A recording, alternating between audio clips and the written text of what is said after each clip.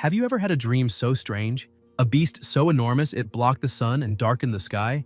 Yet it seemed like a cheerful spirit, as if they were the same being. The beast was him and he was the beast. From that moment on, the world would honor him as if he were a true god, because between heaven and earth, he was the most revered. The news on TV said that you are watching the nightly news on June 2nd, 2224. The Ning City Zoo was attacked by a snake over 100 meters long, and specialists couldn't determine the species. Several citizens managed to record the appearance of a giant beast resembling a whale in the sky north of the city, which caused quite a commotion. Recently, internationally wanted criminals have been on the loose in the city, and in front of the TV, a young man was lying unconscious, with his arm completely wounded on the table. In his subconscious, he began wondering if that body wasn't actually his, realizing something felt different, and when he looked in the mirror, he was shocked, questioning what was happening. Surprised to notice the body was completely different, he wondered if he had just turned into a marine iguana. His name is Chen Chu, a second-year student at Ning University, and he decided to rent a place outside the school because he didn't like living in the dorms.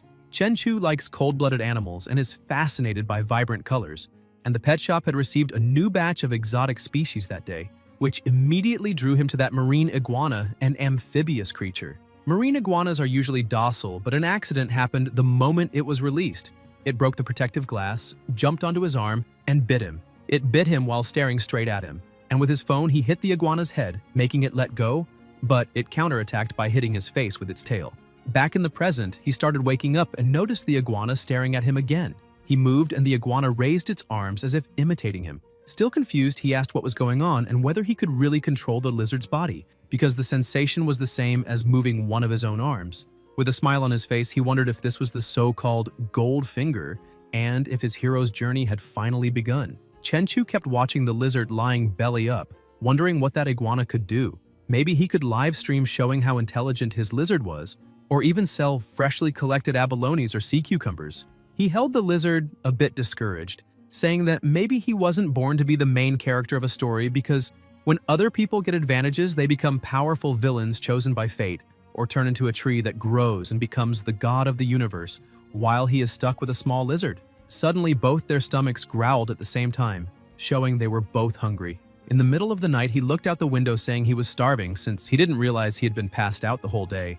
But he didn't really know what a marine iguana ate, and when he looked at it, he thought that since it was a lizard, it would probably be fine eating just meat. He grabbed his pack of delicious steak and prepared a quick meal, and while the iguana was eating, he felt relieved and thought that was obvious, since marine iguanas and lizards can normally eat meat. Suddenly, he heard a strange sound and a screen appeared in front of him saying that after eating, his clone had received 5 evolution points, and its constitution had increased by 0.5. Chen Chu was confused, asking what that was, but the screen changed, showing his information. Name Chen Chu, Level 0, Constitution 8.5, Spirit 12, Talent Mind Control, Traits Beginner External Aura, Experience 0 of 1000, Beginner IQ Perception, Experience 0 of 1000, Skills Beginner Limb Boxing, Experience 48 of 100, Cloud Jump Beginner, Experience 66 of 100, Leaping Leg Beginner, Experience 39 of 100, Marine Iguana Cloning, Evolution 0 times,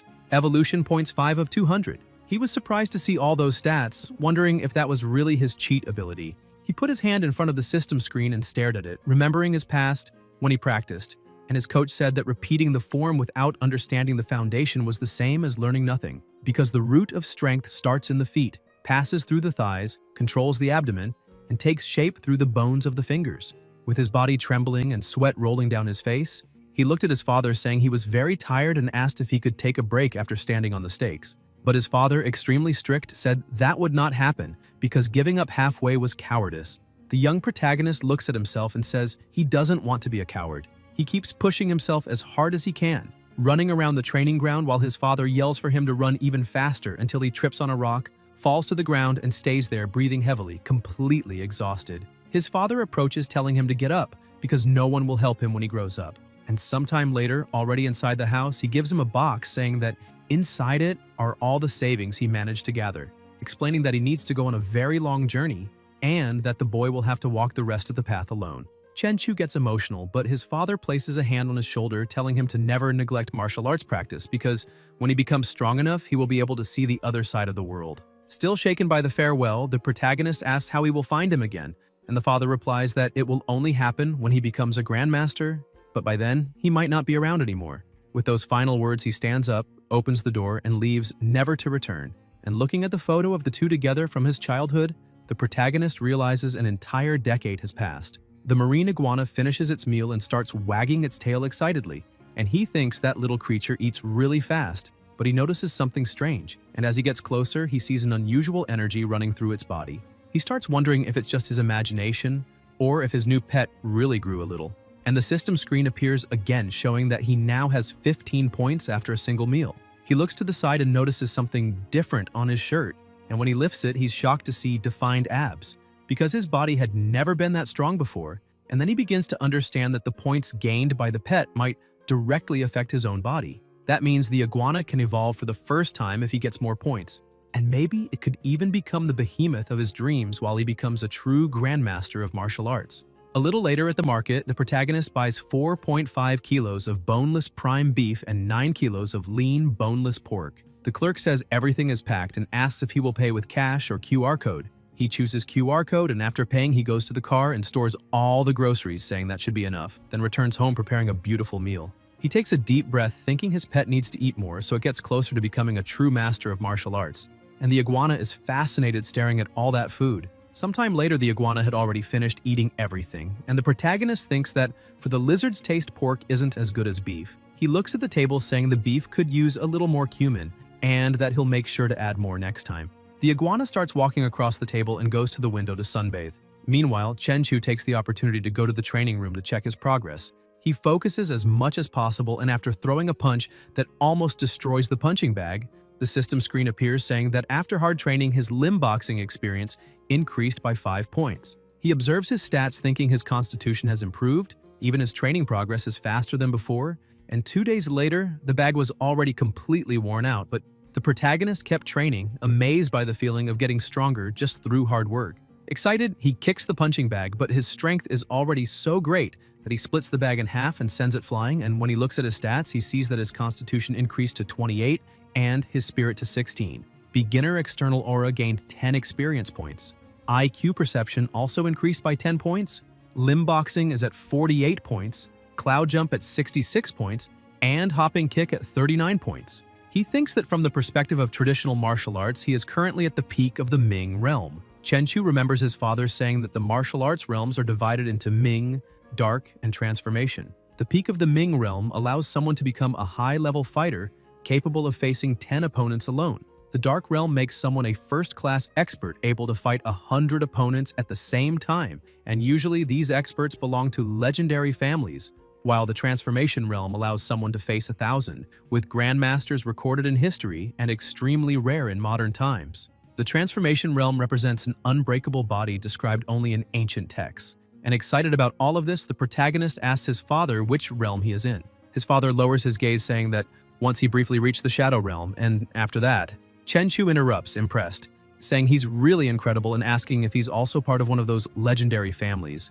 But when he hears the word families, the father seems a bit shocked and, taking a deep breath, says he is Luotuan.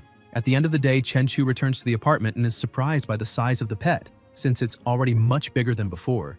And with a smile, he says that one more meal and it will be ready to evolve, hoping he won't be disappointed. The pet keeps eating while the protagonist watches.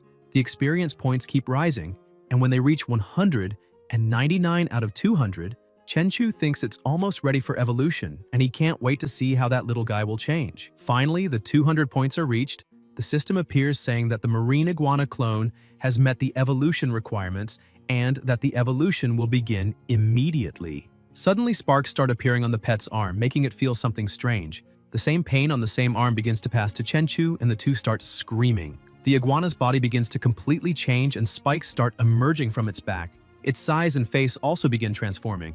The pet loses control over its body and dashes at high speed, destroying everything in the apartment. Shortly after, the evolution seems to have come to an end. Still on the floor, Chenchu takes a deep breath, saying he didn't expect evolution to hurt that much. He looks to the side and with difficulty goes to the other room to see the iguana. And as soon as he gets there, he finds everything broken and the iguana standing still without moving. Excited, he says he wants to see how strong his little buddy has become after evolving and orders it to attack the punching bag.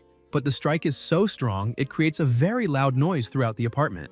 The protagonist is shocked saying that after the evolution, the iguana gained extraordinary power. The system screen appears again. Name Chenchu, Level 0, Constitution 56, Spirit 18, Talent Mind Control, Traits Beginner External Aura with 20 points, Beginner IQ Perception with 20 points, Skills Intermediate Limb Boxing 48 points, Cloud Jump 66 points, Spring Kick 39 points, Marine Iguana Clone Evolution 1, Evolution Point 0 out of 1000. Chenchu is surprised because he didn't expect that with just one clone evolution, the physical strength and attributes of the main body would directly double in growth. However, he is still a bit confused because he doesn't know if it simply increased once or not, since his current strength is still very weak, or if each time the clone evolves, his constitution doubles. An hour slips by without him noticing, and he says that if it's the first case, then his strength will improve at a reasonable pace at the start, but if by chance it's the second option, then it's terrifying to even think about.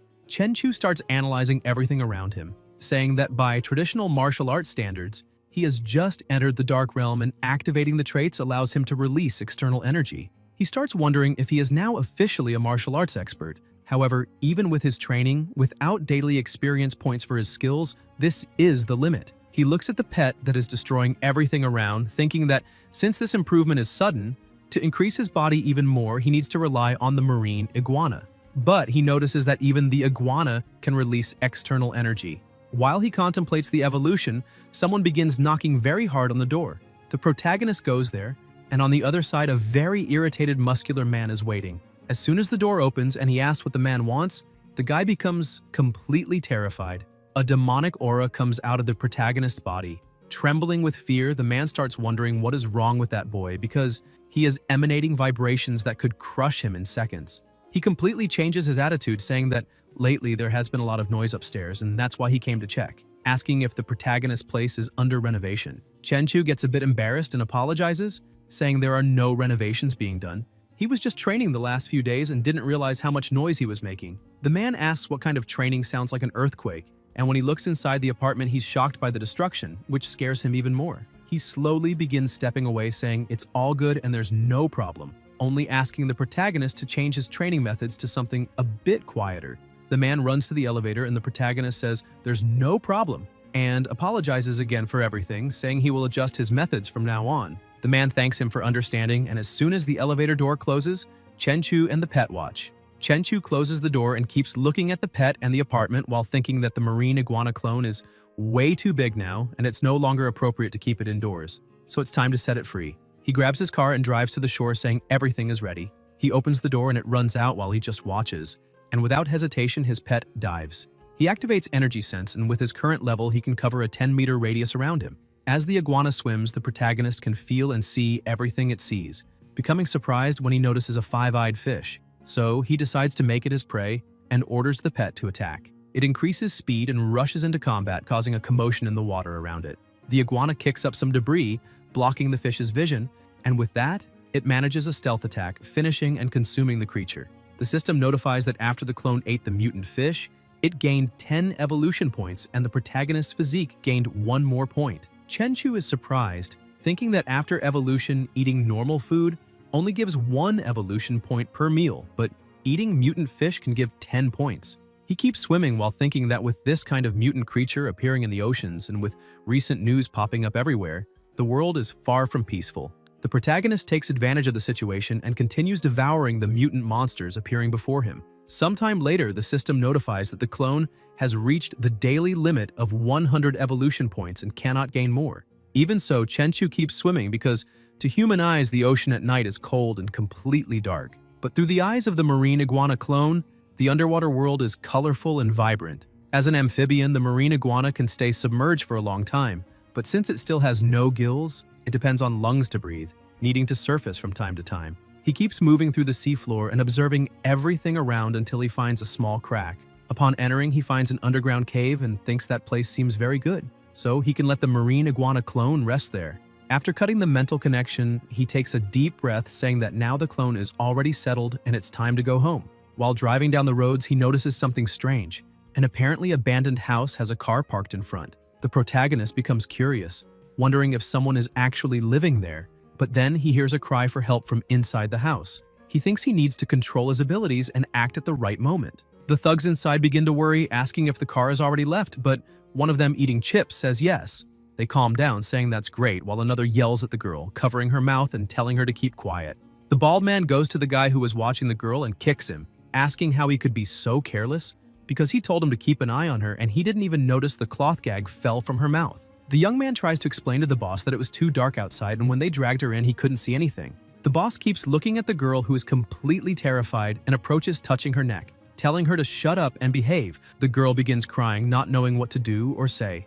Outside, Chenchu begins his preparations. He uses his energy sensibility and easily sees all the places and people inside the house. He sees two thugs sitting at the table, the girl trembling and tied up, while the other one just eats leaning against the wall. Understanding their positions, he starts trying to figure out what is happening, if it could be a kidnapping or even human trafficking, since there are 3 men and 2 of them carry knives. Therefore, it's better to finish all of them in less than a minute to avoid putting the hostage in danger. He prepares for the fight, releases his external energy, and with a single punch blows the door apart, leaving everyone inside stunned. He uses the distraction from the smoke to move forward, and with a kick defeats one of the thugs, throwing him against the wall with great force. The boss becomes furious and tries to attack from behind with a knife, but the protagonist had already sensed it.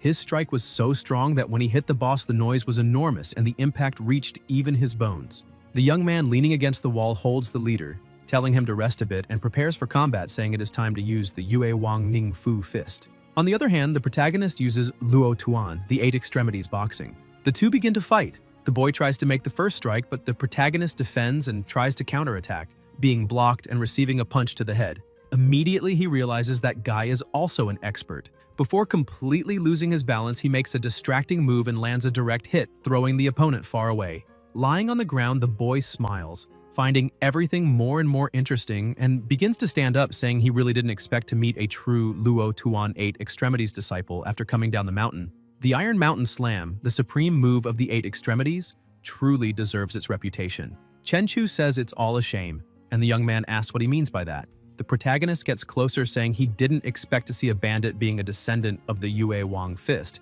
and that it's shameful for a martial arts disciple to follow a path like that. The boy smiles and asks why Chenchu is so arrogant, when he's nothing more than a simple student who knows nothing, because he only understood reality after leaving the mountain. Shouting that to survive in that world you must do whatever it takes, he charges forward. The protagonist watches, and when the opponent is just a few centimeters away from striking him, he simply kicks him and sends him flying, making him fall face first into the floor. While the boy is on the ground, Chenchu observes carefully and thinks that battles between martial artists are truly dangerous because the pressure he feels from his opponent is greater than that of dozens of muscular men. Bothered, he starts recalling the strikes he threw and, looking at his own hand, thinks it's a shame he still doesn't have full control over his strength, because things don't look good for those 3 people, and from now on he needs to learn to control his power better before seriously hurting someone. The girl tied in the corner tries to scream, calling his attention. He quickly goes to her and frees her, telling her she doesn't need to be afraid anymore because everything is okay now. Still overwhelmed by terror, she grabs him without thinking twice, crying and thanking him for what he did. With a sincere look, he tells her to wipe her tears and says she can call the police as soon as he leaves. He hands her his phone and says he needs a small favor. If the police ask about him, she should say she didn't see him clearly and doesn't know who he is. The girl agrees, promising she won't say anything. 10 minutes later, the police arrive. When they break into the house, they shout for the girl not to move and raise her hands. But once they light the place with their flashlights, they're surprised to see everyone lying on the ground and only she still standing. At the station, security agent Guan Qing enters the room, telling the deputy chief that all the requested information is there. She explains they found clear footprints on the broken door and, based on the depth and the way the hinge snapped, someone kicked it from the front. The door flew about 3 meters and the force applied was at least 1,000 kilos. The deputy chief places the images on the table, saying that among the kidnappers, 2 died instantly, and the rest entered a vegetative state after suffering severe concussions. According to the girl Lin Rongye, the one who did that was wearing a mask, and since it was night, she couldn't see his face. The agency chief remains confused, saying this makes no sense, because the greatest impact ever recorded by the Boxing King was 800 kilos on a machine, and achieving something that absurd in real life is unheard of. Guan agrees, saying that Guy's strength is truly inhuman, although even stranger things have happened lately. Suddenly, strong lightning cuts through the sky and the deputy chief comments that a major storm is coming. Meanwhile, in a remote area near the river, the protagonist observes a boat with some people. 3 men get off the vessel and one complains to the boss, saying he just earned money and already wasted $1 million on the bald tiger's woman, asking if that isn't a waste. The shirtless man agrees, reminding him they took a long time to find the sunken ship and only profited a little over $2 million. But the boss says they're exaggerating and asks if they even know who that woman is. If they manage to put her in his hands, money won't be a problem. The two get excited and ask if that's true, but the boss changes the subject and asks Four Eyes if he has already dealt with the business with the company. The boy replies yes. He already hired a transport company, rented a high-end commercial building for the offices, and even activated a recruiting agency to find the prettiest girls for the secretary and receptionist positions, just as the boss requested. The leader emphasizes that with his newly awakened ability to breathe underwater, all they need to do is locate any sunken ship to bring treasures to the surface. If they can do that, they'll have all the money they want and no one will go hungry again. While they talk, something moves in the nearby bushes. The boss immediately turns around asking who is there. The protagonist appears saying he has seen many perverts, but that guy really stands out. Irritated, the boss charges forward saying Chenchu is too bold and people like him don't live long. But the protagonist simply stomps the ground with force, causing an explosion that throws the boss upward. Taking advantage of the opening, he disarms him and finishes with a kick that sends him crashing into a tree. The two underlings scream that it's impossible, saying the boss became much faster and stronger after awakening his superpower and can easily defeat 5 men. Four Eyes, panicking, says that's really bad and they need to run away immediately. But before they can take a single step, both are knocked out by the protagonist. The boss, badly injured, screams asking what Chenchu is doing, and the protagonist tells him to look straight at him, thinking he can now test his mental control power. He asks the man's name and what he is doing. Mental control activates instantly, and the man starts moving strangely, saying his name is Zhang Chang Shou and that he owns a boat and smuggles to survive. A month ago, he gained the superpower to breathe underwater. Chenchu thinks his mental control is extremely effective because that man is now practically a puppet under his command.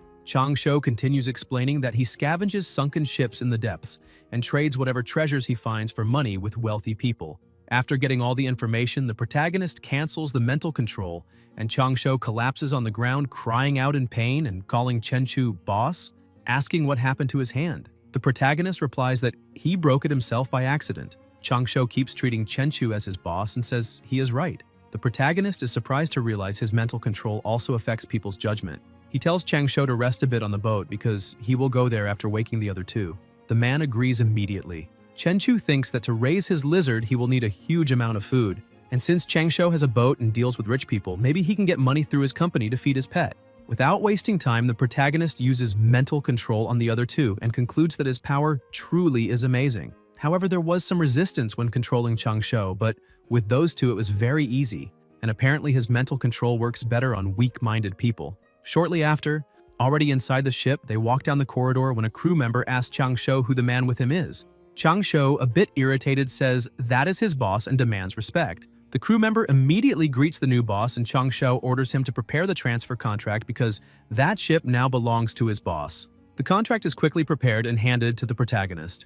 Chenchu tells the man in glasses to meet him at the office the next day and calls boss Chang Shou to go with him to the hospital since he is injured. The next day, the iguana was at the bottom of the sea eating again, and the protagonist thinks the ocean is a paradise of infinite food. While his pet eats, he continues training at the gym. The system keeps notifying him that evolution points are rising, plus 5 points, and constitution increases another 0.5. He thinks he can't depend only on the marine iguana to increase his power, and must train as much as possible. And after his 2 fights, he realizes his control over his own strength has improved a lot. In the mountain cave, the iguana is also excited, and the system says the energy absorbed was digested during training, giving it 6 more evolution points. In the city center, in front of a building, the protagonist watches his subordinate saying goodbye and asking him to take care. He thinks the transfer process is complete and that even without leaving home for an entire day, he gained over 90 evolution points and his body grew 20 centimeters.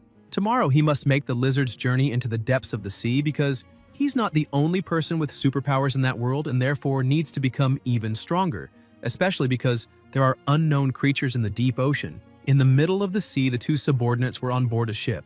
The shirtless man says there have been far fewer fish in recent days and they aren't catching anything. Four Eyes comments that maybe there is a school of big fish down there, maybe even sharks, because they move in groups and even orcas need to be careful with them. Indeed, some sharks were below the water hunting everything that came near. Suddenly, the protagonist lizard begins approaching one of them and lunges to bite. The iguana dodges the attack and starts eating the shark. The system notifies that it gained 10 evolution points, and the protagonist thinks that great white shark meat is quite tender. After the iguana finishes feeding on the shark, the system informs that the clone has met the evolution requirements and asks if they want to evolve. Chenchu is surprised to see he can choose even from a distance, and without hesitation confirms, triggering both evolutions immediately. After going through the pain of evolution, the status screen appears again saying, Name Chenchu, Level 1. Constitution, 130. Spirit, 38. Talent, Mental Control.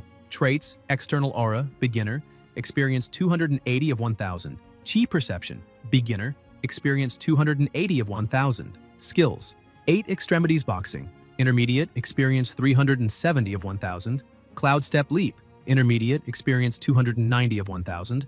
Tan Leg Technique, Intermediate, experience 390 of 1000. Clone, Armored Scale Spiny Lizard, a newborn beast attempting to evolve into a fierce Lord-class beast. Evolution, twice. Evolution points, 0 of 5000. Skill, Water Affinity. Lying on the floor, he looks at his stats, saying he finally made a breakthrough, and that his constitution is 13 times that of a normal person. Also, he has reached a level equivalent to a grand achievement in the dark realm of ancient martial arts. He also notices that his constitution didn't double this time after evolving, which makes sense because last time it doubled only because his base attribute was extremely low. He keeps checking the new updates, and when looking more closely at his pet's attributes, he sees it has the water affinity skill and wonders what that means. When he connects to his clone, he's shocked to see that his pet became extremely large, its bone density several times higher than before, and its weight reaching 4 or 5 tons. On top of that, its power has doubled. Its claws look like steel and are far more explosive than before. The protagonist also notices it can now swim up to 70 kilometers per hour faster than a large ship, and it makes less noise and feels less resistance while swimming, probably thanks to the water affinity. Inside the apartment, Chenchu calls his team asking if anyone requested treasures recently, but his employees say no. The protagonist says that's not a problem because they'll find them themselves, and asks how the research is going. The man replies they were able to locate some points with sunken ships, but without Changsho, who can breathe underwater, they can't advance. Chenchu tells him not to worry because he'll handle it. After hanging up the phone, the protagonist thinks that the shallow water areas of the routes used by Country Z in the past and the major trade routes used by Country H and Country R have already been mostly explored. Even so, there are still many priceless ships in the deep sea area. He connects again with the pet, which is in the Yellow Sea area, southeast, around 25 kilometers from the coast, and thinks that now it can breathe deeply in the water after that evolution. Its perception also increased greatly, allowing it to sense an area of up to 20 kilometers around, and he will be ready to depart as soon as he organizes everything. He stretches on the couch saying that this is the point of having a clone, being able to enjoy life. And when he checks his phone, he sees it's almost 11 o'clock. So he decides to get something to eat and treat himself. Somewhere on the pedestrian street, a girl was unconscious leaning against a pole. Sometime later, the protagonist goes to the street and, seeing the food stands, is impressed because they look delicious. But one meal costs more than 3,000, and his savings are only 20,000 for now. Still, soon he will take over Changsho's company, so he will at least get to experience being rich. While walking, he comes across a somewhat infuriating scene. 2 young men approaching the unconscious girl leaning against the pole. He yells, asking what they are looking at, and tells them to leave immediately, thinking that with his growing strength, his passion for martial arts is awakening too. And as long as there is no real danger, he doesn't mind stepping in. The 2 get annoyed and ask what the protagonist just said, and with a knife in hand, one of them says that if Chenchu leaves right now, he will pretend he saw nothing. The protagonist begins releasing his aura, which takes the form of a beast, and the 2 become terrified. The boy in the hoodie asks why it feels like a beast is staring at him. The other, frightened, says they should leave, but the unconscious girl wakes up and starts laughing, asking what they are doing and if they aren't real men since they're so scared, continuing to mock them. Chenchu gets confused and wonders if that woman is crazy. The guy in the hoodie thinks a woman like that isn't something you find every day. The guy with the knife, with his masculinity wounded, says he can't let a woman think he's weak. The 2 start running, saying there's no reason to fear that guy because he's just an ordinary person. The one with the knife charges faster, saying that's right, that the young man is too confident and will be defeated right there and now. Chenchu simply watches them, and as soon as they get close enough, the protagonist attacks and defeats both with a single kick. He thinks he didn't even use 10% of his strength, because otherwise that kick could have reduced the 2 of them. And right after that, the guys start running away, saying the protagonist is terrifying, a demon straight from hell. Chenchu simply watches them leave, thinking that this time he'll let them run, because they messed up, but not enough to deserve death. The woman stands up acting strangely and laughing, saying that was amazing, praising the protagonist and saying he is very strong and that it was impressive. Chen Chu notices she isn't normal and wonders if she was drugged. The woman begins rubbing herself on him, and the protagonist calls the police saying there's a slightly drunk and out-of-control woman outside the Shengtang bar. The girl asks why he called the police, questioning if she isn't pretty and if he wouldn't want to take her home. A few minutes later, the police arrive, and a policewoman says the woman isn't being funny doing this kind of thing, while the protagonist talks to another officer, saying he was the one who called because he went out for a late-night snack and saw the woman there. After settling everything with the police, he thinks that now he can control the giant lizard and search for the sunken ship. And when he uses the probe to sense the surroundings, he realizes that Four Eyes was right because online information confirmed that there is indeed a sunken ship there. At the moment, his energy sense reaches only about 20 meters, so he needs to keep searching. Shortly after, he finally finds what he had been looking for and says that it seems he won the lottery because the bars are solid gold. Immediately, he contacts Four Eyes and tells him to guide the ship 3 kilometers east and drop a container. The guy from before calls the crew member Black Ghost and wonders if anyone besides Chang Shou can breathe underwater, but Black Ghost just tells him to stop asking questions and not interfere with the new boss's secrets. Underwater, the pet had already placed numerous gold bars inside the container, and the protagonist says they can start retrieving the site. The container is closed and lifted to the surface.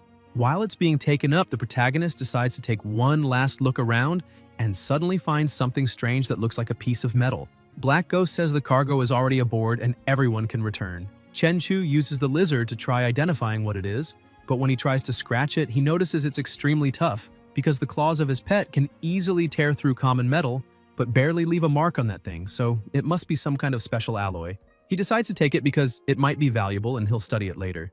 As the lizard returns, something suddenly rushes at it and bites by surprise. Chen Chu asks what that thing is because a monster is trying to ambush him. He wonders what that monster thinks it is because even if it's bigger than his pet, when it comes to strength, attack, and defense, unfortunately the two can't compare. In just a few minutes only, the monster's bones remain at the bottom of the sea. The lizard begins moving away and the protagonist thinks that sashimi tastes really good. A few hours later, the protagonist is on the shore thinking that the reefs have been eroded by water for years, making them incredibly hard. The deserted night beach is the perfect place for him to test his strength. That strength works both ways, but his bone density is almost 20 times greater than that of an average human. And with the inner shield absorbing most of the impact, he barely feels pain in his hands, even when punching the rock with force.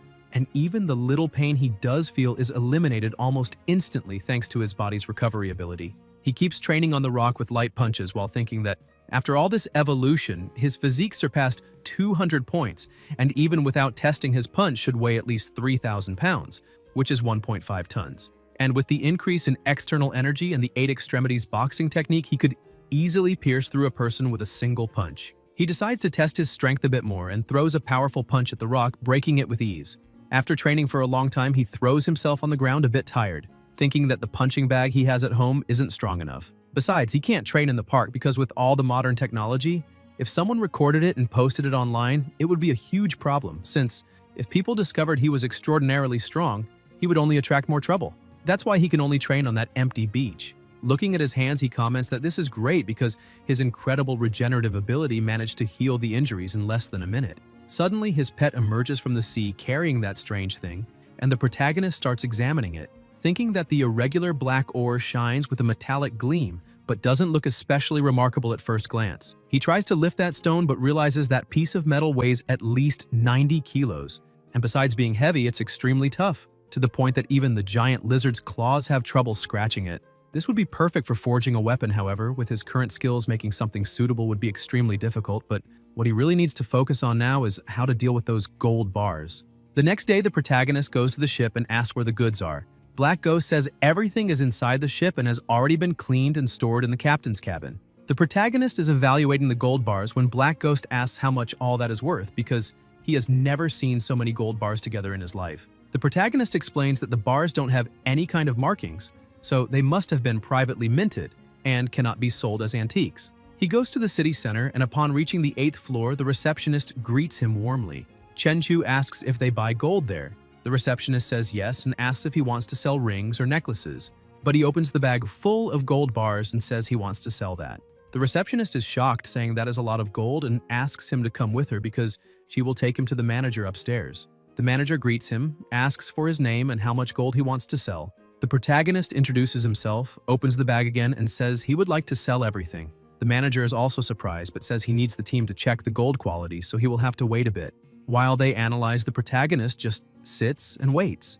After assessing and weighing everything, the manager returns saying the bars total 11 kilos and 250 grams, and since they aren't very pure and were privately minted, they can pay 400 yuan per gram, asking if he accepts. Chenchu smiles and says it's a good price. Shortly after 4.5 million are deposited into his account, and as he drives through the streets, he watches the people around thinking that normally people his age are still struggling to pay for college while he can earn millions with just one adventure. Something that feels surreal. Now that he is a millionaire, he thinks he should buy a car first because the one he currently has is too low and terrible on the hole-filled coastal roads. He goes to the luxury car showroom and starts looking at a Land Rover. Two other people enter the store and another receptionist greets them, while the protagonist watches the scene and realizes that's his ex.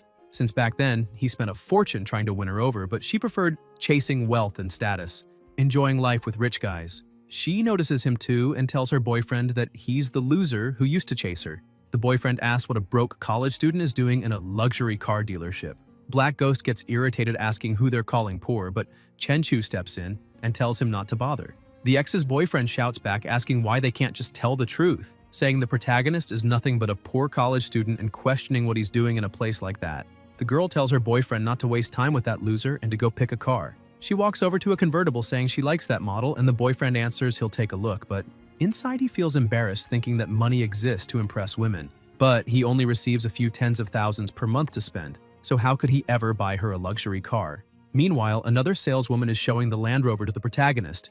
He thinks that the car is tall, comfortable, and can carry a lot, so it should meet all his needs. He tells the saleswoman that he likes the car and will pay with his card. She smiles and says he made an excellent choice, explaining that the car costs 2,380,000 and asking whether he wants to pay in full or in installments. He replies that he will pay in full, surprising the saleswoman. His ex-girlfriend hears that and is stunned, asking how he plans to pay for a car worth more than 2 million with a card. Her boyfriend walks over saying he's just pretending because there's no way he has more than 2 million in his account. She agrees and mocks him, saying that back when they were together, he didn't have money to buy anything besides instant noodles for weeks just to try to impress her. The two get closer and the man starts laughing at him, saying a broke student wants to buy a luxury car and telling him he doesn't need to put on a show because it would be embarrassing if the card gets declined. Black Ghost steps in saying it's none of their business, whether the protagonist can pay or not, and asks what the guy will do if he actually buys the car. The young man replies that if by any chance he really manages to pay, then he will call him dad right there on the spot. But if he can't, then the protagonist will have to call him dad instead. The ex continues feeling superior, convinced he's just bluffing to impress her. Suddenly, the saleswoman returns with the keys and the card, saying the car now belongs to him. The protagonist thanks her, leaving everyone shocked. The man asks if he really bought a car worth more than 2 million in cash, and his ex is completely dumbfounded, demanding to know how he became so rich. Black Ghost grabs the man by the shirt, demanding that he keep his promise, and asking if he isn't going to call the boss dad. Chenchu tells Four Eyes to stop wasting time with people like them. The saleswoman remains mesmerized, and Black Ghost says they're lucky the boss is so gentle because if it were up to him, neither of them would leave before doing what they said. Chenchu gets into his new car and his ex starts running after him, shouting and begging him to listen to what she has to say. The two saleswomen watch the pathetic scene, commenting that the girl thought she had found a rich man but ended up losing someone with real potential. The other agrees, saying people only realize the value of things after they've truly lost them. A short time later at Claude's Edge restaurant, the best place in the city for dinner with sophisticated service, the protagonist walks in together with his subordinate. A woman sits beside him asking what he would like to order, and Chenchu asks her for a Boston lobster costing 5,888 yuans and 2 king crabs costing 7,888 yuans. Shortly after, the food arrives and 2 girls start feeding him. All of that is very expensive, but it is definitely worth it because it tastes great. The girls keep smiling and asking where he wants his next bite from. Chenchu keeps enjoying that moment, thinking that he has cooked many meals for his lizard, and now it is time to enjoy a bit of a luxurious life. He looks at his tablet and sees that the advisor had sent a message in the group saying that classes would start in 1 week, so they need to remember to arrive at school on time. Some students say they understood, and the protagonist sends a message saying it is true because he had forgotten he was already in the 2nd year. He opens his status panel and keeps looking, while thinking that as soon as classes start, he will have less time. so he needs to make more money as quickly as possible to help his little lizard reach the Shadow Realm. The protagonist connects with his lizard, thinking that the swordfish in front of him is the fastest swimmer among the fish and can reach speeds of up to 60 miles per hour, which is about 90 kilometers per hour. However, he is already faster than that. He manages to hunt a fish, and while eating, he thinks that sailfish is really delicious, and that as soon as he is satisfied, it will be time to resume treasure hunting. While he eats, his evolution points keep rising. As soon as he finishes eating, he starts searching because, by expanding his senses, he can detect things dozens of kilometers away, but unfortunately, even after combing the entire seabed, he couldn't find any shipwreck, and some days have already passed without any results. He keeps swimming searching for things, but the world is beginning to change in strange ways, making him question whether there is some type of secret supernatural organization commanded by the government, because either way now he has these abilities and needs to be even more cautious with his actions. He goes to the high-end commercial building in City N, thinking that after Chang Shou transferred the company to his name, he never returned there even once, because that is the busiest area of the city, and that alone shows that Chang Shou really did everything to leave the company with a good appearance.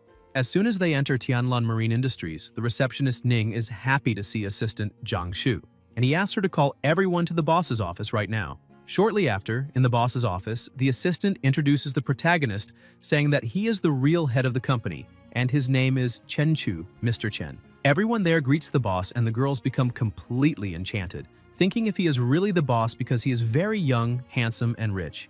An assistant calls the protagonist, saying that girl is Ning Nixon, the receptionist. A bit happy, with a reddish face, she smiles, greeting the new boss. Another beautiful woman starts approaching, saying she brought his coffee, and the assistant introduces her, saying that woman is the boss's secretary and her name is Su Lengyu. While looking at some documents, the protagonist asks her to leave the coffee on the table. While his secretary serves the coffee, he keeps observing, thinking that even though it is just a front company, it is surprisingly well equipped, and it costs hundreds of thousands to maintain that company every month, and apparently he needs to find more shipwreck treasures. Chen Chu calls Zhang Shu, saying he would like to end the introduction meeting there, and that he can ask everyone to return to work. Besides that, he asks his assistant to return immediately to the ship and keep an eye on things, at least for now. As he leaves the room, the protagonist remains seated, thinking that apparently the effect of the mind control is stable, but subconscious hypnosis is not foolproof, and that is why he needs to ensure they don't interact too much with the outside world.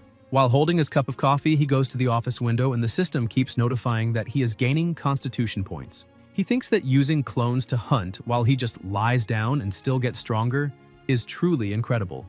Deep in the sea, the lizard keeps hunting, growing stronger and stronger. While hunting, the protagonist connects once again with his pet and asks if that is a barracuda, because barracudas are only about 2 meters long, but that one is 4 to 5 meters.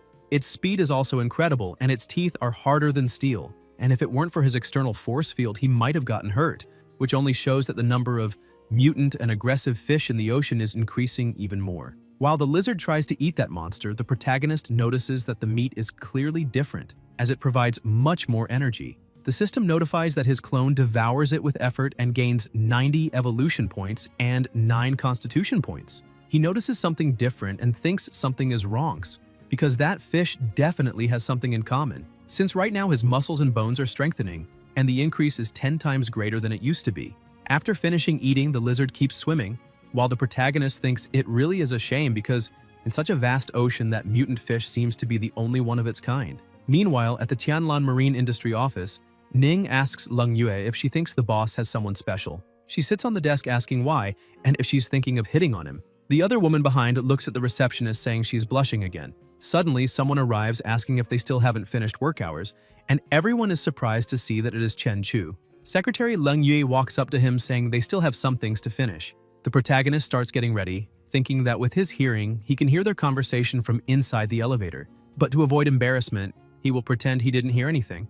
He says that it seems they are all working very hard, and because of that, dinner will be on him. They all get excited and thank the boss for that. A short time later, they arrive at the Above the Clouds restaurant. A waitress approaches, asking if he would like to place the order immediately. The girls were watching all of that, and Ning thinks that her boss's car is a luxury vehicle worth more than 2 million, which is impressive. The other girl thinks that this restaurant is very extravagant. After making all the orders, the receptionist says the total was 48,888, and he just hands over the card, asking her to charge everything there. A few minutes later, the food is served at the table, and the three are completely impressed. Ning starts wondering from which rich family her boss came. Lung Yue, also impressed, thinks that the boss is simply throwing money everywhere. The other girl is also amazed, thinking that following a boss like that surely means there is a bright future ahead. Before they start eating, the protagonist says he still needs to take care of some things that night, and because of that, after dinner, he will take them all back. The three smile, excited, and thank him. After dinner, he goes back to the seaside and starts training, thinking that the sea breeze is so relaxing that it really lifts his mood. During the night, on a rocky, deserted beach, he didn't stop training the whole time, and now his physique is more than 20 times that of a normal person, and the strength of his punch exceeds 2 tons. However, the stronger he becomes, the harder it is to control. He punches the rock using too much force and complains because his stance was not fully correct, and that is why he ended up losing control and needs to keep training to get used to his true strength. But he notices something strange when he realizes that even so late at night, there are still some people in such an isolated place. A buyer shows up saying that they have done so many deals already and still they don't trust him. The seller says the pressure is too great right now and the rules are still the same. First the money, then the goods. Chen Chu hides behind a rock thinking this is a D-level deal, but those guys are armed, and so he needs to be cautious. One of the subordinates goes to the boss saying the goods are top quality. The buyer says that is not bad at all and that it is a pleasure doing business with them. The seller also thanks him, saying the pleasure is all his. The man warns that things have been tight lately and so they need to be careful. But another guy tells his boss not to worry because they only work through exclusive channels. And even if something goes wrong with the goods, it won't be traceable. Suddenly, the protagonist jumps toward them and quickly takes down the two guys. The buyer gets scared and steps back, pulling out his gun. But the protagonist's speed is so great that before he could aim, Chen Chu had already gotten close enough to end it. With the 3 people on the ground, he thinks those people have already lost all humanity, and eliminating them is practically a public service. His pet starts approaching and with a single attack manages to split the boat in half, and people start falling into the sea asking if they hit something big or what might be happening. As soon as they fall into the water, they notice something is close to them and begin to panic, shouting that there is a monster there and that they need to swim as fast as possible. Some start calling the boss for help. One of the thugs pulls out his gun, saying it is impossible to escape through the sea, so they need to go all out because he wants to see that monster dodge a bullet. As soon as he fires and hits the monster, he cannot believe what he just saw. With his body trembling in fear, the shot didn't cause a single scratch on that beast. The pet keeps attacking until it wipes out all those thugs. After finishing the job, it carries the briefcase to the beach. Sometime later in Chen Chu's room, he sees the briefcase was full of money, and a stack of bills is worth 10,000, and 3 million are 300 stacks.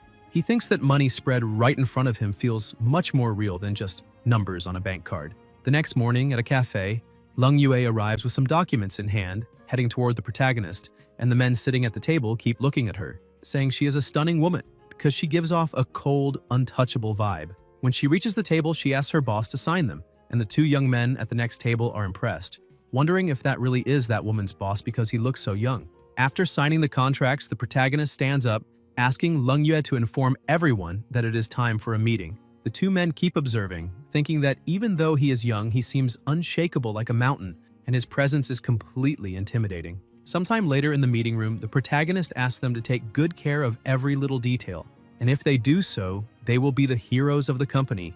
Because if performance keeps rising like this, at the end of the year, everyone will receive a big bonus. In the middle of the meeting, his phone rings and someone says that today is the last day for him to register at school because he is the only person still missing from the class. He apologizes, saying he will go there right now, and Lung Yue brings his coat. The protagonist says he needs to go register at school and that there is not much left for them to do there today, so everyone can leave work early. Furthermore, while he is not there, Su Leng Yue will be responsible for taking care of all company matters. Ning is surprised to find out that her boss is still a student, and the girl next to her comments that he seems so focused she thought he was some rich heir raised with perfect etiquette. Shortly after, at the university campus, the protagonist arrives with a new car, and everyone around is impressed, asking if he is Chen Chu and if he is really a rich guy because that car is worth more than 2 million. Some people cannot believe he owns a car of that value. Later on the campus forum, a back-to-school post was pinned, saying that on the last day of enrollment for new students, a tall, handsome, and elegant guy showed up driving a car worth more than 2 million. Shares 748, comments 2,822. In the comments, people were asking if he was Chen Chu because he looked very handsome in the summer. However, others said they didn't care about looks since he was driving a car worth more than 2 million. and his family surely must be billionaire. The girl reading the post feels that man is very familiar, especially those black and white eyes like stars radiating a sharp glow. She keeps reading and sees someone saying that guy is not a freshman because he is in the second year of the finance department and is now entering the third, and his name is Chenchu.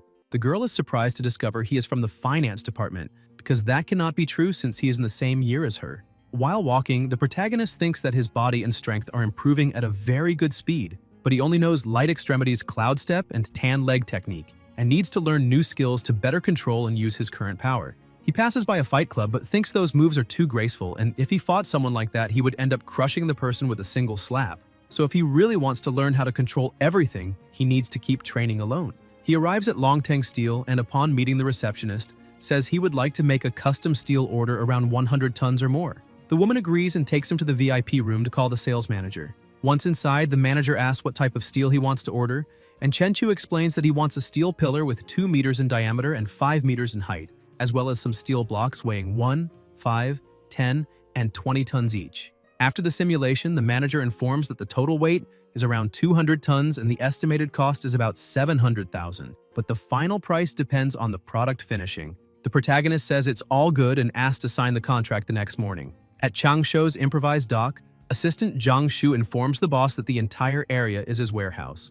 The protagonist thinks it's great and asks him to leave because he wants to take a look by himself. The system notifies that the clone gained 8 evolution points through directed feeding, and that constitution increased by 0.8. He thinks about all the stages: brightness, darkness, transformation, and beyond transformation. But he hasn't even reached the transformation stage yet, so he still has a long way to go.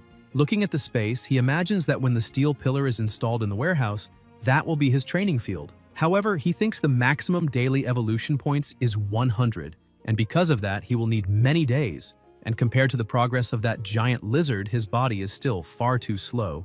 At the site of the last fight, Guan Qing and the deputy security chief were analyzing everything together with the police. She starts reading the report, saying that Luo Hao, known as Big Boss Luo in the underworld, owns a bar and commands more than a dozen henchmen. His right hand was almost torn off by a heavy weapon, used with unbelievable force, hanging only by a piece of flesh. Iron Chi Lao had his chest hit with immense force, crushing his organs and dying on the spot. All three were killed in less than a minute by the same person, whose strength and speed were insane. She wonders who could do such a thing when the captain's radio rings saying they found another body coming from the sea. Meanwhile, at Tianlan Maritime Company, Leng Yue comments to the boss that the company has no services. Everyone just slacks off, and she asks if they shouldn't hand out flyers or something like that. The protagonist replies that it's not necessary because business is like fishing. You just need to wait for the fish to bite the bait. The secretary gets worried, thinking that even if the boss is very rich, they might end up going bankrupt. After all, how will the fish bite if no one knows about the bait and no one reaches them? Suddenly, Ning knocks on the door saying someone came to see the boss with a business deal. Leng Yu can't believe someone actually came to bring money in the end. The man enters the office looking around and asking where Zhang Laoda is, and the protagonist says he and his men are all under his command now. The man finds it impressive that he actually sidelined that guy and introduces himself as Wang Tianhua.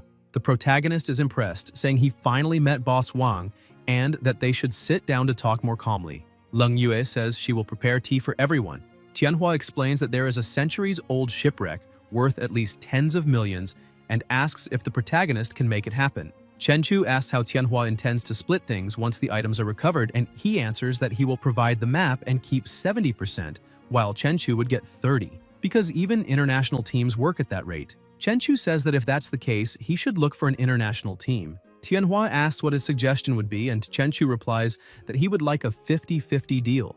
Otherwise, it's better to forget it.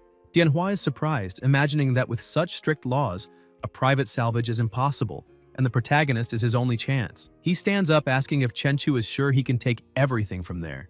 Chenchu states that just like Chang Shou, he has many others under his command, and if Tianhua is not convinced, he can go along and see with his own eyes. Tianhua ends up agreeing to the 50% deal and they shake hands, saying it's a pleasure doing business together. Meanwhile, at the police station, the deputy chief was impressed with the exaggerated claw marks, wondering what kind of creature could leave marks that large. He begins to consider whether it could be some abnormal creature and analyzes the records indicating multiple deaths. 4 died at sea, suspected of beast attacks, and professionals would investigate.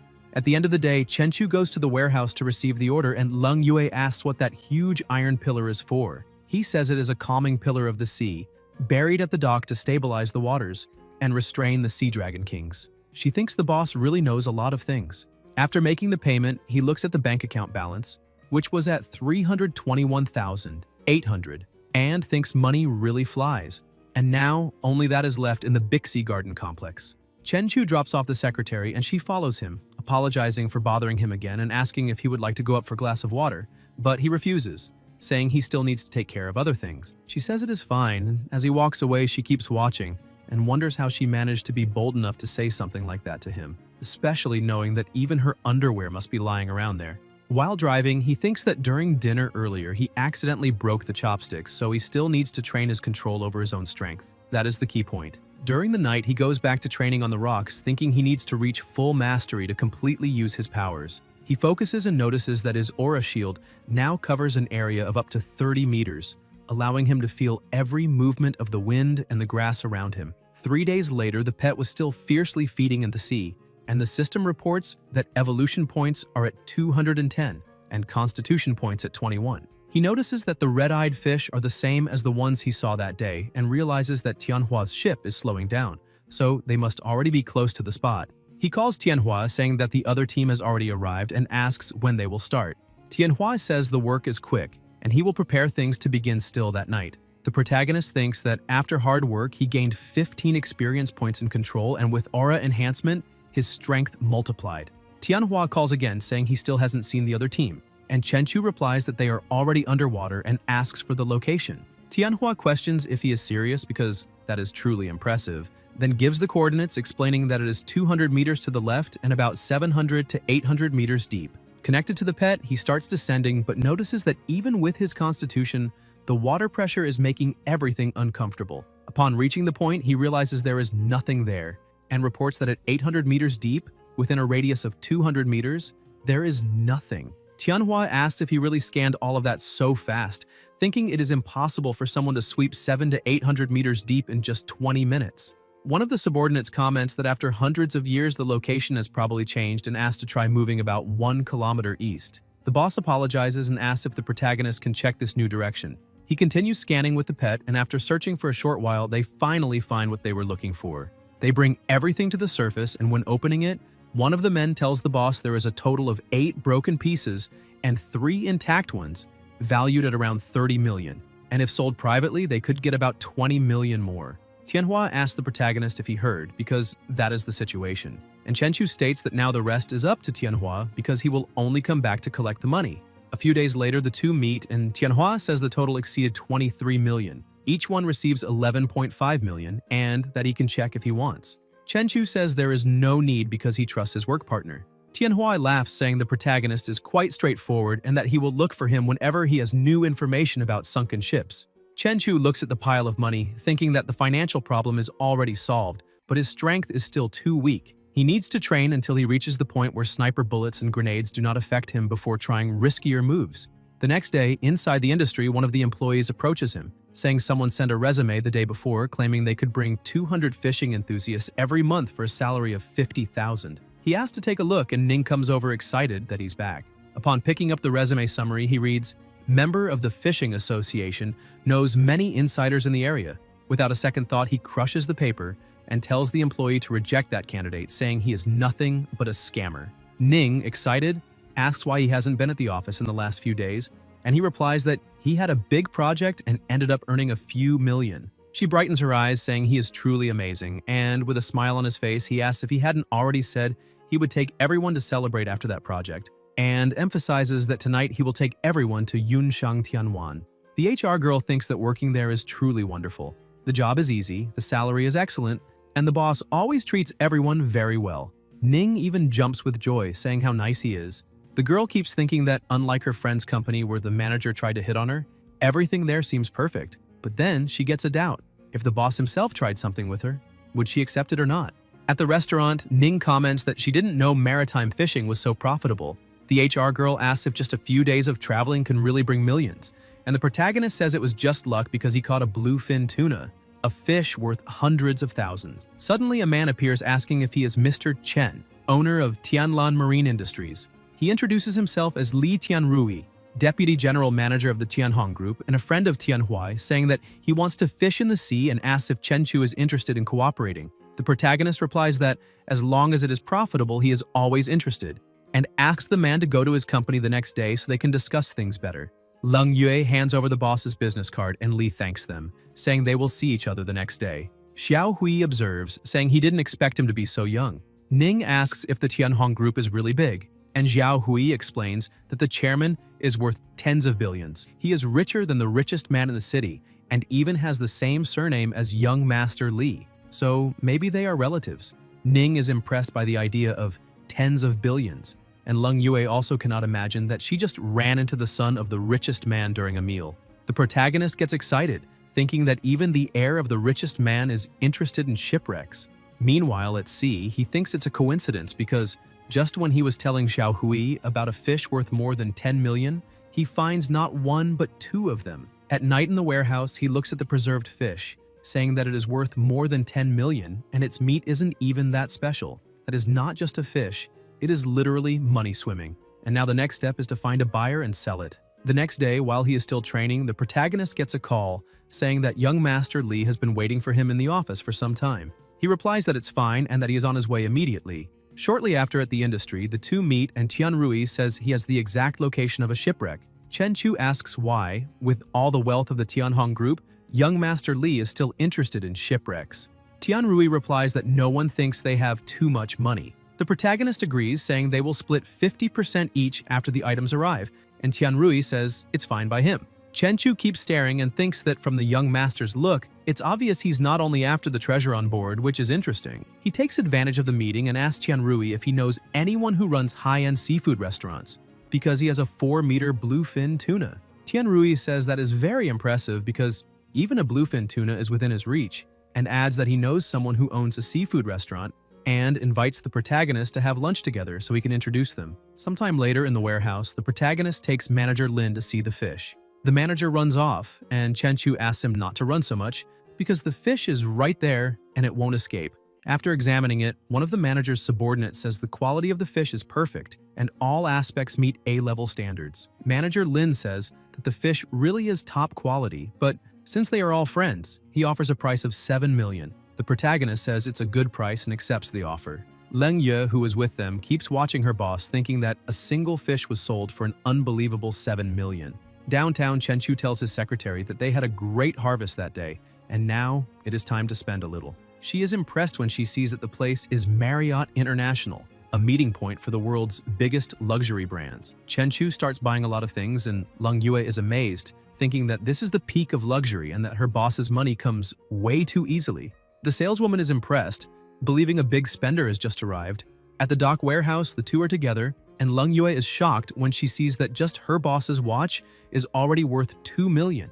And he also bought so many luxury items for her, which probably also cost more than 2 million. Chen Chu tells her that he wants to buy a mansion, so she needs to keep an eye out for him. The mansion has to be big and spacious.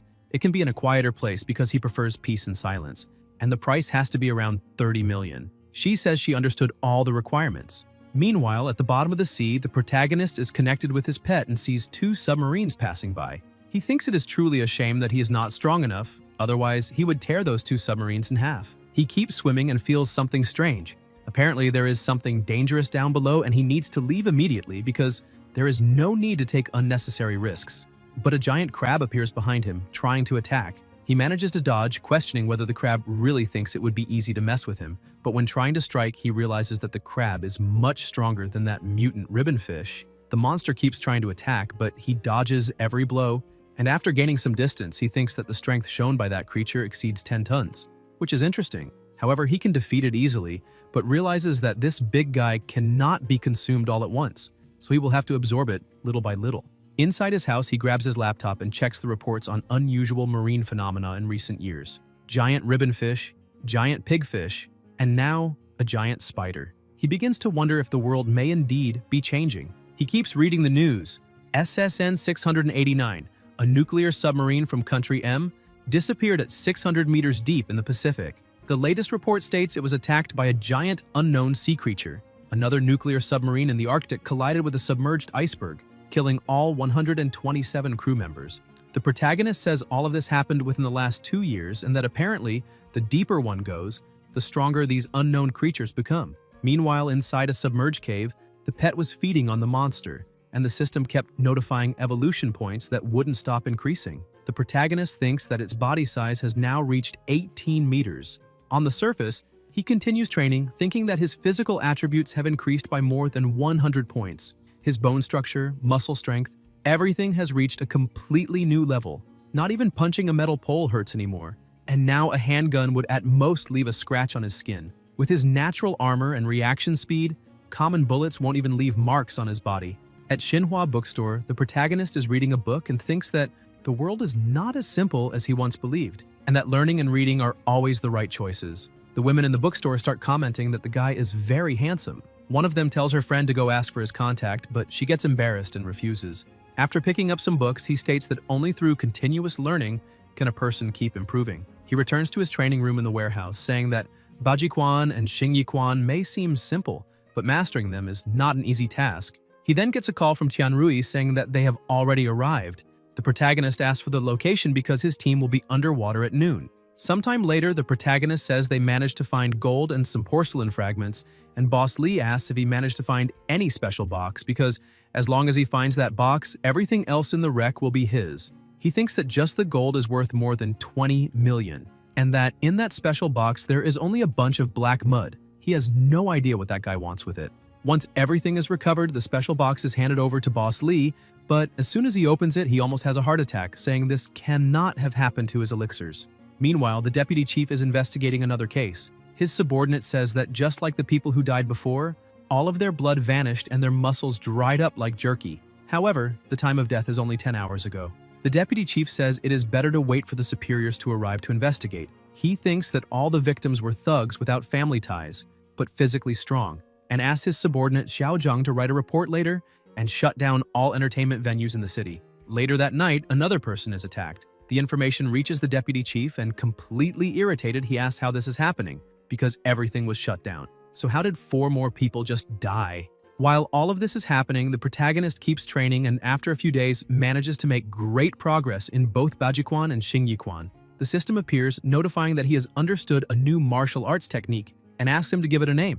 Chen Chu thinks about it and decides to call it Explosive Fist, because it combines the posture of the 8 extremes of Bajiquan and the half-step Bengquan of Xingyiquan.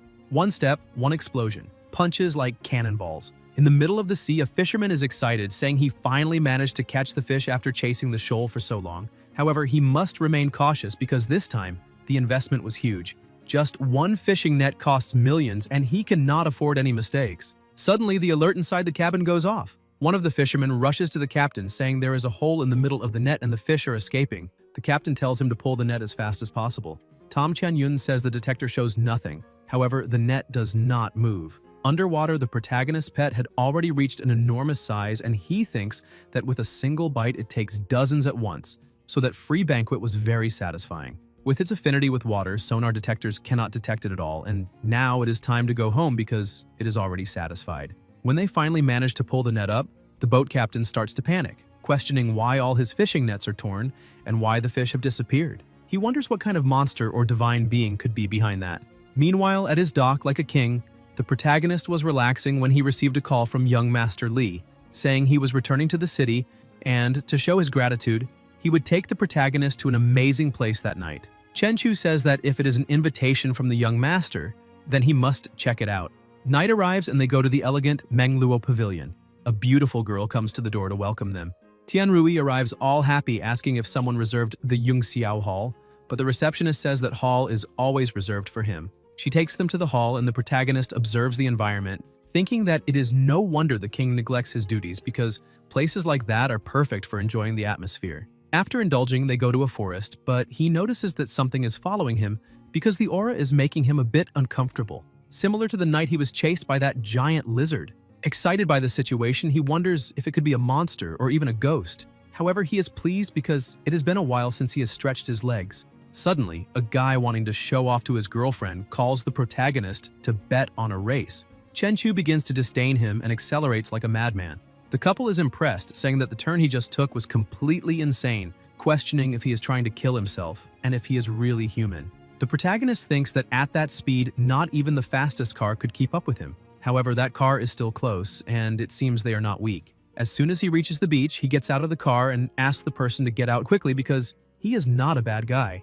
A naked woman hiding behind a palm tree says that is a funny way to speak, pointing out that she was bathing at the beach and someone took her clothes, asking if he could give her something to wear. Chenchu starts running toward her, asking if she really wanted clothes, because if that is the case, then he can get some for her. As he approaches, he throws a punch toward her, causing a huge impact, but is surprised as a mist covers the place. As that mist begins to dissipate, the girl transforms into a monster, saying that the protagonist's vital energy is truly impressive, strong, and rich, and now she really wants to eat him. Startled, he retreats quickly, dodging her attack, and asks who she is. She says she is also human, but a more perfect version, and her name is Ying Xiao, the Orochimaru of the black market. She keeps attacking while shouting that eating the protagonist is like eating hundreds of healthy and energetic people, enough to help her complete the first stage of evolution. Chenchu keeps dodging all attacks, but with astonishing speed, he appears behind her, asking if she really wants to eat him, because first, they must see if she has what it takes. She is shocked by his speed and his completely terrifying strength. He throws just one strike, causing a massive explosion. Ying Xiao, already defeated, asks how this is possible because the protagonist clearly does not have the aura of an awakened one. She tries to escape, hiding behind the palm trees. However, the protagonist is like a predator, attacking her at all costs and destroying everything in front of him. He realizes that this being can merge with trunks and stones, but every time he attacks the attached object, her aura weakens. After destroying everything around them, Ying Xiao has nowhere left to run, and the protagonist stares at her on the ground, saying that merging with trunks and trees really is a good survival ability. However, it is a pity that she met him. He emphasizes that if she answers a few questions,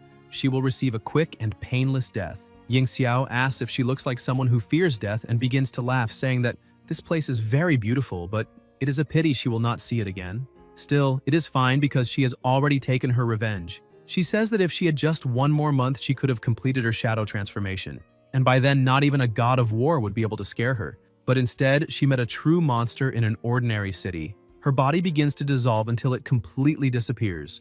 The system notifies that he managed to eliminate a corruptor and gained 10 attribute points. He becomes a bit confused and asks what a corruptor is and what those attribute points are. The system explains that they can enhance abilities, strengthen weapons, and improve the body itself in addition to unlocking special abilities such as lightning, ice, fire, and others. He looks at the system, thinking that he already has extraordinary powers and that soon the giant lizard will have them too. He starts smiling, imagining that with those powers he could create a real-life Godzilla. He goes to the warehouse and begins searching about corruptors and awakeners, but his search on the internet finds no relevant information, and he concludes that apparently the authorities have blocked those details.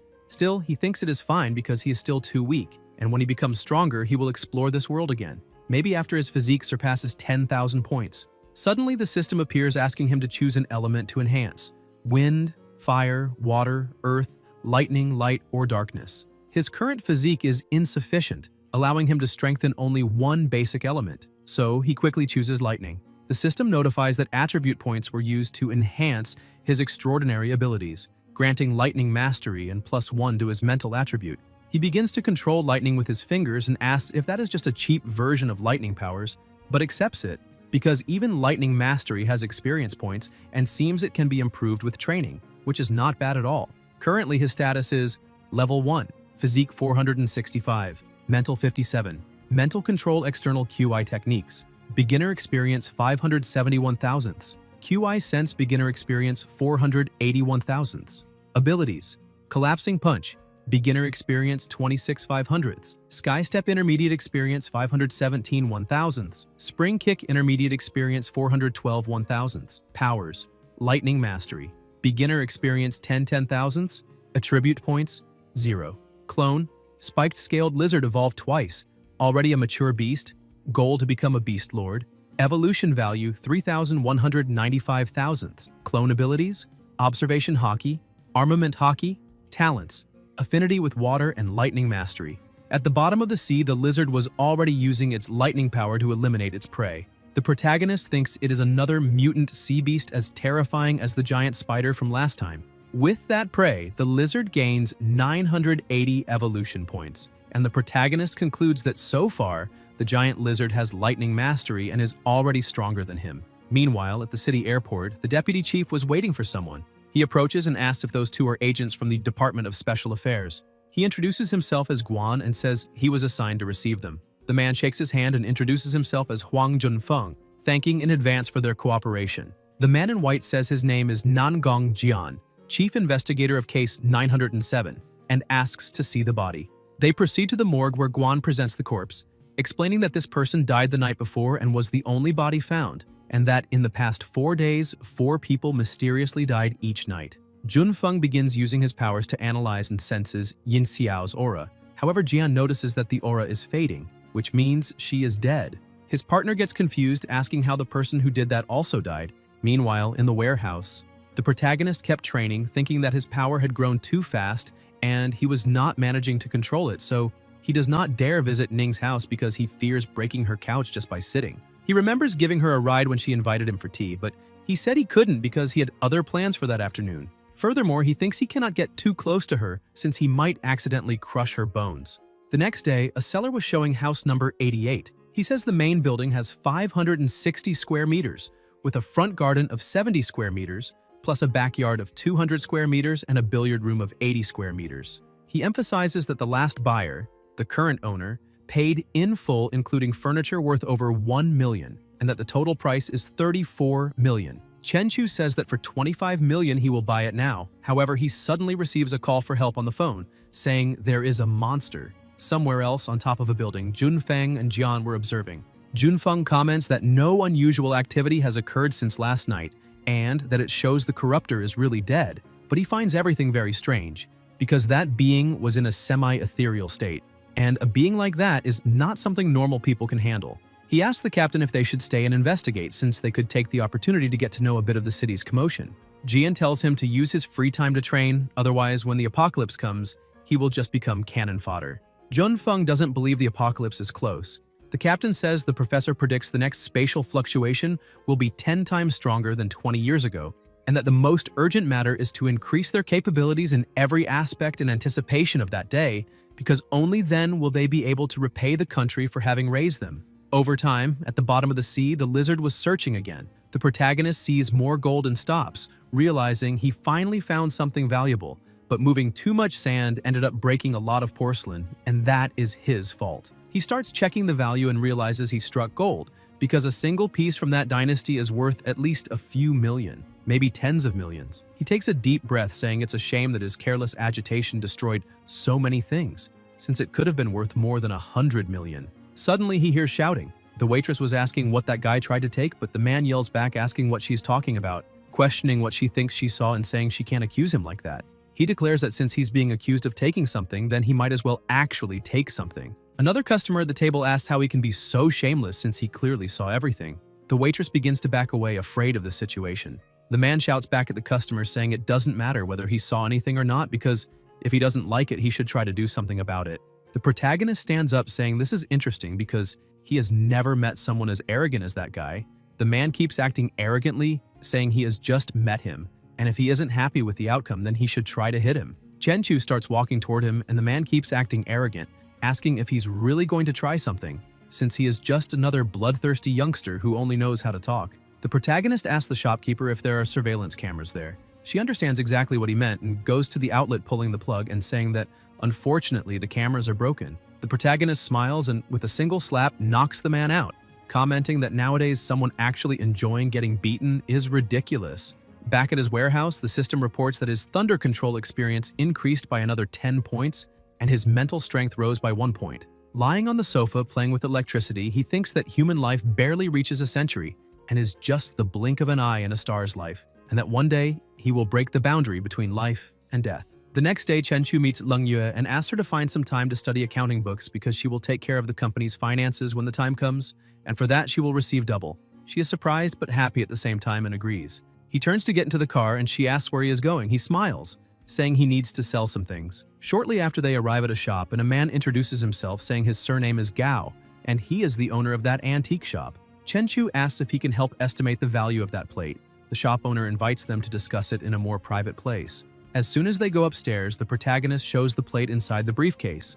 The shopkeeper analyzes the item coldly, saying it has a salty sea smell and was apparently recovered from the ocean floor. After examining it, he confirms it is truly genuine. But it is part of a set, and apparently Chenchu only has one piece, which significantly reduces its value. The protagonist is a bit upset, saying that it really looked like a set because when he found the piece there were many others around, but unfortunately that was the only intact one. Gao comments that this is indeed a pity, and if it's only that piece, he can offer 4.5 million. Chenchu says it's a good price, but he'll think about it. Sometime later in the middle of the street, Leng Yue tells the boss that after visiting so many shops, Gao does seem to be the most genuine. The protagonist asks what she meant by genuine since he did offer the highest price, and maybe they should sell to him. However, he still has doubts because he felt something strange in that man's eyes, and he is definitely hiding something. In the luxurious villa's living room, a man was asking Gao if he was really saying that he had managed to find a clue about that sunken ship.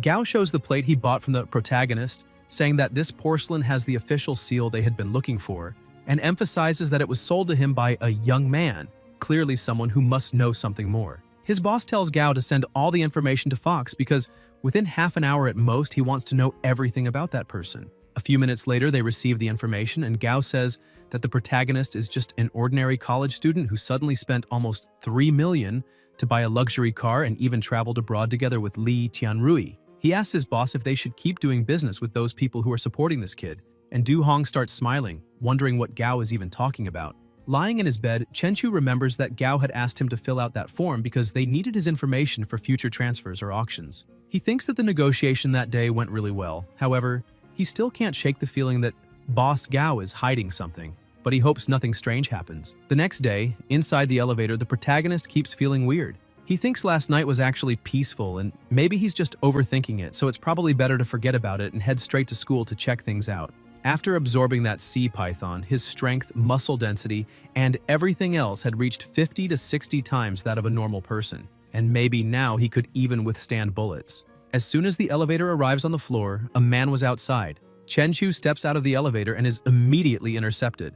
The man places a gun against his back, telling him not to move or make a sound. He must just follow along. The protagonist simply obeys, and inside a van he pretends to be completely terrified, asking where those thugs are taking him since he doesn't remember having done anything to offend them. The driver says they're taking him to meet someone, so he shouldn't try anything. Shortly after, they arrive at a hideout.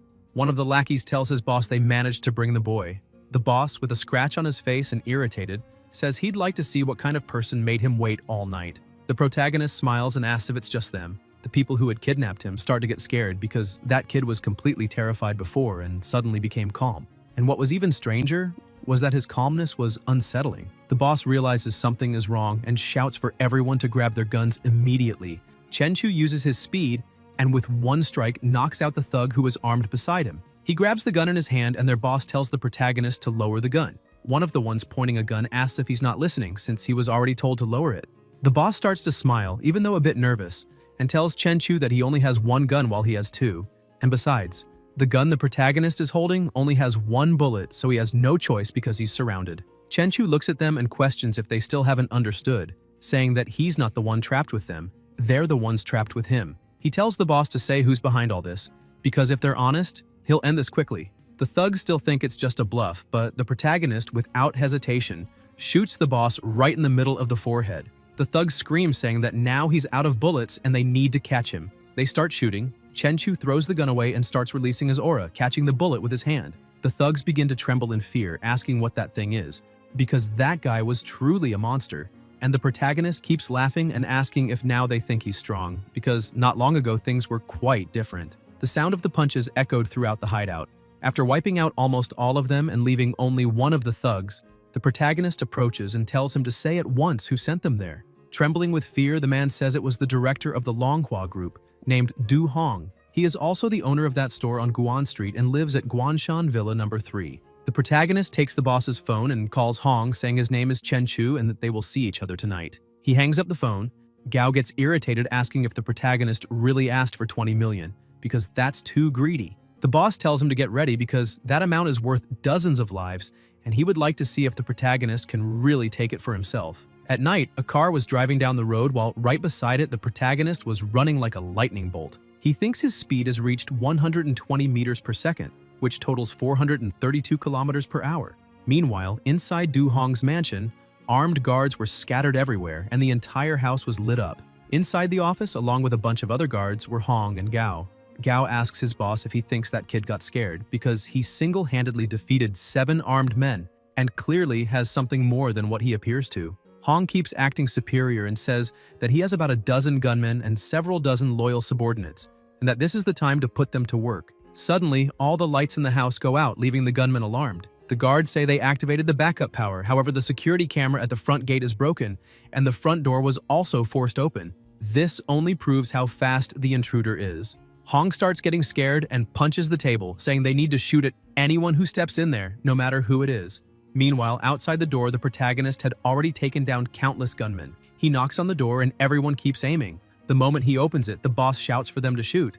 But before they could even pull the trigger, the protagonist had already taken down the 2 closest ones and stops right in front of the boss. Hong realizes this is not normal, and it seems the protagonist has awakened. He stands up in total panic, saying he would give 500 million if he lets the 2 of them leave alive. Still irritated by the situation, Chen Chu says that it really is tempting, but he can't let them live after dealing with everyone else in there. Though he would like to talk a bit about those who have awakened, because he'll make sure the 2 of them at least have some fun. Hong starts to panic but sees no other choice. So he begins telling a story saying that back in '99 they were fighting over territory with about a dozen other brothers. In Tiger Mountain City, a person covered in flames descended from the sky and the whole city turned into a sea of fire in the blink of an eye. The next day, that place was nothing but a huge lake, and the authorities called it the Sunken Lake. The protagonist is surprised to realize how powerful awakened people are, and he feels relieved that he wasn't causing trouble at that time. Hong takes advantage of him lowering his guard and shoots, screaming for him to die. However, as expected, the protagonist easily dodges the bullet and in mere milliseconds takes down both of them, thinking that it doesn't matter who it is. If they're within his reach, then they're already dead, and that guy is so rich that to him he's nothing but a simple insect. Sometime later in the mansion that had been reduced to rubble, Guan and Guan Qing start analyzing the situation. She says that 31 bodies were found in total, one of them being the director of the Longhua group. The deputy chief says his guess is that this was caused by Chen Chu and that he is probably responsible for the deaths in the Red Forest as well. He starts to think that there are unusual movements in the land there and that the next attack is imminent. Even though he had been planning to give the protagonist a chance, he is being too cruel in abandoning the straight and narrow path. Back in the warehouse at the port, the protagonist looks at the tray on the table, saying that the chicken he stored rose up and there are oil marks everywhere. And apparently whatever came there last night is extraordinary. Meanwhile, at the bottom of the sea, his pet kept eating non-stop. The system notifies that it obtained 67 evolution points and physical attributes increased by 6.7. He thinks there's more further down, so he decides to take a look.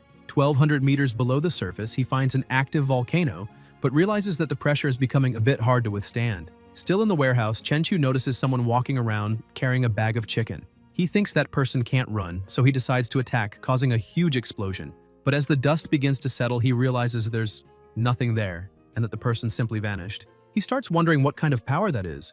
Could it be a dimensional rift, a pathway to another world, or something of that sort? Suddenly, something strange starts happening, and the system warns him that his body is being corrupted by polluted energy. A few seconds later, another warning appears saying that his body is strong enough to be immune, but that this resistance will be surpassed after 5 hours. That strange energy begins to spread through the place, and the protagonist asks if that is another world. Suddenly, at the door, a strange being appears, and as it starts to approach, the protagonist realizes it is a monster. Even without knowing exactly what it was, he didn't hesitate to attack, and with a single punch, blew the monster's head apart. The system notified that he had eliminated a defective demonic corpse and earned attribute points. The door through which that monster came was still glowing with the name, Tiger Mountain City welcomes you. Chen Chu walks through the door and appears somewhere else, saying that Tiger Mountain City is the same city Hong mentioned, the one that was turned into a lake overnight. He takes a quick look around and understands that the city wasn't destroyed, but rather pulled into another world, though he thinks it's better to go back because it's dangerous there. While he was returning, a girl up in a tree holding what looked like a human organ keeps staring and then starts eating it. He tells the system that he wants to use those points to quickly strengthen his electric powers. The system notifies that the attribute points were used to enhance his electrical control abilities, experience plus 20, spirit plus 2. He starts researching this incident, discovering that Tiger Mountain City sank, 600 people are missing, and 30,000 were displaced. Chen Chu is shocked to see that more than 30,000 people disappeared along with the city, and if all of them turned into monsters, then there's an absurd amount of status points in that place. He calls Tianrui asking if he could help verify where the displaced people from Tiger Mountain City are. Tianrui says he'll look into it tomorrow. The next day, the protagonist goes to the iron shop to talk to the owner. He says he wants him to make a small steel house and a big knife as decoration. The knife must be 2 meters long and thick, durable and sharp. The shop owner becomes a bit concerned and tells the protagonist that this might be difficult to make because there are regulations regarding the production of knives. Chen Chu asks if he really thinks someone would carry a 60-kilo knife around the city causing chaos.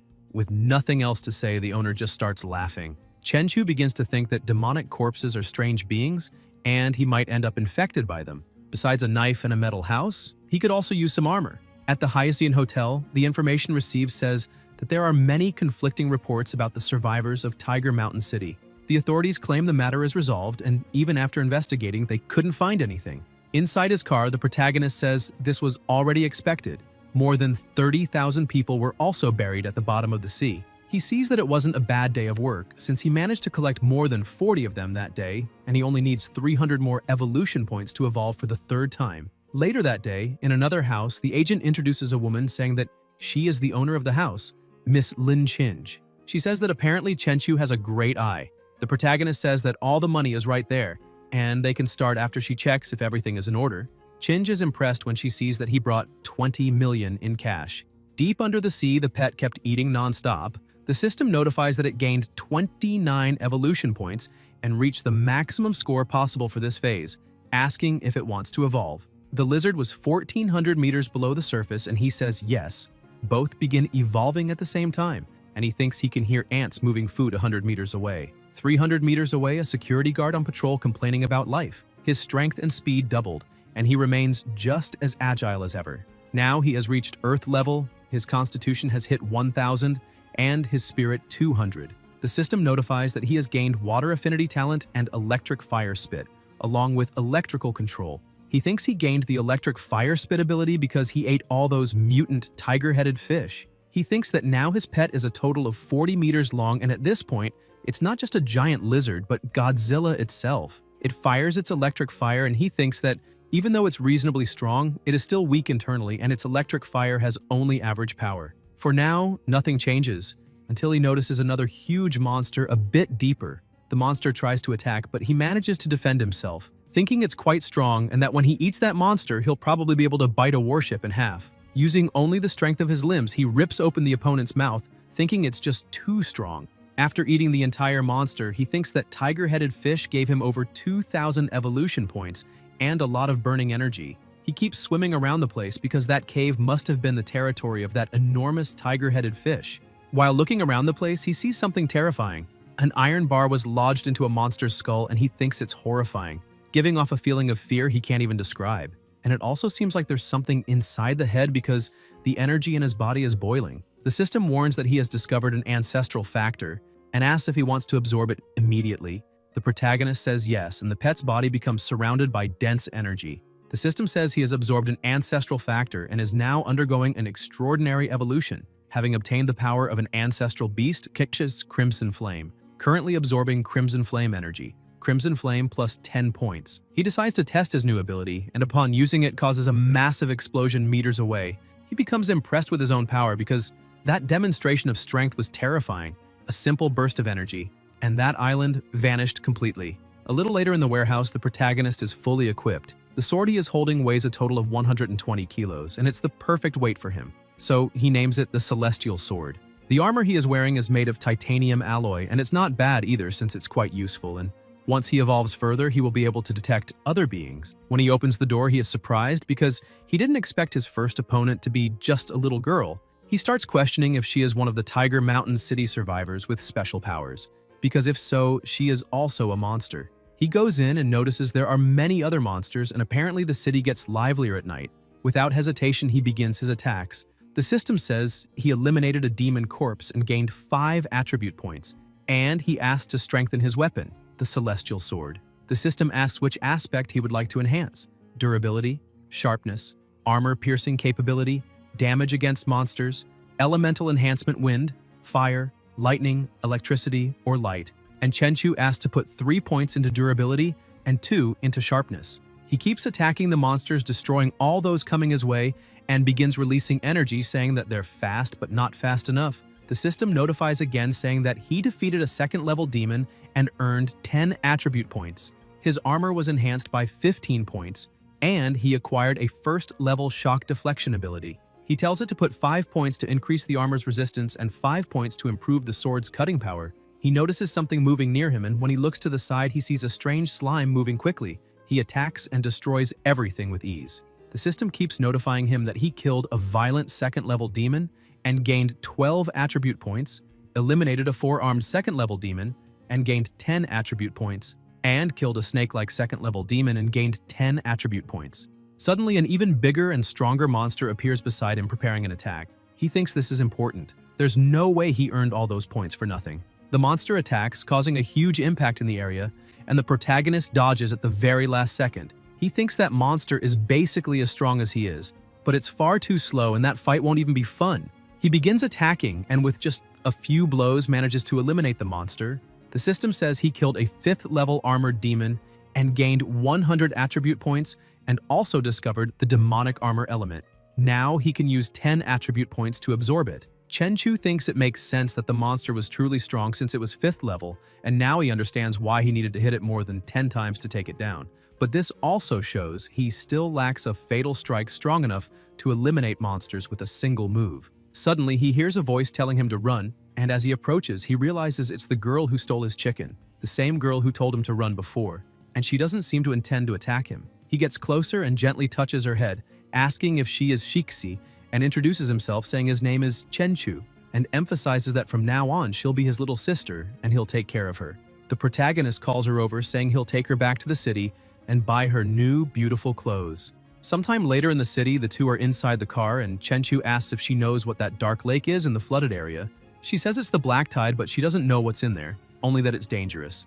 He buys a pretty dress for her, and after taking a bath and putting it on, he gives her food. Shixi begins running around the house, completely happy, as if she were a child again. He looks at his status panel, now level 1, with physical strength above 1,000, mental strength above 200, mental control and external chi techniques at beginner level with 780 out of 1,000 experience, chi sense at beginner level with 640 out of 1,000 experience, skills collapsing punch, beginner with 105 out of 500 experience, celestial steps intermediate with 580 out of 1,000 experience, spring kick, intermediate with 460 out of 1,000 experience, proficiencies lightning mastery beginner with 400 out of 10,000 experience, crimson flame with 930 out of 1,000 experience, attribute points 80, inventory demonic armor element 1 unit, weapons celestial sword resilience plus 13, cutting power plus 7, armor break no data, armor demon emperor armor resilience plus 35,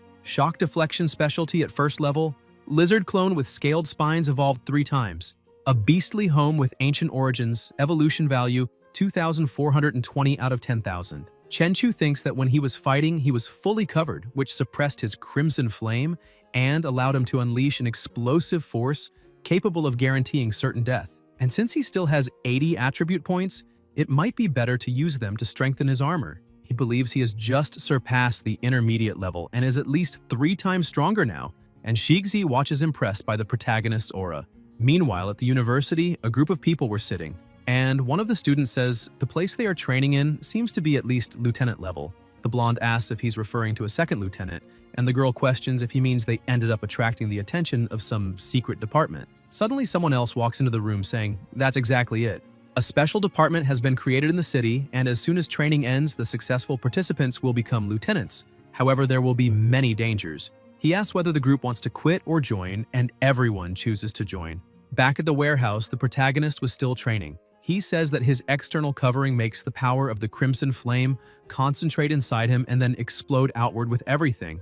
That will be his strongest attack, capable of eliminating anything in a single move, since his punch has at least 150 tons of force. So he will call this technique Exterminating Flame. After training, he sits on the floor exhausted, thinking that 100 punches should be enough, and that now, if he finds that demonic corpse again, 3 punches should solve the problem. On the university campus, the protagonist walks past the students, and one of the girls says that he truly is very handsome. The blonde guy beside her says that car is very expensive, and that guy must have been born with a silver spoon in his mouth. Another girl scolds him, telling him to be nicer. The guy with glasses asks why she cares so much about that guy. The driver says it's because he saved Lin Rongya from 4 kidnappers a month ago. The blonde keeps acting superior, asking if that kid really saved someone from 4 kidnappers. But the guy with glasses tries to downplay it, saying they weren't kidnappers, just some desperate men. The girl in the orange overalls asks if the protagonist is really that strong. Meanwhile, sitting in a plaza, he remains still while the pet does the work. He spots a submarine, thinking it must be a vessel full of thugs from the land of the kangaroos, and that's why it's so small, and apparently it's a good place for him to test his new strength. Inside the submarine, the alarms begin to blare. The crew screams that sonar detected a large life form 100 meters below, approaching fast. Another says it's indeed heading straight toward them at an impressive speed. Just brushing its claws along the side of the submarine was enough to tear a huge gash. The crew screams that the 2 rear cabins have been damaged and are leaking, and the sonar has also been damaged. The captain shouts to close the valves immediately to stop water from entering, and they need to activate multi-beam bathymetry, define a destination, and get an image of the surroundings. One of the crew members manages to get the image and tells the captain it's a massive creature about 40 meters long, even larger than a blue whale. The captain cannot believe it, asking how something can be that big when blue whales normally reach only 30 meters, and he orders the rear hatches closed and to return to the surface immediately.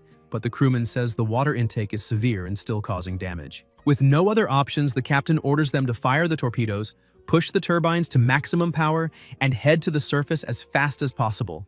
The pet looks at the torpedoes coming toward him and starts smiling, because now he has reached a speed of 200 kilometers per hour and those torpedoes will never catch him. The show has only just begun. The submarine tries to escape, but the pet quickly catches up. The torpedoes that were following him head straight for the vessel and cause a massive explosion. The protagonist analyzes the situation, thinking that even so, the submarine's explosions are not very strong, and if he's hit directly, he would definitely get hurt, which means he needs to get even stronger. During the night, Chenchu and Shixi were watching a performance, and a man beside him says that the new girl is one of the 4 most beautiful of all the new students, because she dances with the agility of a bird. The protagonist becomes a bit surprised, asking if she is that girl, while his new little sister is stunned by her beauty. That woman performing is the same one who had been altered and leaning against a pole earlier, and as soon as she finishes performing, another person arrives, a man holding a bouquet of roses, and confesses that he fell in love with her at first sight, asking Chinkin to be his girlfriend. The crowd watching the show starts shouting, asking what that guy is talking about, saying that the woman is free and needs to leave the stage, that doing that is outdated and he should stop embarrassing himself. Chin Chin apologizes to the president, but says that the audience will not allow her to say yes, and besides, she doesn't like him anyway. After the event, she goes to the protagonist and asks if he still remembers her. People start looking around, wondering why the school beauty is waiting for that guy. The protagonist is a bit confused, and she says that about a month ago, he had called the police and saved a girl who had been drugged. Chenchu says he remembers that and asks if there is any problem.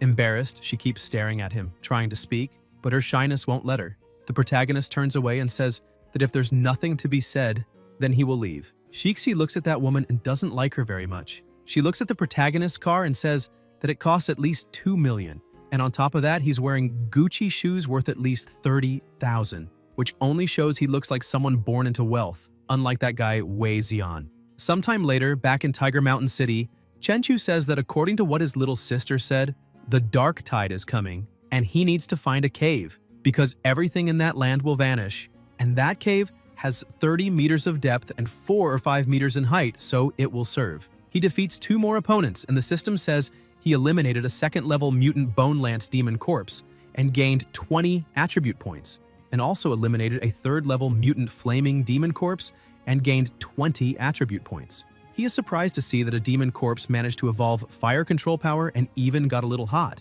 He asks the system if he can increase the resistance of his clothes against demonic attacks. The system notifies that he used 10 attribute points, and his armor merged with demonic materials and ignited, becoming extraordinary. Chenchu says that with extraordinary demon armor, he has basically become immune to normal flames. Meanwhile, his pet was searching for food. The protagonist thinks the Pacific doesn't have many deep-sea fish, and mutant fish are hard to find. And if that's the case, maybe he could hunt them at a fish farm. Somewhere underwater, he finds a school of fish and thinks that more than 20 of them should be enough for a good day of food. Still in that strange space, the protagonist encounters a slightly different opponent. He manages to defend himself but is impressed by the speed of the monster, because it broke the sound barrier. The monster looks at him saying it has found fresh meat. The protagonist studies his opponent's movements, thinking that the sword technique of that demon corpse is surprisingly agile, and when it grips a blade, its arm trembles twice, and the sword's trajectory changes. Now that he understands it, it's time to end this. So he charges forward with everything he has. But suddenly, a face appears on the demon's chest, spitting an impressive amount of fire. The protagonist defends and uses his exterminating flame ability. The demon's face is shocked and is finished off with a single strike. The system notifies that he eliminated a 5th-level blazing demon corpse and earned 100 attribute points. Fusion core element discovered. And now, he can spend 10 attribute points to extract it. Even without knowing exactly what the fusion core element is, he decides to extract it anyway. Suddenly, a heart appears on his sword, and the system says that his weapon, the celestial sword, has been fused with demonic materials and ignited, becoming extraordinary. He tests the weapon and is surprised to see that now it can launch attacks, as he can combine the power of flames and lightning to create an energy explosion with the sword. On the other side of the city, Chenchu finds a completely different demon corpse and is shocked to see that it underwent so many mutations that it turned into something similar to a spider. He looks around and realizes the forest is so quiet it's getting eerie, so he will head back. Back at the warehouse, Shixi runs to the door after the protagonist leaves, saying she will close it for him. Chenchu is surprised and wonders if she can really close a shapeless door, which means she has spatial power and is more mysterious than he thought. But closing the door works very well anyway.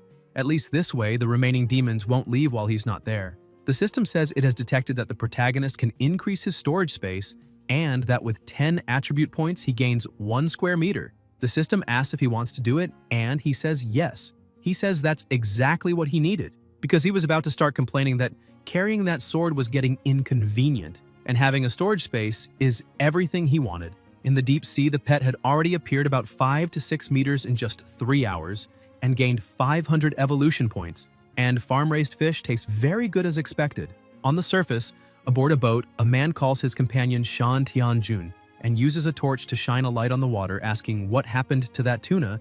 Tianjun says it's very strange because there is enough oxygen in the water. Suddenly, they notice a bit of blood in the water and start shouting that something is happening to the tuna.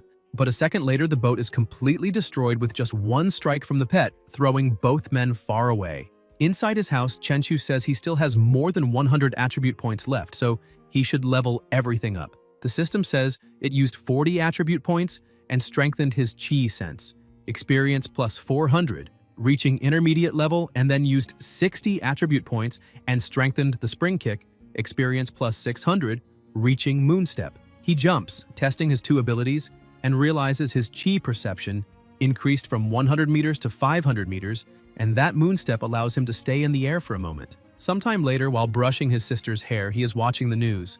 The reporter says that a surprising black mist appeared in the city, covering 100 kilometers of area and causing more than 500 people to disappear. Chenchu is surprised because it seems similar to the black tide and only proves that world peace won't last long. In the deep sea off Aoding Island, a submarine was navigating the area, and a beast man approaches researcher Shan Benjun asking how Professor Kant's research is going.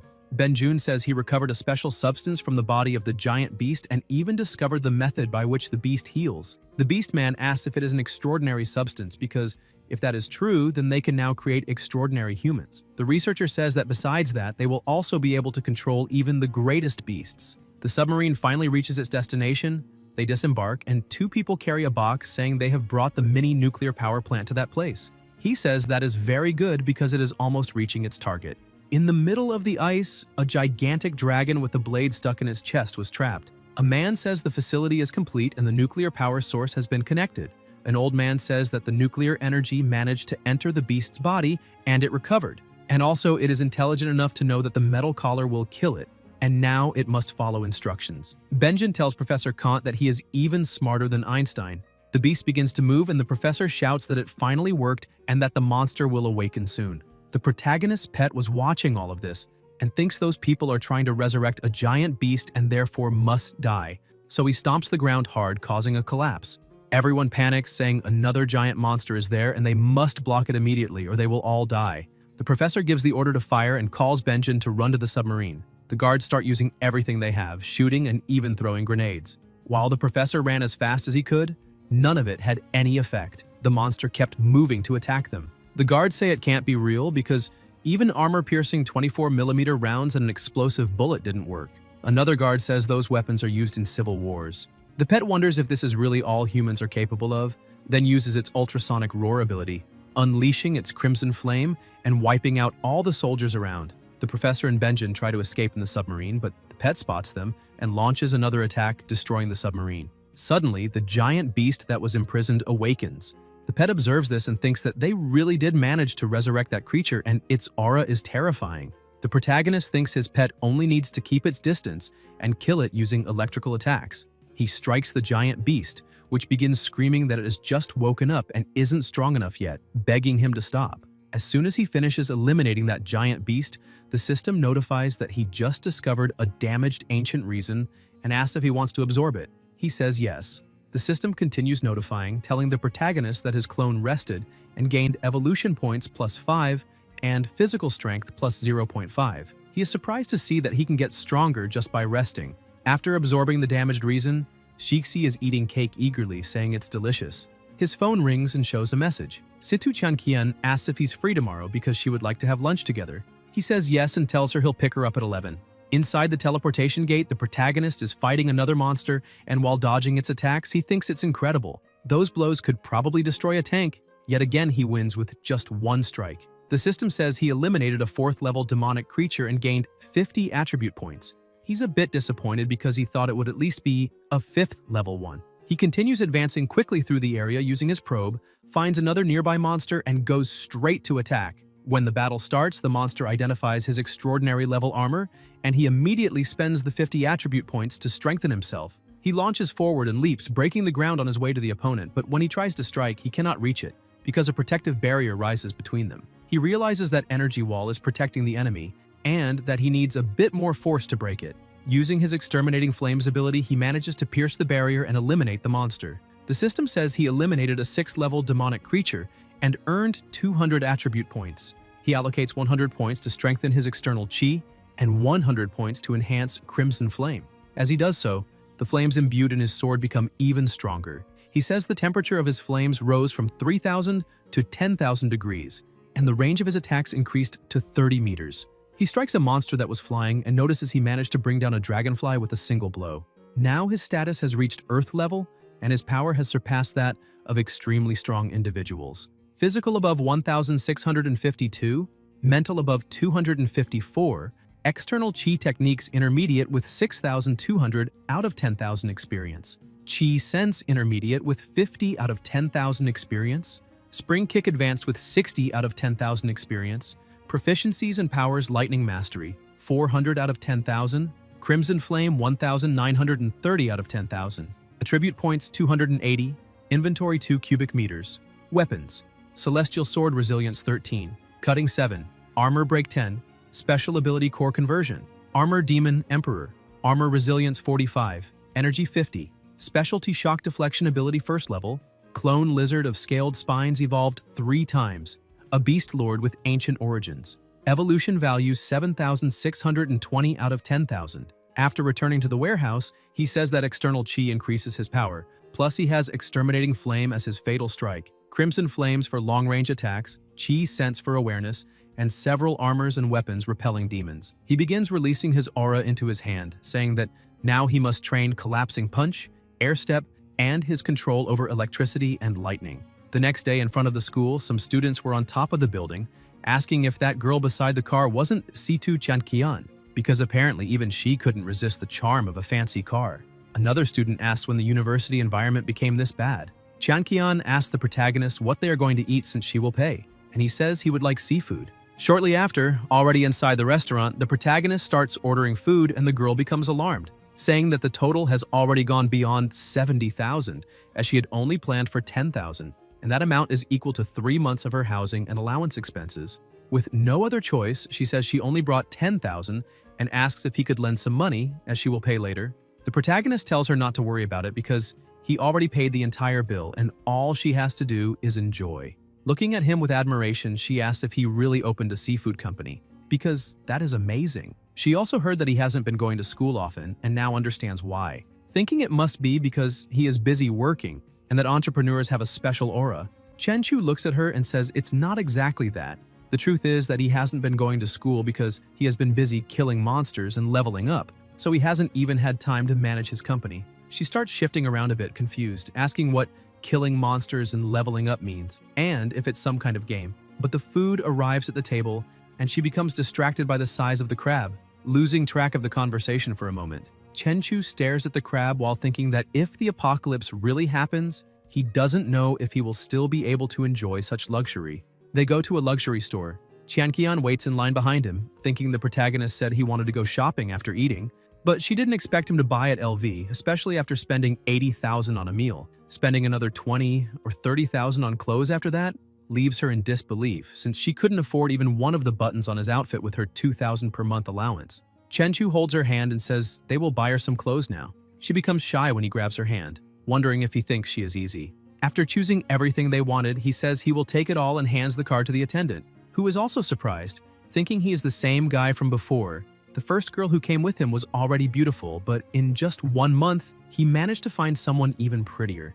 After paying, Qianqian holds the clothes she received as gifts and thinks the protagonist just bought $30,000 worth of clothes for her the first time they met and wonders if this is what it means to spend money like water. But she also becomes a bit nervous, wondering if he will want to take her to a hotel next time, and starts thinking about what she should do.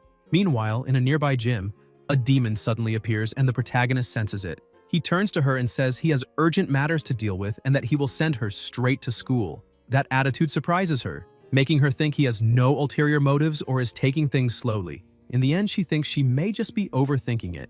Chenchu believes a spatial rift occurred nearby and that something is wrong. Sometime later, he reaches the gym, still outside, and observes through the window, thinking that this is the real world.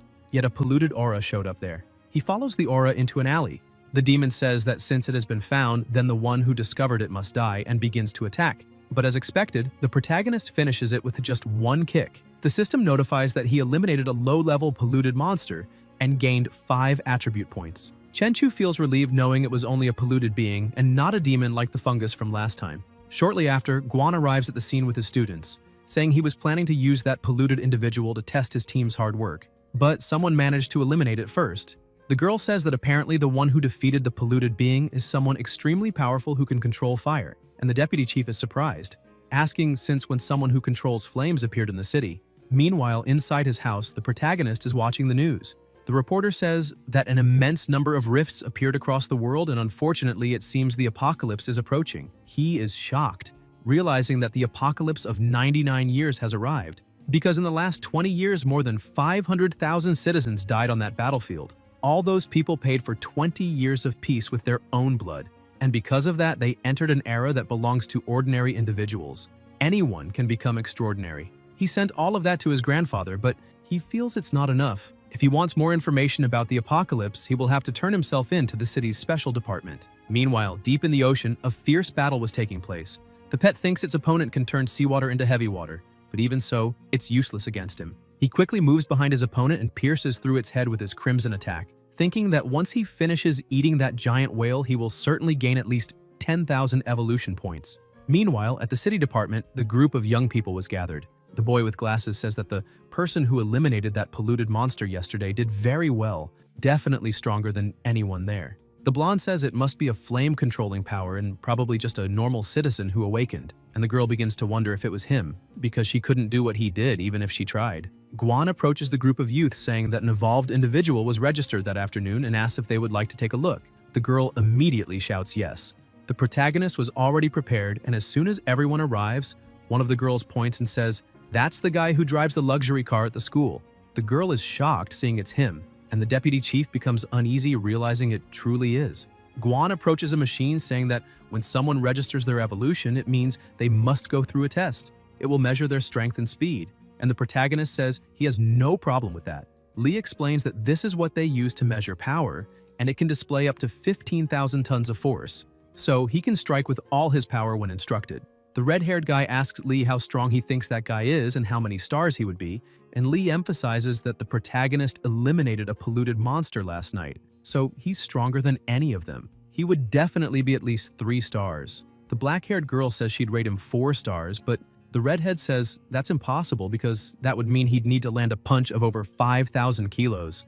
Lee says the protagonist is showing so much confidence that it looks like he's going to break the testing equipment, and another guy says they must be joking because their captain is an evolved 5-star individual and he only has 10,000 kilos of strength. As soon as the signal is given, the protagonist throws a punch that causes a deafening sound, and the machine registers more than 12 tons.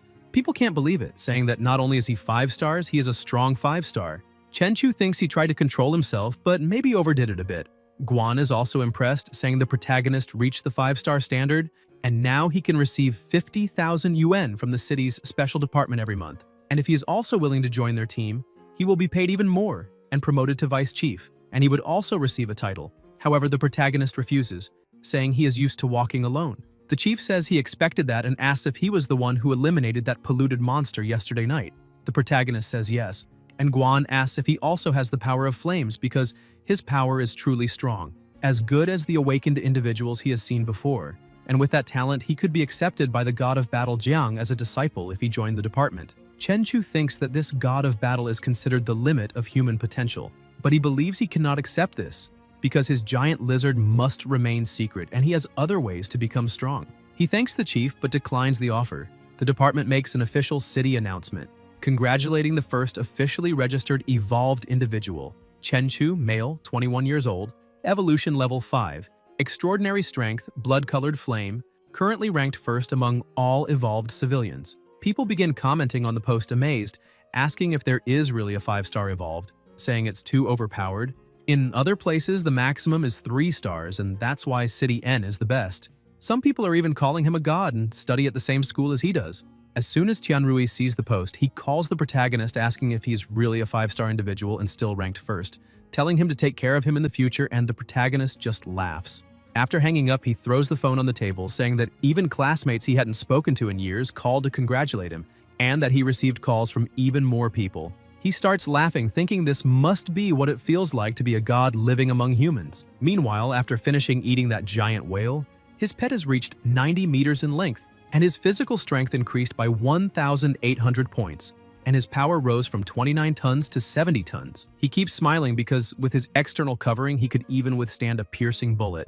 And compared to another evolved individual, he is at least level 7 or 8. Chenchu believes that the 7-star rank should be the highest limit any awakened individual can reach. But there is still an enormous gap between that level and the 10 Star War gods. In a peaceful world, even if someone grows stronger day after day, if there is no worthy opponent, an uncomfortable emptiness eventually settles in one's heart. But at that moment, everything was different, because the apocalypse had just arrived and horrifying creatures were tearing through space-time to invade that reality, causing countless powerful individuals, awakened, evolved, and even war gods to begin appearing. The protagonist gets up thinking that at the pace he is evolving, he will soon be able to face those gods on equal footing, although his real goal is to surpass even the existence of a god and become the most powerful being of all. Suddenly his phone rings. His secretary Leng Yue sends a message telling the receptionist that he is an evolved individual. Little Ning says at the front desk that the boss surpassed the awakened stage long ago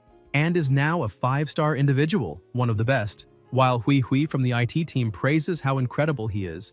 But the secretary gets jealous and tells everyone to show some respect. Chenchu replies saying it is not a big deal since they will all get there eventually, he's just a few days ahead. Ning gets excited and asks if he is serious, because she dreams of awakening like him. Determined, she comments that it would be wonderful to evolve into an angel and gain beautiful wings. Leng Yue, jealous, says she cannot choose the form she evolves into and might very well turn into a frog, which irritates Ning, who tells her to shut up. Chenchu laughs while reading the messages and tells the three of them to stop slacking off, and they respond saying they will return to work. Sometime later, back at the warehouse, the protagonist gets ready to enter the subspace again. He smiles and asks his sister to open the door, and she obeys immediately, saying it is already open and he can go in.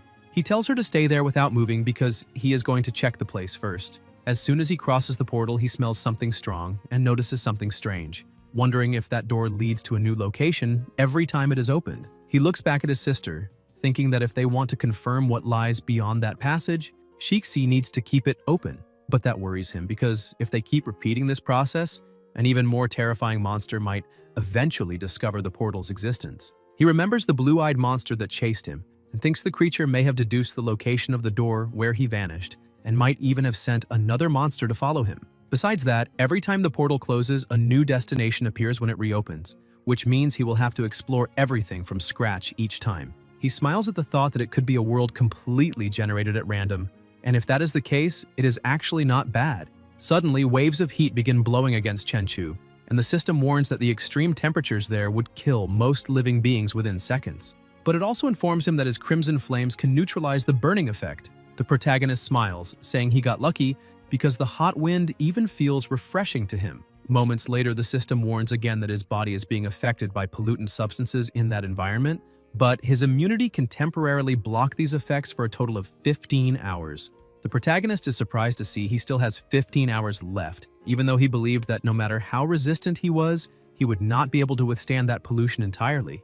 On the other hand, he imagines that awakened individuals and war gods would be completely immune to all of it since they are unimaginably powerful. He then starts walking, thinking that none of this matters now because there is no time to waste. He needs to discover everything that world might offer. Chenchu begins using his detection abilities, but does not find any trace of life, whether monsters or humans, since that place is utterly deserted. He keeps analyzing the surroundings and comments that it is no surprise because such an infernal environment would not support life under any circumstances, which is why he needs his sister to open the door again. Suddenly, he notices something rising behind him and, thanks to his reflexes, he quickly turns and attacks the monster. His strike slices it in half, but the creature simply regenerates. The system informs him that it is a poisonous smoke monster of difficulty 3, making Chenchu smile since he had not even noticed its presence, which proves that this world truly has something different. The creature lunges forward trying to injure him, but it is blocked by the protagonist's protective barrier. He then understands that his senses did not fail because that monster is not alive, and being a filthy entity, it needs to be dispersed with thunder that repels evil spirits. Chenchu gathers energy in his hand and prepares to strike just as the monster stops right in front of him, creating the perfect opening. Lightning hits it directly, making the creature scream in pain. The skull falls to the ground and the system reports that he has eliminated a strange third-level monster and received 20 attribute points. The protagonist, however, wonders if that was truly a third-level monster, since it seems much stronger and has the special ability to make physical attacks useless. Besides that, his blows caused no damage at all, perhaps because the creature was born in lava, which also nullified fire attacks. He feels relieved for having been lucky enough to possess talents capable of countering all those abilities. Otherwise, that fight would have been extremely difficult. Suddenly, he hears footsteps behind him, and when he looks, he notices that it is his sister. He points out that he had asked her to wait outside the door because it was dangerous in there. With a shy look, she says that she came exactly because the place was dangerous and she was worried. The protagonist smiles and sighs in relief, thinking that it hardly matters since outside might not be much safer anyway. He then approaches her and tells her to stay behind him and not get close no matter what. But suddenly she smiles in agreement and begins to disappear, leaving him startled. He tries using detection but senses nothing at first, only a faint fluctuation of energy in front of him. He stomps the ground, destroying everything around and with incredible speed starts leaping through the area toward that fluctuation. As he approaches, he notices that the environment changes completely. Observing it, he comments that it could be called a building, but it looked more like a seal or a prison capable of completely hiding the aura of a colossal monster. A dragon was chained there. Chenchu approaches, saying that the true treasure of that world had been the dragon all along. It was the burning wings of Vandenfeld, a genuine dragon. The protagonist recognizes how strong it is, not even wanting to imagine the attributes it possesses. Suddenly, the dragon rises, irritated, saying that humans are fools for challenging him while caring nothing for their own lives, calling it ridiculous. He claims that this is his world and calls the protagonist an intruder, but says that since the human is standing before him, he will be merciful and give him two choices. The true dragon stares at Chenchu and says that the first option is that he will be buried there with not even ashes left to mourn. As for the second, the dragon says he would be delighted to gain a new servant, as long as Chenchu kneels and acknowledges the power of Vandenfeld.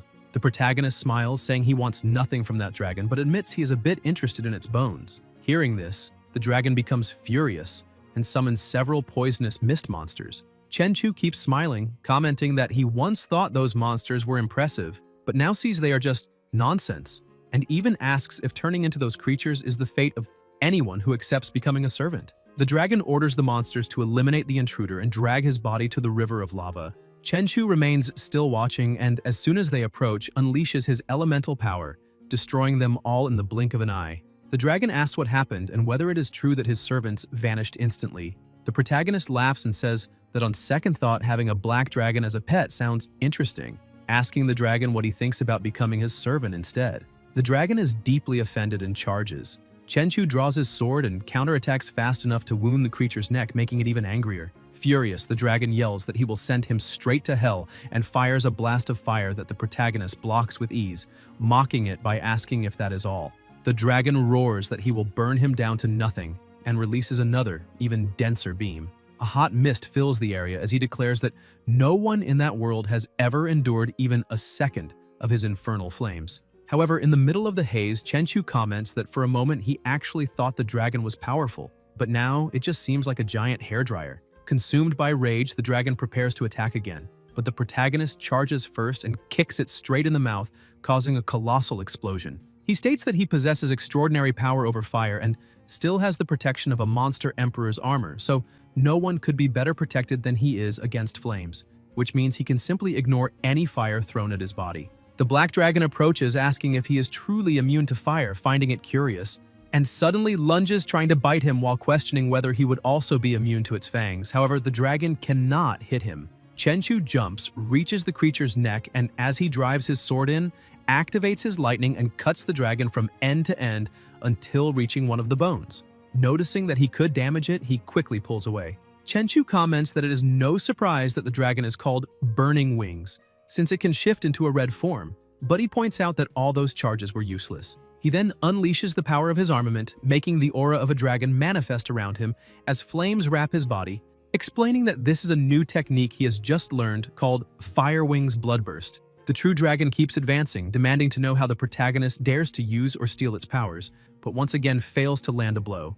Chenchu takes advantage of the opening and tears the creature's head off. The system reports that he has eliminated a 5th-level dragon-type demon and received 1,000 attribute points. With flames still burning around his body, he declares that this trash has reached the end of the game. Shixi reappears and, upon seeing the dragon's head, says that her brother is truly powerful because the dragon is dead. Chenchu returns to normal form, saying that this is the effect of the 4,000 attribute points he placed into his physical body. It is absurdly strong, and he used only 10% of his chi, and his natural recovery should cancel the consumption. He then decides to name that form Bloodburst Type 1. He approaches the dragon, saying that now he has scales, fangs, and even the meat, in addition to blood that resembles lava, which is also an extraordinary material. Just that head alone would be worth at least 100 million to the government. But he realizes a problem. How would he explain where a 5th-level dragon head came from? If he said he defeated it alone, he would reveal that he is strong enough to qualify as 6th or even 7th level. He lifts his sister off the creature's head, thinking that he should store it first since maybe it tastes good. He then decides to exchange 200 attribute points for storage space, managing to store the dragon's head easily. After that, he uses 400 points to strengthen his intuition, because he wants to perceive even what lies between the lines. The system confirms that intuition has been enhanced and that he has obtained high-level intuition capable of detecting even the aura of monsters and inanimate objects. Then he uses another 400 points to amplify the intimidation of his armor. The system reports that the enhancement succeeded, and suddenly, a power begins radiating from his body, changing the pressure around him and cracking the ground beneath his feet. Now he has awakened the king's intimidation, able to make a person tremble in fear since even the slightest eye contact can leave someone powerless before him. He takes a deep breath, saying that this should be useful for clearing out the fish in an offshore fishing boat. Meanwhile, some fishermen celebrate, saying that something is on the hook, but when they pull it up, they see that almost no fish came. One of them asks why, while another says it does not matter as long as they stay alive. Suddenly, a man examining the fish is startled when he sees something in the water. The ocean begins behaving strangely, and right after, an explosion of lightning occurs, throwing several fish upward. The fish crash onto the fishing boat as the man shouts that there are already more than 50 and he has never seen anything like it. And deep in the sea, the protagonist's pet swims toward a fisher while Chenchu simply watches because it was just a test. And he concludes that the king's intimidation made the lizard's oppression even stronger, to the point that nothing could move inside the area of effect. He then combines flames and electricity at the same time and realizes that he can fly, since humans have always dreamed of reaching the skies, so he climbs higher and faster, thinking that as long as he maintains these two powers together, he can completely ignore gravity. During the test of his new ability, he notices something on the horizon, guided by intuition, insisting that there are still countless unexplored places in that world. And as he approaches, he thinks that there might be a being there, so unknown that even the ruling dragon of that world did not know of it. After all, the black dragon was just a magical creature imprisoned, and clearly some superior power had to be behind it. Determined, he continues heading there, and soon he is walking through the ruins of the giant kingdom, observing drawings on the ancient walls and understanding that a civilization of giant dragons once existed there. Although he still cannot identify whether they worshipped a dragon god or even a true god. Suddenly, a colossal stone door produces a strange sound, and even sensing immense danger behind it, Chenchu remembers that there is no catching a tiger without entering its lair. So he advances without hesitation and finds a path lined with enormous statues of giant dragons, until finally concluding that the black dragon had been like the little brother of those creatures. The system begins repeatedly warning that the pollution in the area is rising, but the protagonist remains temporarily immune thanks to his extreme physique, although he has only 3 hours before his body weakens and becomes affected. He confirms that something truly abnormal exists inside that temple, a being that has not even revealed its real form, yet already produces terrifying levels of pollution. So he shouts for the creature to stop hiding because he knows it is there. A brutal pressure floods the temple and startles Chenchu. He feels something rushing toward him and dodges at the last instant, before a beam of light strikes the exact spot where he had been standing. He demands to know who that being is, but the 4-armed humanoid simply declares that the Venerable has awakened. They stare at each other for a few seconds until the creature raises a hand, wrapped in a shadowy aura, and says, "Eternity." Chenchu slams his sword into the ground and lifts his shield to block the attack, enduring an impact so violent that he wonders if the enemy might be 6th level, although he quickly realizes that the power goes far beyond that and concludes he's facing a 7th level demon. The creature shifts the nature of its abilities and says devotion and surrender. The pressure increases so much that the ground sinks beneath the protagonist's feet. He understands the true purpose of the attack and erupts in fury, asking if that being really wants him to kneel, which means it is begging to die. He unleashes his power and surrounds the entire place with flames, completely erasing the oppression. He smiles and says that such arrogance means the monster will die along with the ruins that remain. The creature forms countless projectiles around its body and announces the first form blood explosion, launching everything at once. Chenchu destroys each projectile with ease, blocks the shock, and charges forward at absurd speed. He cuts 2 arms and 1 leg from the enemy, but the creature dissolves into an illusion and reappears holding his head while calling him a disgusting ant. A colossal explosion takes over the area and covers everything in mist. When it clears, the monster notices that Chenchu is still alive, releasing even more power and declaring that he will end this. The creature retreats while compressing energy around itself and drags 2 stone mountains toward him in an attempt to crush him. Chenchu withstands the pressure, charges again, and cuts the enemy in half, although another illusion is all that remains. This time he moves even faster, appears behind the creature, and strikes while declaring that this is the 2nd form blood explosion. The monster's body trembles as if twisting its head backward while holding Chenchu with both hands and growling that he is far too arrogant. Another explosion erupts and sends the protagonist's sword flying.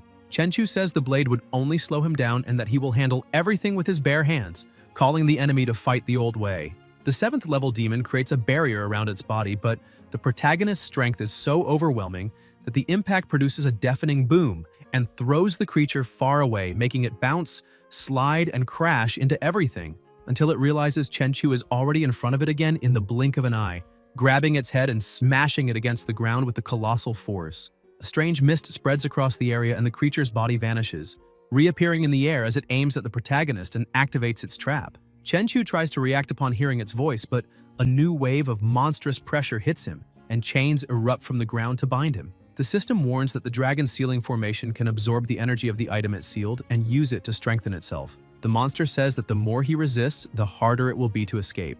Chenchu asks if that is how it sealed the ancient dragons, and begins forcing the chains until they crack. He says it is a shame the opponent is not competent enough to seal him, since he is nothing like those idiotic dragons.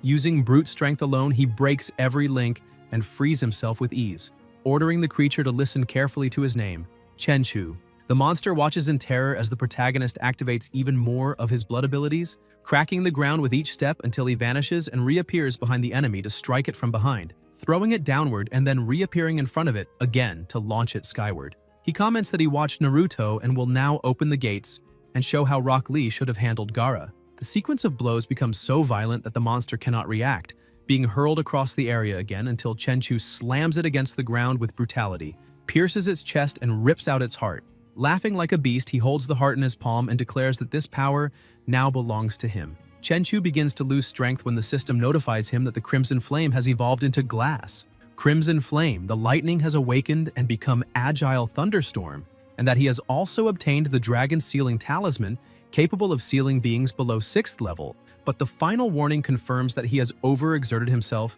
and has been contaminated by 99% of the strange pollution. Shixi rushes to him warning about the danger while he, barely able to move, admits that he fought for too long and the pollution worsened, so he cannot stay there. He gathers the last of his strength and flies as fast as he can, while the world of the giant dragons begins to collapse without the Exalted protecting it. But as soon as he crosses the exit, he falls to the ground. His sister quickly shuts the door and calls him in desperation, but the protagonist can only say that, once closed, the door loses its connection to the other world and no one knows where it will appear again. Shixi runs to him and Chenchu says he is fine because all power comes with a price. He thinks that blood explosion seems to be nothing but condensed raw power, and that only someone with insane physical strength could withstand it, since an ordinary person would have their blood vaporized using even Type 1 and end up as nothing but a dried corpse. He tries to stand despite the pain and concludes that to reach Type 3 he will need to strengthen his body even more. He holds his sister's hand and says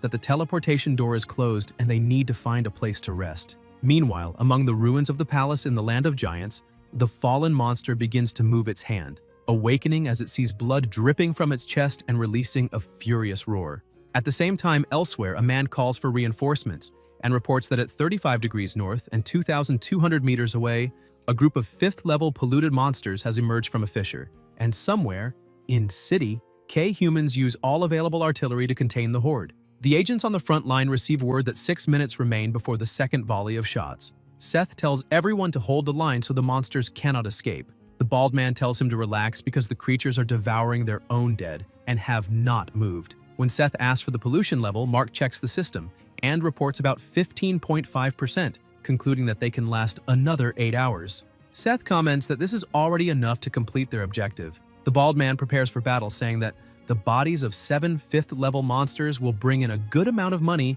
because even incomplete they are worth a lot. Mark reminds them that they need this money to increase their firepower and that if a third is left over, he will be satisfied. Seth adds that, as the people from Country Z like to say, they should count their blessings, because without support from the base, any of those monsters at full health would mean certain death. Another barrage begins and destroys several enemies. Seth says it is time to work because he really wants those monsters and tells his 2 partners to clear the bodies, since that should yield 5 bottles of purifying energy, and they plan on keeping 3 and selling the rest. A mist suddenly fills the area and a gigantic monster appears, making Seth tremble as he asks what that thing is, while his own body begins reacting in a strange way. The Colossus advances, sending Mark into despair as he realizes the pollution level is rising absurdly and has already surpassed 531. But before he can react, his head is destroyed in a single blow. The leader orders everyone to flee immediately, but Tyler is also killed, and the monster watches Seth try to run, even though the pollution is so intense that his body collapses and explodes. Somewhere inside the apocalyptic base of Country M, a maximum alert is triggered as an apocalyptic event is detected, causing the highest level defenses to activate in order to eliminate any threat for the sake of humanity. A nuclear missile is launched, travels around the globe, and hits the giant and the smaller monsters around it. All of this unfolds while the protagonist sleeps peacefully at home. Sometime later, he wakes up, goes to his sister's room, and tells her that it is time for breakfast. She gets up sleepily calling for him, and he hugs her tightly while asking what she wants to do, making Shixi feel so safe and comfortable that she falls asleep on his shoulder. Chenchu carries her in his arms and walks until he hears a noise outside, where a woman in a delivery uniform printed with fast takeout food stands at the door bringing their meal. She calls Chenchu, saying the food has arrived, and he introduces herself as Huangfu Ziyan. The protagonist opens the door quickly and she greets him while handing over the order, making Chenchu notice, surprised, that it is the first time he has seen a woman delivering food at dawn while riding a $100,000 motorcycle. Ziyan looks at him and at Shixi and comments that she has also never seen someone live in such an expensive mansion and still order takeout every day, especially with a daughter, which makes the protagonist smile and say that she knows him far too well. Suddenly, a crushing pressure leaks from his body, leaving Ziyan so terrified that she drops the food on the ground, trembling from head to toe and stuttering, as she says he is the first evolved individual of the new generation, the legendary Chenchu. Tears fall from her eyes as she says she has finally met him in person. Chen-chu recognizes her and comments that the whole situation is very strange, asking what she is doing there. Xian, her body heating up, breath unsteady and face flushed, says she is there to chase after him and begins unzipping her jacket, surprising the protagonist who asks what she means. Xian answers that it is exactly what he is thinking because she wants to win him over at any cost and asks him to remember her name, stating that she lives nearby and will see him on the next delivery. As soon as the girl leaves, Tianrui appears, and after hearing the explanation, the protagonist smiles and says he is exaggerating because City N has a special investigation department and if the pollution spreads, they will act immediately. Tianrui counters by asking how they could possibly compare to the protagonist since he is not part of the government and does not owe anyone anything, which is why it is so important to know whose side he is on. Chen-chu asks what he means by that, and Tianrui explains that after the news about the protagonist spread, most of the houses near the forested area by the mountain changed owners, and that he has become so famous that the value of the region has tripled, making all the wealthy people of City N compete to live beside him. They want Chen-chu's help and do not hesitate to offer resources, connections, or money, anything he asks, as long as he protects them when the monsters come. The protagonist reflects on all of it. Tianrui adds that all those men are businessmen, so there is no blaming them for trying to gain an advantage, and besides, they all want to invite Chen-chu for a meal, which is why he came there in the first place. Chen-chu says it is fine and agrees to go to the dinner. Tianrui thinks that is amazing, but tells him it is better not to break his word and says they will meet that afternoon at Lin Shu's Supreme Hotel. He then changes the subject and says he saw Xian leaving and asks if the protagonist knows her. Chen-chu says no, but she suddenly appeared saying she would win him over. Tianrui becomes thoughtful and comments that she is a bit pushy since she has always been determined to get everything she wants, and he warns the protagonist to be careful now that she is interested in him because Wang Futai, the richest man in City N, is after her. Meanwhile, news begins to spread about global pollution, saying that Country Z used its most powerful equipment and managed to reduce contamination so far, restoring social order. However, Village Y was invaded by polluted monsters and hundreds died. A temple in Country R was corrupted by a female corpse buried alive by monks, creating a vengeful creature that has already killed 20 people. And Country Z announces that 20 years ago it created a perfect defense system and a massive resource reserve to handle a possible apocalypse, making it the safest city in the world. Even so, tensions rise and many wealthy people have flooded into Country Z, several were affected at the borders, and a black market of contracts to avoid calamities has appeared. Meanwhile, at the university, Qian Qian reads a book when her friend calls her, saying the apocalypse is coming and asks why they still waste energy studying, since Qian Qian wants to work in a multinational or become a translator after graduating. But the situation is so bad that this is no longer the point because no one even knows if they will be alive by then. So she could just find a powerful man and marry him. Qian Qian takes off her headphones and starts thinking about the protagonist, a 5-star awakened individual with extraordinary fire control, someone so famous online that he surpasses celebrities and generates enough discussion to fill thousands of threads. But with the fans also come voices that question him. Her blue-haired friend asks what is going on between her and her extraordinary boyfriend and whether they have slept together. Qian Qian nearly dies of embarrassment and blushing deeply asks what she is talking about. She thinks he is strong, talented, and handsome, so perfect that no one finds anything to complain about. Chen-chu, her boyfriend from the university, although she does not clearly understand what she feels for him. Suddenly her phone rings and she sees it is the protagonist. Still embarrassed, she says she needs to answer and her friend tells her to go ahead. When she picks up, she asks if he was looking for her. Chen-chu asks if she has time to go to his house that afternoon because he has a reservation for lunch, and excited by the invitation, she accepts immediately. Meanwhile, at the Huang residence, Xian arrives and Huang Futai asks if she managed to find him. She says yes, and he wants to know how the protagonist is. Xian fixes her hair and says that Chen-chu already knows he is being investigated by her, and that he seems very intimidating when focused, because the aura he releases makes him look like a true king. Futai laughs and says it seems the investment her father made was correct because that boy is very powerful. Xian points out that even if her father tries to buy him with millions, or even tens of millions, it will not work. Futai says that no matter how much she tries to defend Chen-chu, he is still just a pampered boy in his early 20s, and asks if she really thinks an experienced veteran like him would be surpassed by someone who barely left his diapers. Xian replies that the world has changed and his money cannot solve everything, while power can. Futai begins to suspect something and asks if, after a single visit, she is really beginning to like the protagonist and what exactly she told him. Xian says she is chasing after him not out of interest or because of his family, but because she truly has feelings for him. Futai becomes uncomfortable and asks if she is serious. She blushes and confirms, saying he is the first man in many years to make her feel something different. That irritates Futai to the point that he slams the table and says that all the powerful families of City N and even cities H and S have their eyes on her, and he knows exactly how they manipulate others using money, women, and power. As long as the protagonist has human desires and emotions, they can use them to bring him down, make him kneel, and force him to join them. He says his daughter is being naive, wanting to fight all those families. Xian answers firmly, saying that her aunt taught her that the path to a man's heart begins through his stomach.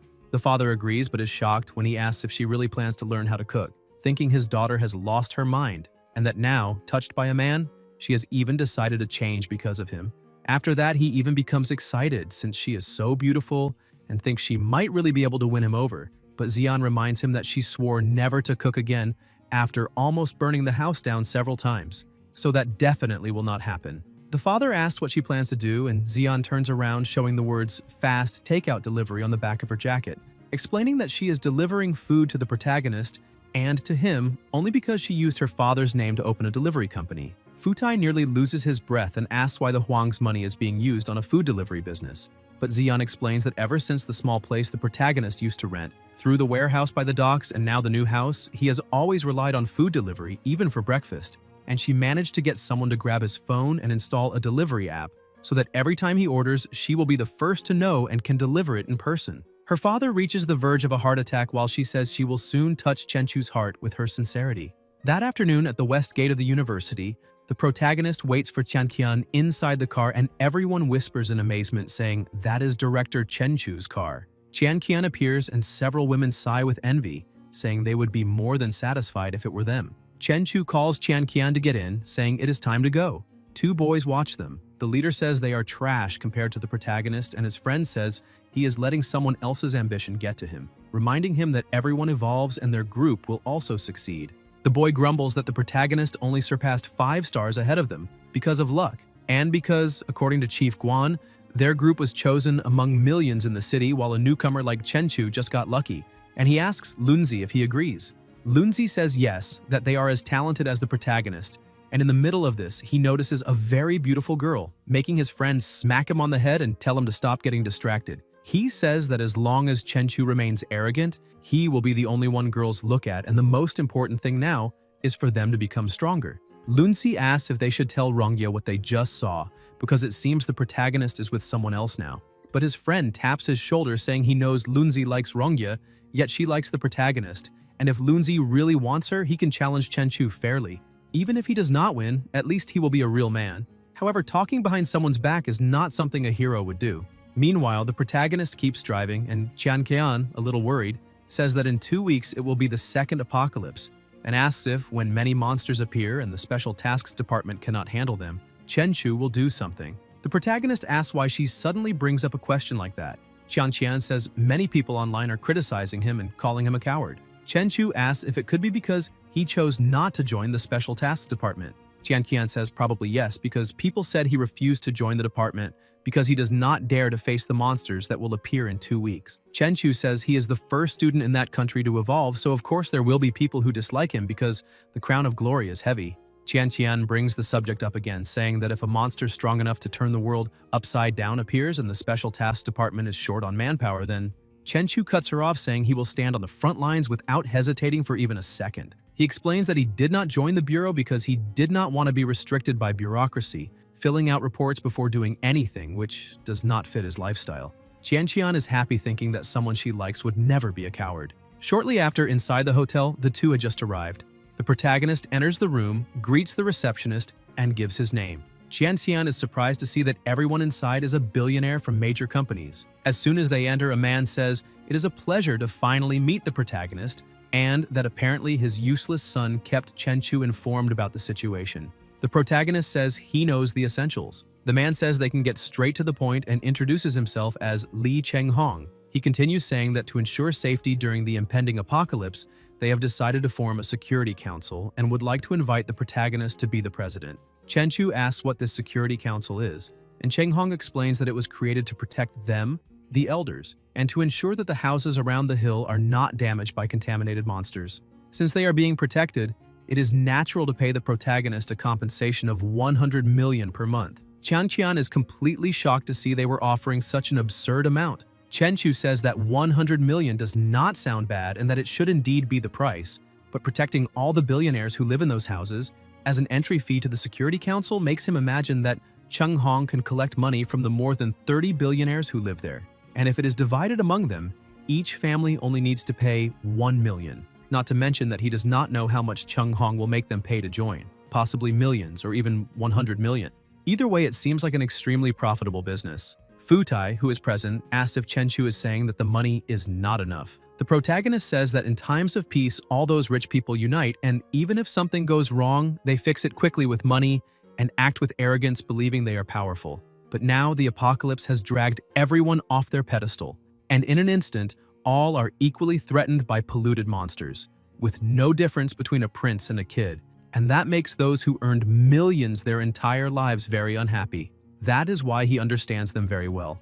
Hong takes over the negotiation again and says they're only doing this because a space-time crack appeared a few nights ago and the department had to use nuclear weapons to repel the monsters. He asks what the protagonist thinks would be fair and offers 200 million per month, saying all they want is to sleep one night in peace and asking if Futai agrees. Futai tells Hong that his son, Li Zongwen, is in the Special Tasks Department, and therefore Hong knows better than anyone how efficient those lazy people are, because if they were reliable, they would not need to be there. He raises his hand and says he will give 300 million per month to the future department president, and hopes Chu accepts because he is taking 100 million out of his own pocket. Chu pulls a bill from his pocket and says money becomes useless paper after a few attacks, then burns the bill, saying that all the money they have will become nothing but fire starters. Qian is shocked again when she sees him burn the money, frightening everyone, and the billionaires stand up asking if the protagonist is really saying that after the second attack in 2 weeks,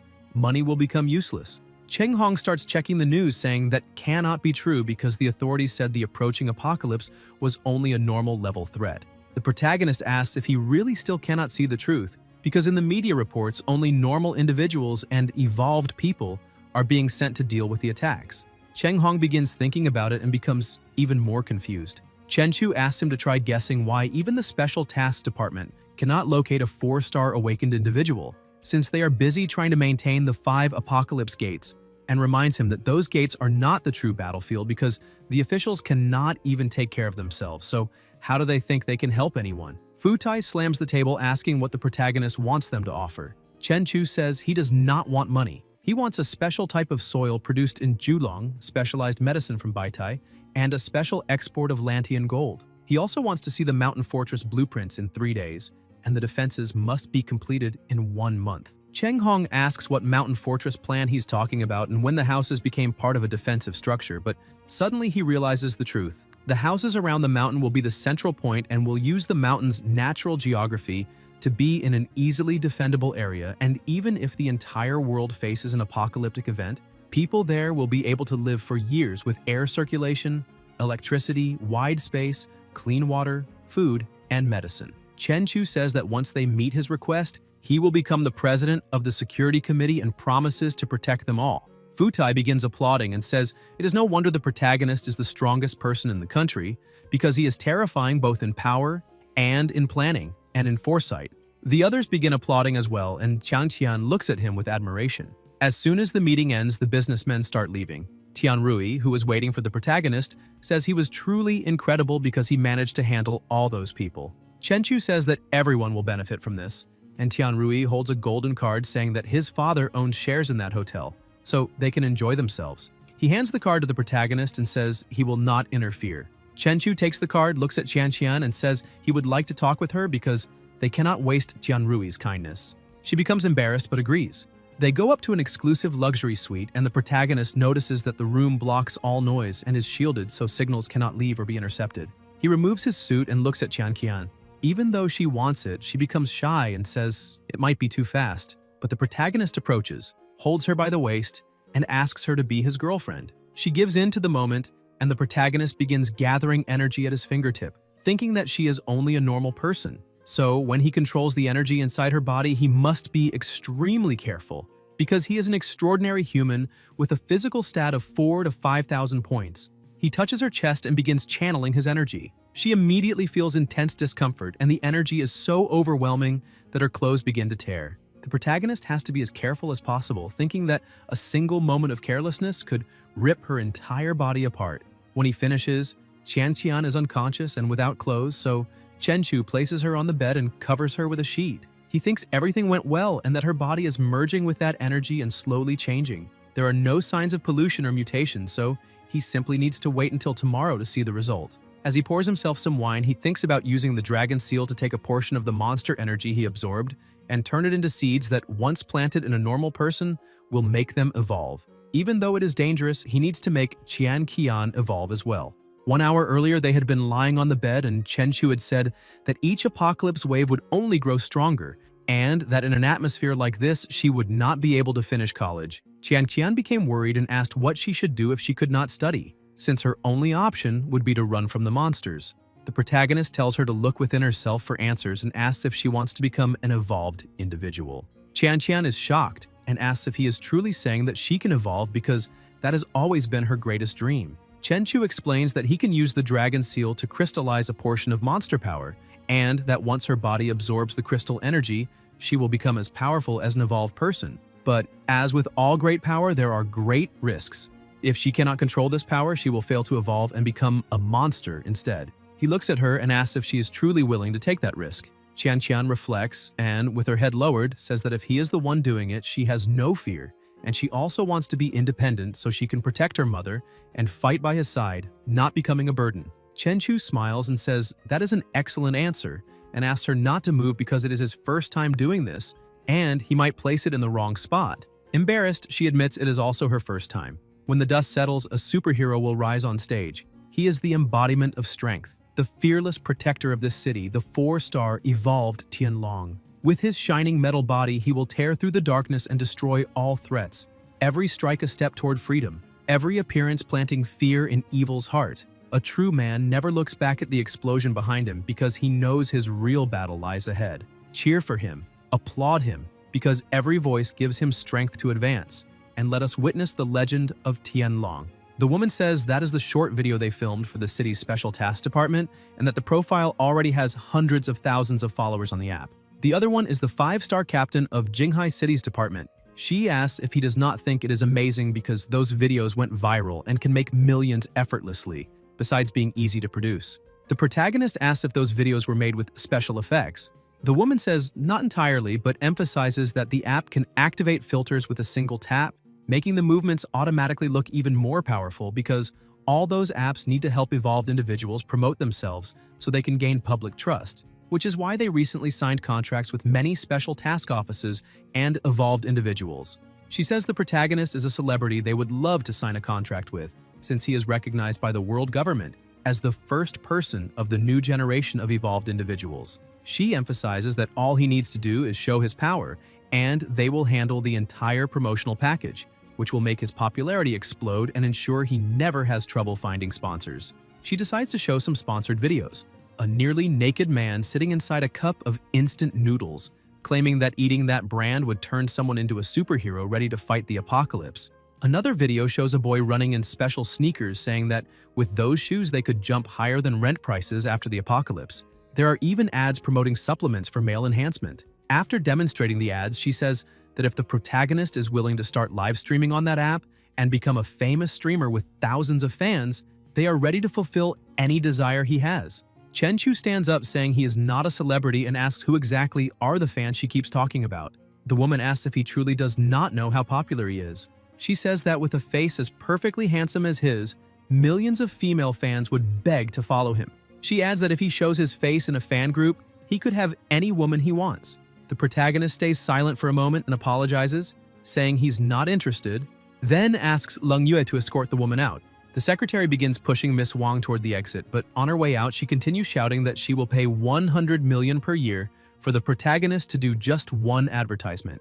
Wang keeps yelling that they need a true hero, and only the protagonist can fill that role. Chenchu tells her to wait a moment, and she takes the chance to show him a superhuman, the Hulk of City M, a man who can instantly transform into a 5-meter-tall green ape. Once transformed, he is essentially unstoppable and immune to weapons, can sprint 100 meters in a second, and can easily destroy tanks. To the people of that city, he is a god. She also mentions a superhuman in the army of Country Y named Shanda, whose left hand can transform into a king's sword shaped like a curry stick. One of his videos has already surpassed 500 billion views, and he is known as the Human Blade, becoming the legendary general of that city.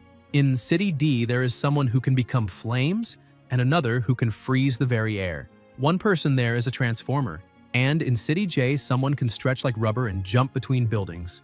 They also have people who can become invisible. Wong says it is natural for ordinary people to feel fear and uncertainty in the face of the apocalypse, and these people need a true hero who can make them feel safe and give them hope. She emphasizes that those other superhumans have become symbols of their countries, and they need a symbol like that as well. The protagonist thinks that expanding his sphere of influence might not be a bad idea, especially now that people are criticizing him online. Chen-Chu tells Wong that he definitely will not do live streams, but he might reconsider recording videos.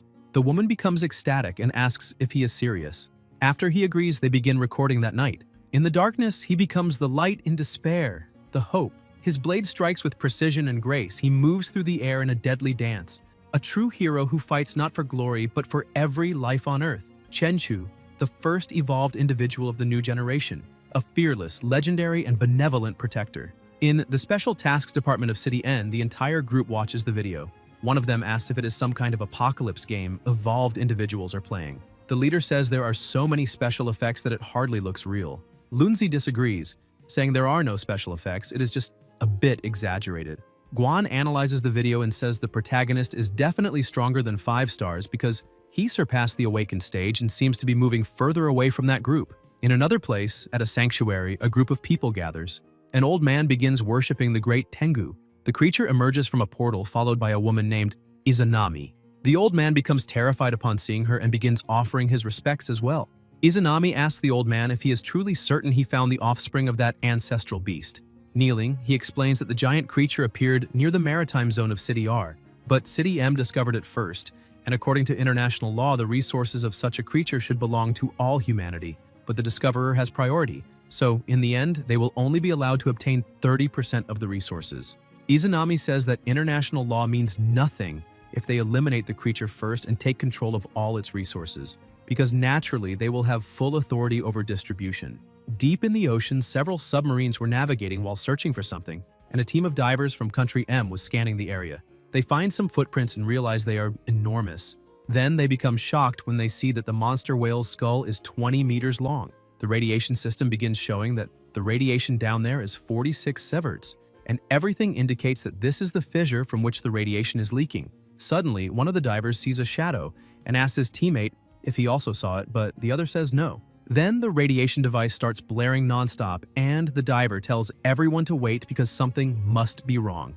The radiation reading has already passed 459 and keeps rising. The number reaches 1,000, and they all start backing away, shouting that such a level is impossible unless they are near nuclear waste. The number jumps to 1,500, and the diver panics as he asks what that thing in front of him is. The protagonist's little pet had been discovered. Somewhere else inside the haunted house of Sea Fun City, Guan was interrogating someone, saying that a person had disappeared there the previous night, but no one filed a report immediately. The manager apologizes, saying he thought a tourist had simply gotten lost, and since 24 hours had not passed yet, he sent some people to look around the area, but he did not expect the person to actually disappear. The department chief closes the records and says it seems the manager was afraid it would affect his business and profits, asking if he is wrong. The man becomes frightened and does not know how to answer.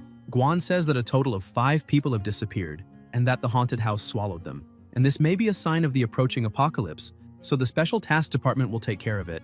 The group prepares for combat and pushes the manager away. The blue-haired boy looks at the sensor and says something is strange because it detected pollution, but as soon as they entered, it vanished. The team leader says that is probably because they are dealing with a strange monster capable of absorbing the polluted energy inside its domain. As they walk, the boy notices something odd and asks if that themed room was on the map the director gave them. Suddenly, the papers begin peeling off the walls and a haunted puppet appears in front of him. He panics and immediately attacks, shredding the puppet. One of the girls asks if all that theatrics was really necessary, but the boy says that for a moment he thought he was actually going to die. Captain Lee checks his device and says that the source of the pollution is approaching. Suddenly, an explosion occurs near them. Lunzi shouts for everyone to be careful and steps in front of the attack with his shield. He manages to block it and knock the monster backward. The captain activates the Sharingan and is able to read the monster's statistics. He says that it is a strange 3-star monster whose attack and defense have been enhanced, that it also possesses extreme regeneration abilities, and that its weakness is…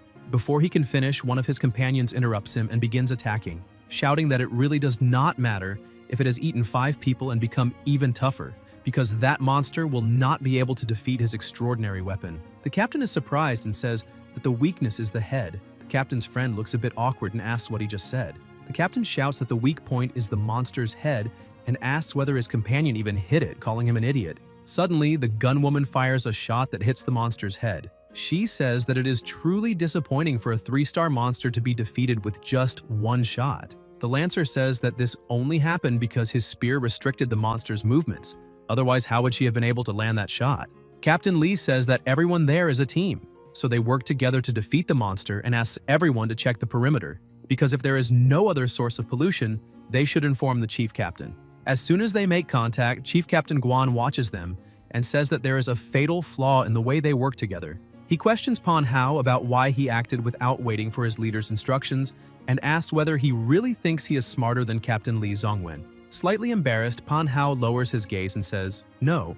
Guan says that Zongwen is capable of handling planning and reconnaissance, yet he just sits and watches when danger arrives. The chief captain emphasizes that before being a leader, he is also a member of the team, and if he only watches from the sidelines, he will be sacrificing the lives of his teammates.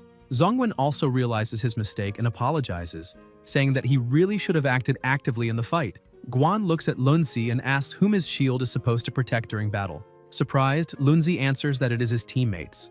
Guan asks whether the only teammate he has is Rongya. The chief emphasizes that in a fight, no one cares about personal opinions, and that he must protect all of his teammates, not just the one he judges to be more important. He then looks at the 2 girls and says that they are also not cooperating because one of them is so careless that she has no sense of danger, while the other fires without thinking when her teammate is engaged in close combat with a monster. He asks where all that courage came from and stresses that this is not a game because a small mistake can lead to death, and everyone there must take responsibility for their teammates so that everyone makes it out alive. He asks if everyone understands, and the group shouts back that they do.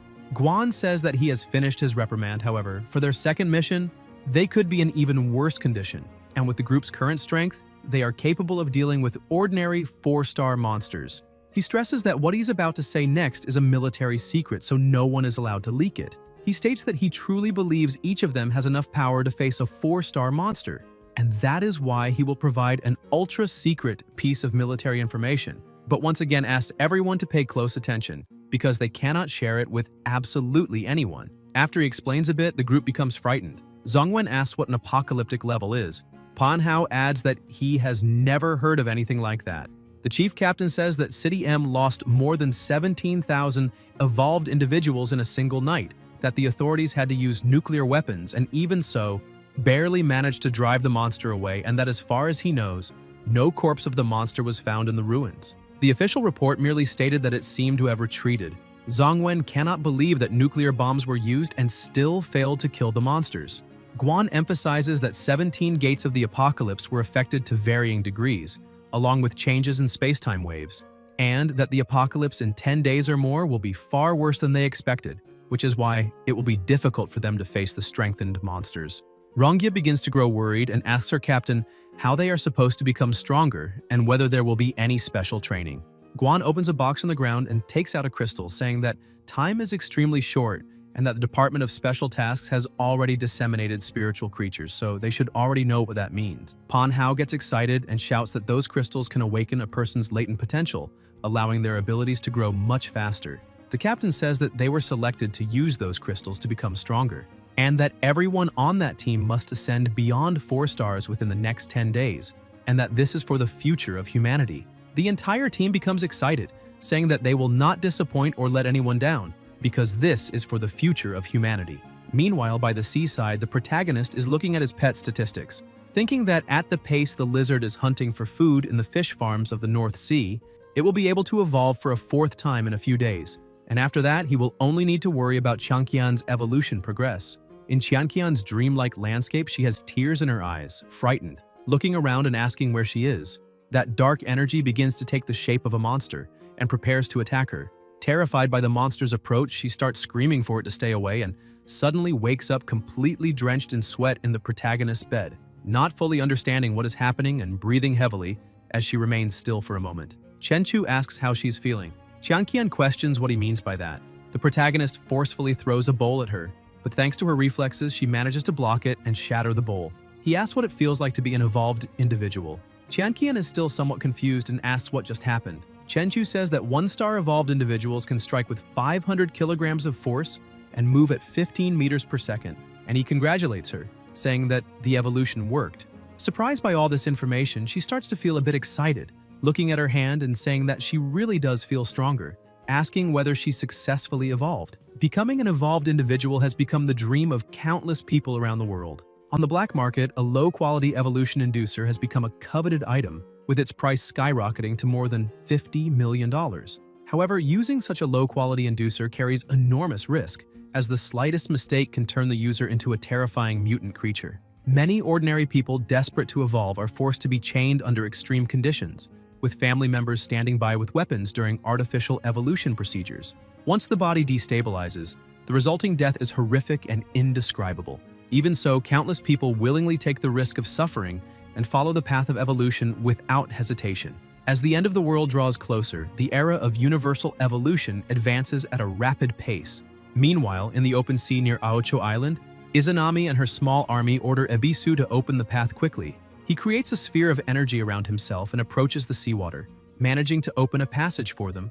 They quickly descend toward the seabed and find a cave. The lizard is inside, and with the force of its roar alone, it already terrifies everyone. Benton quickly steps to the front line, saying that the beast is releasing the aura of a king and that no one can look directly into that monster's eyes. Irina is astonished, saying that even in its juvenile form, the presence of that monster rivals that of a 9-star magical beast, which is terrifying.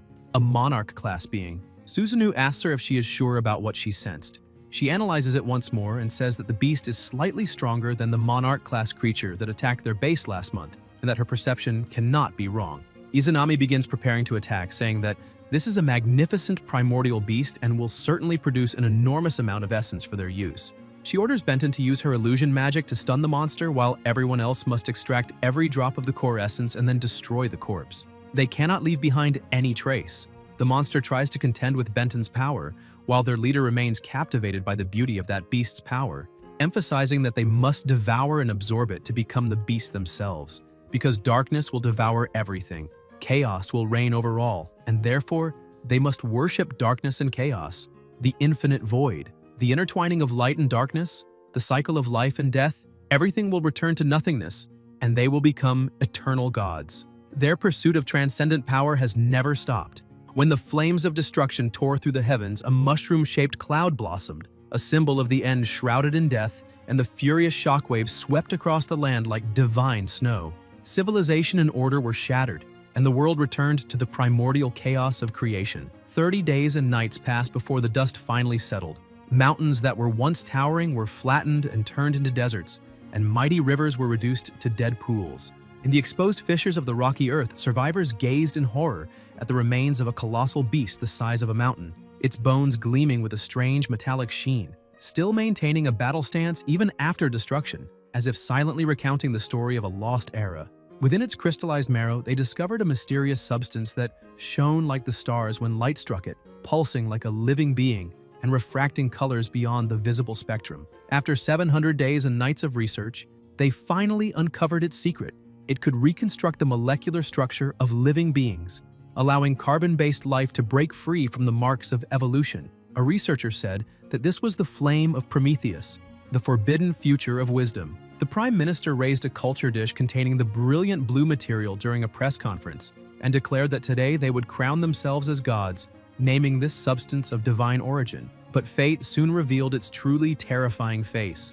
The first group of volunteers turned into crystal statues under the sacred blue light, their final expressions forever frozen in a mixture of agony and ecstasy, their mortal flesh like tissue paper trying to contain intense fire. Only then did they understand that it was not that the origin lacked power, but that the human body, made of mere clay, was unworthy and completely incompatible with the divine gift of the gods. Yet fate always has a plan. After the apocalypse, monsters began to roam the earth, and they were surprised to discover that survivors who had come into contact with the original substance, along with some humans, found that they could evolve by absorbing the corruption of monsters. Only then did they realize that mythology had not abandoned them. It was accelerating toward them. In that era, they were the heirs of myth, continuing to evolve and grow ever stronger until one day they might reach the realm of the gods. Izanami continues greedily, saying that they will finally become gods, when suddenly she hears a different voice saying, "Praise be to the god." Startled, the leader asks who is there. The protagonist appears atop his beast's head and says that they should offer praise, and that his name is Chenchu.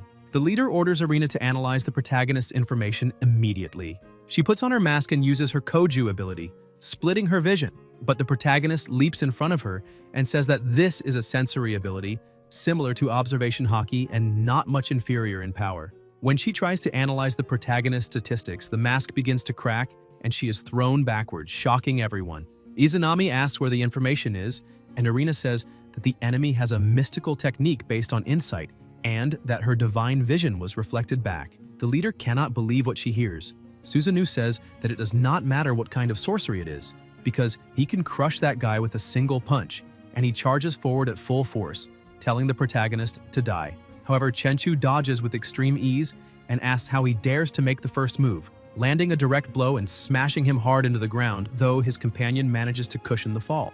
The protagonist remarks that this guy can manipulate gravity, which is actually interesting. Feeling belittled, Susanoo tells Daiko-kunten to stay out of the fight. He agrees and stops using his abilities, letting his companion fall to the ground, then prepares for battle, telling the protagonist that it is his turn to feel what it is like to be attacked. Several rocks begin to float, and the gravity pressing down on the protagonist increases drastically, followed by an explosion. Daiko-kunten is shocked to see that not even gravity could suppress the protagonist's strength as he rises with his aura. Irina starts to panic, saying that Chenchu is completely neutralizing the force. Daiko-kunten cannot believe what he is seeing and uses even more power, saying that the protagonist is surpassing divine power. Susanoo grows increasingly furious, asking how that guy dares to insult him and saying that now he will have to pay in blood. He activates his abilities and charges again. Chenchu merely smiles, thinking that it is a technique that enhances the body and blocks it with just one hand as if it were absolutely nothing, while everything around him and behind him is destroyed by the pressure of the blow.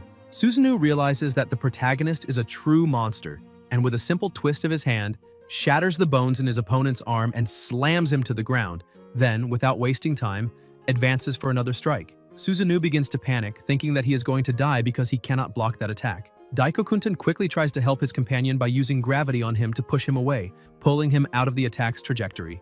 The protagonist uses his first transformation, red flames, blood explosion, and the pressure around them begins to change. The leader orders the gods of Takamagahara to unite their powers to defeat the enemy. Ebisu starts controlling the ground, creating several hands, and laughs, thinking that he has finally managed to imprison his opponent. The protagonist merely watches as all those hands merge into a sphere, trapping Chenchu. Ebisu emphasizes that rocks reinforced by divine power are even tougher than iron, and that even if the protagonist has extraordinary abilities, he will suffocate to death inside the stone prison once the air runs out. Irina cannot believe it and shouts that the protagonist is melting the rocks with the intense heat pouring out of his body. Suddenly, the stone begins to change color and the protagonist manages to push his hand through it, opening a hole. Susanoo scoffs, saying that the stone shell is as soft as natto strings, and questioning whether Ebisu is really any good at this. Ebisu becomes irritated, saying that one layer is not enough, so he will add another, and using his abilities he creates stone pillars, imprisoning the protagonist again, but then shouts that even 2 layers are not sufficient, so he will add a third. As a wall rises and traps Chenchu once more, he collapses to the ground, saying that this triple binding has exhausted his divine power. Susanoo apologizes, saying that he did not need to use all his strongest abilities because he was just playing around. Another member of the group appears, saying that no one can survive Ebisu's celestial golden palace and that the battle is already over. Susanoo looks on, saying that he thought that guy might be someone extraordinary, but in the end, he was defeated with ease. The leader says that the obstacle has been removed, and now they need to eliminate that lizard and seize its original essence. However, Irina begins to tremble in complete terror. Izanami asks what is happening and what her divine spiritual vision saw.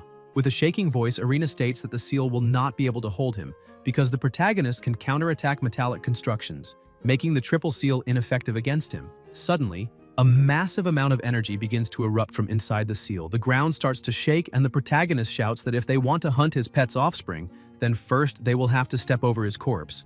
Otherwise, they cannot blame him for completely crushing their bodies.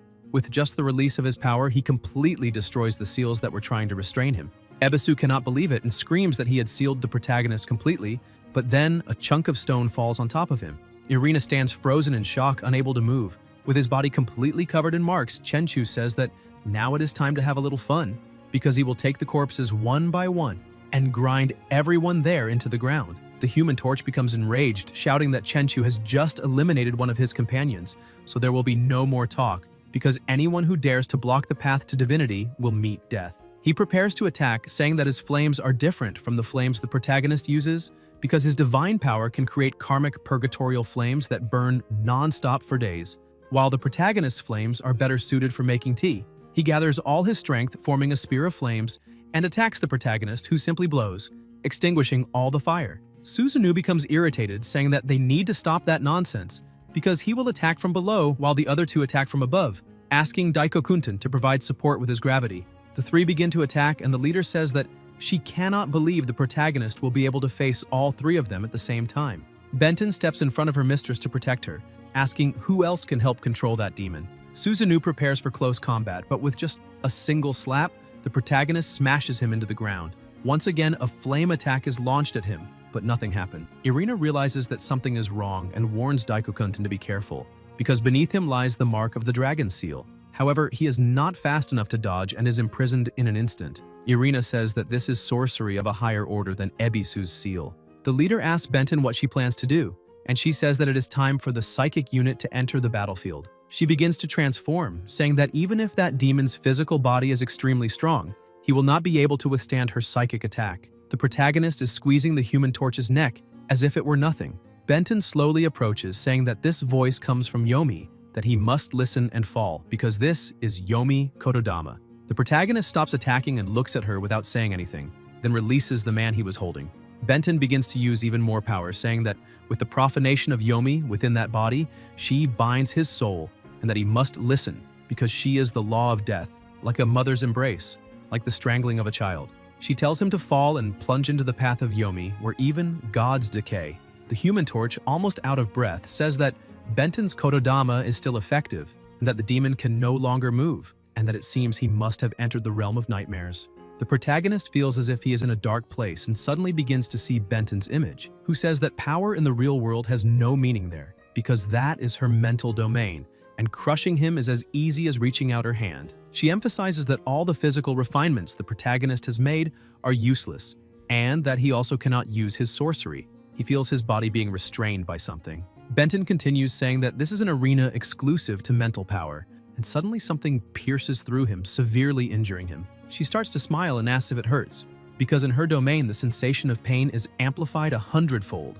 She prepares to attack again, saying that the best part is that the protagonist will not be able to pass out there, and that, in fact, he will become increasingly lucid, every nerve faithfully transmitting that agony, as the attacks begin to pierce through him again and again. However, Chenchu remains standing, saying that this is a mental domain, so that kind of imaginary damage cannot be fatal. She advances, saying that it is enough to make him wish he were dead, since her Kotodama will force him to his knees, begging her to end him, and asks whether he does not imagine that suicide is the only way out. The protagonist starts laughing, saying that he expressed himself a bit poorly, because if he is not even able to feel pain, then this place is nothing more than noise. Benton begins to go mad with rage, saying that this is impossible, and attacks him once more, piercing his body. She smiles at him and asks whether he truly feels no pain. Chenchu tries to explain, saying that if the pain she is causing is worth 100 points, then when he activates the blood explosion of the Crimson Flame, the pain of his blood boiling is probably around 1,000,000 points. He slowly releases his power, saying that this imagination is certainly interesting. However, a genjutsu of that level does not work on him, and from that moment on, her soul will remember one thing forever. She was defeated. Back in the real world, she begins to fall, repeatedly muttering the words, "I am defeated." As she collapses to the ground, blood begins to flow from her eyes and mouth, shocking the leader. Chenchu looks at her and says, "Arise." Benton rises quickly, following the protagonist's command. Izanami begins to panic, asking whether Chenchu truly turned Benton into his puppet and whether it is possible that the realm of nightmares turned back on her. Benton grips her sword, saying that they need to leave because that place is terrifying. The leader starts shouting, saying that this is betrayal and that it seems Benton is truly willing to kill her own mistress. Chenchu starts to smile, saying that today's training ends there, and tells Izanami that she may take her disciple back because his conqueror's aura control will end in 3 days. However, he asks her not to draw hasty conclusions about him in the future. The leader asks whether the protagonist really thinks everything will end like this, saying that those who dare challenge the divine will pay with blood, and adds that Benton can die now. Tengu suddenly attacks and eliminates her with a single strike. Chenchu says that this is the first time he has seen someone so cruel, killing even their own allies. Irina cannot believe it and asks why, saying that Benton was clearly one of them. The leader replies that those who are useless have no right to become gods, because the shell of an unworthy vessel cannot contain a gift bestowed by the gods. The intertwining of light and darkness, the cycle of life and death, everything will return to nothingness, and they will become eternal gods. She rallies her remaining disciples, saying that this is the dance of death of Takamagahara.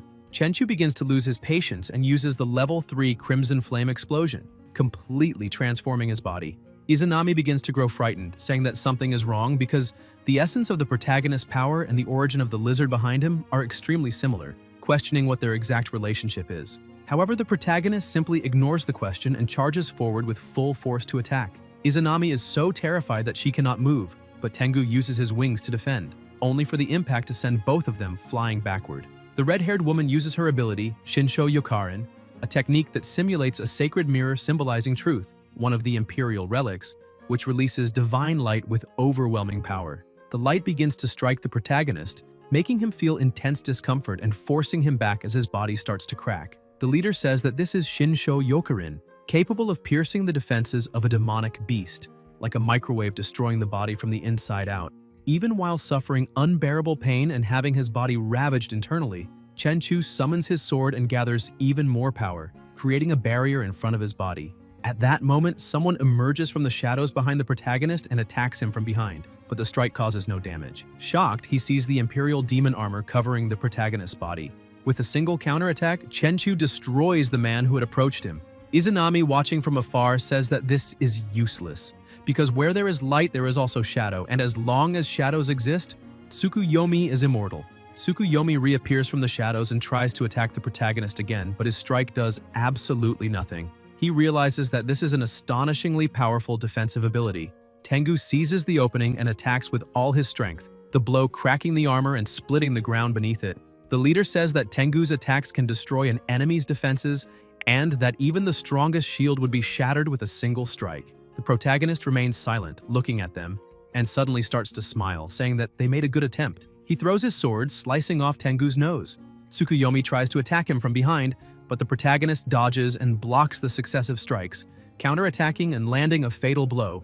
Yet Tsukuyomi's body begins to turn into smoke once more. The protagonist says that this man truly cannot be killed as long as shadows exist, and therefore he will vaporize the shadows along with that trash.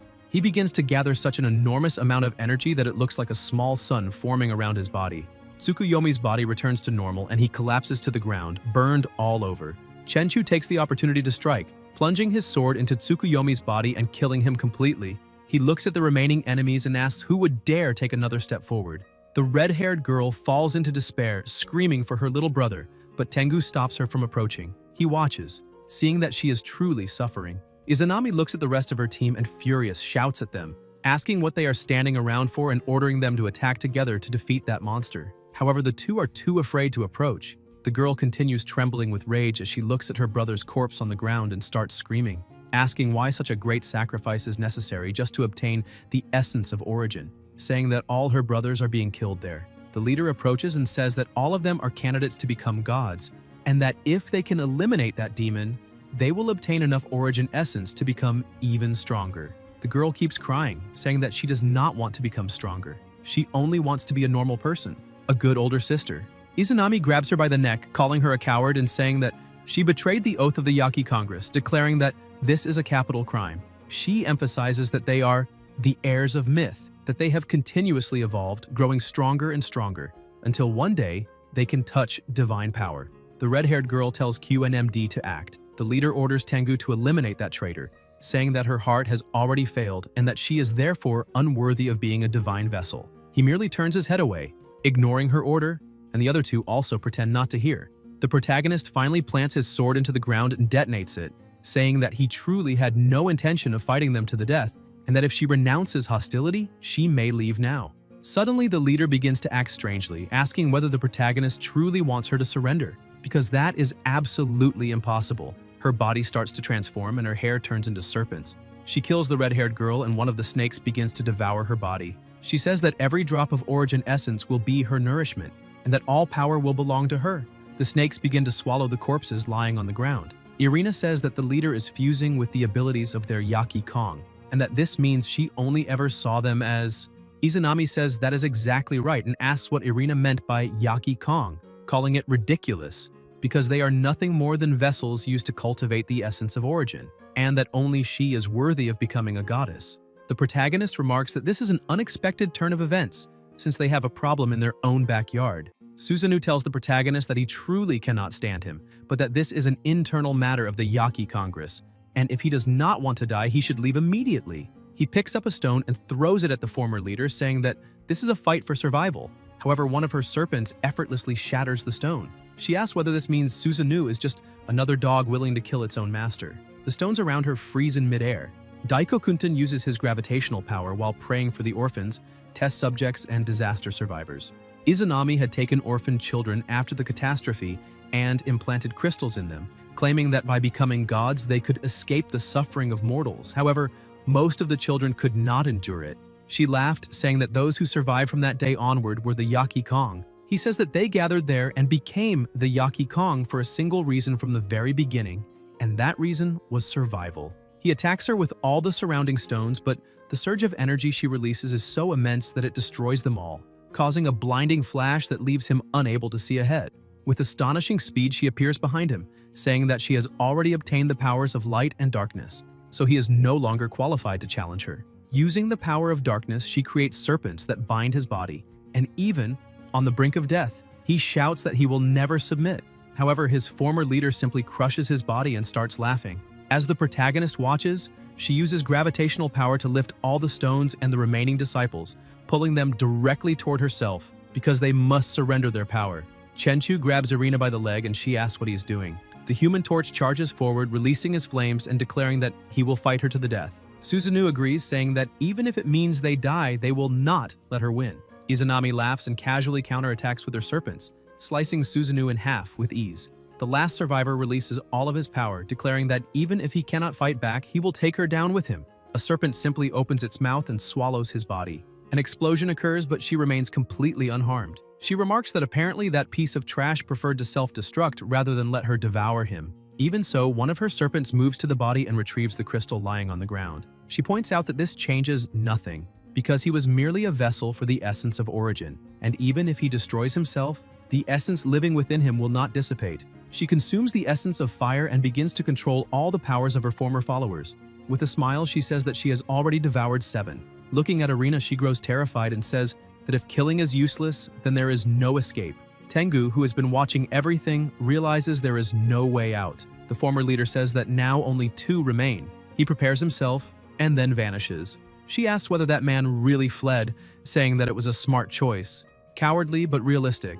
Irina does not know what to do and, overwhelmed by fear, looks at the protagonist, begging him to help her. She says that with the power he has, he can definitely destroy the crystal of origin essence inside her. She approaches him, saying that he can kill her and then destroy the crystal, because she truly does not want to become part of Izanami's power, and that only he can do this. Chenchu remains silent, merely observing, but Izanami begins to approach, saying that Irina wants to use the power of a demon to destroy the original essence and that she, too, is a traitor to the will of the gods of Takamagahara. Driven by despair, Irina starts screaming for the protagonist to act as quickly as possible and kill her along with the crystal, because if he delays, it will be too late. She hands her weapon to him. Izanami begins to laugh, asking whether she really wants to die because she will devour the original essence of Irina, the demon, and the lizard all at once, and thus become a divinity. Chenchu takes the short sword from Irina's hands and says that she does not need to die. Izanami attacks, shouting that the 2 of them must become sacrifices for the new god. The protagonist ducks swiftly and drives the short sword into Izanami's forehead, beginning his assault as he says that he had decided not to get involved in all that chaos. But since she tried to drag his pet into it, he has decided to change his mind. Izanami pulls the short sword out of her forehead, saying that that level of power is not enough to kill her. However, the protagonist appears beside her and lands a punch so powerful that it slams her into the ground, causing a small explosion, saying that she will die anyway. The impact of the clash is so intense that Irina is thrown backward and she begins to cry, trembling in fear. Chenchu asks how it felt to take his punch, and Izanami starts cracking her body, saying that it did not even count as a tickle. Chenchu starts laughing and releases even more of his power, thunder tempering his body and fire forging his bones. He activates the level 4 Crimson Flame Blood Explosion. Izanami begins to panic as the protagonist's speed and strength become so overwhelming that she can no longer defend herself. At the last second, she manages to switch bodies, abandoning the old one behind. Chenchu smiles and says that he truly did not expect her to escape. He grabs the old body in his hands and turns it to ashes. He tells her to use every trick she has because he would like to see them. Izanami begins to use shadow abilities, but with a snap of his fingers, all the dark serpents are completely annihilated. Izanami grows terrified, realizing that Yaki is simply useless. The protagonist begins to approach slowly with a completely terrifying aura around him. With each step, lightning bursts from his body, destroying everything nearby. Izanami thinks that the way that demon walks carries a pressure more frightening than that of a god. She uses serpents to corrode the protagonist's body, silver to seal his soul, gold to corrupt his existence. And with the combination of these powers, she creates a new serpent that appears beside him. But once again, he destroys her attack with a simple wave of his hand. Another water serpent appears and he grabs it, but another rises from the ground and swallows his body. After the serpent manages to engulf him, it tries to extinguish his body to erase him completely. However, inside it, he thinks that this is utterly ridiculous. He simply slices the serpent in half, leaving Izanami stunned. He appears behind her and says that even after devouring all her teammates, this is all she has, a weak power. With a swift slash, he strikes her neck. Izanami feels the blood begin to flow and refuses to believe it, saying that she became a goddess and should not die, that she should have become a god above all others. Losing her strength, she begins to fall, saying that she should have looked upon all living beings as if she truly were a goddess. Chenchu says that all her sins end there. She struggles desperately not to surrender, but it is useless, and she falls lifeless to the ground. Irina, who is hiding behind a rock in complete terror, realizes that someone has stopped in front of her. The protagonist looks at her and calls her to go with him. He carries her up to the surface, emerging beside a boat.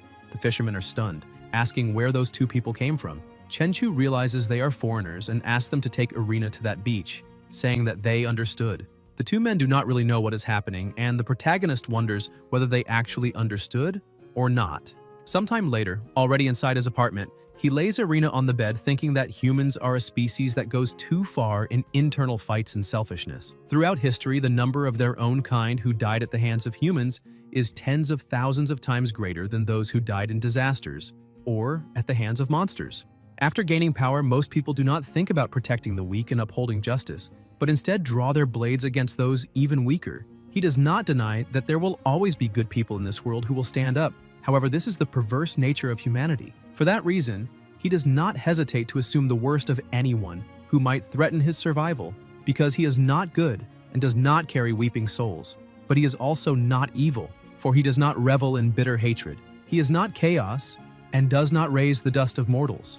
Nor is he order, for he does not bind the roots of the world. He is not light, for he does not illuminate the city of the lost. But neither is he darkness, for he does not shelter the curious lamp. He is not substance, for he does not forge an eternal form, and he is not the void either, since he leaves no vanishing shadow.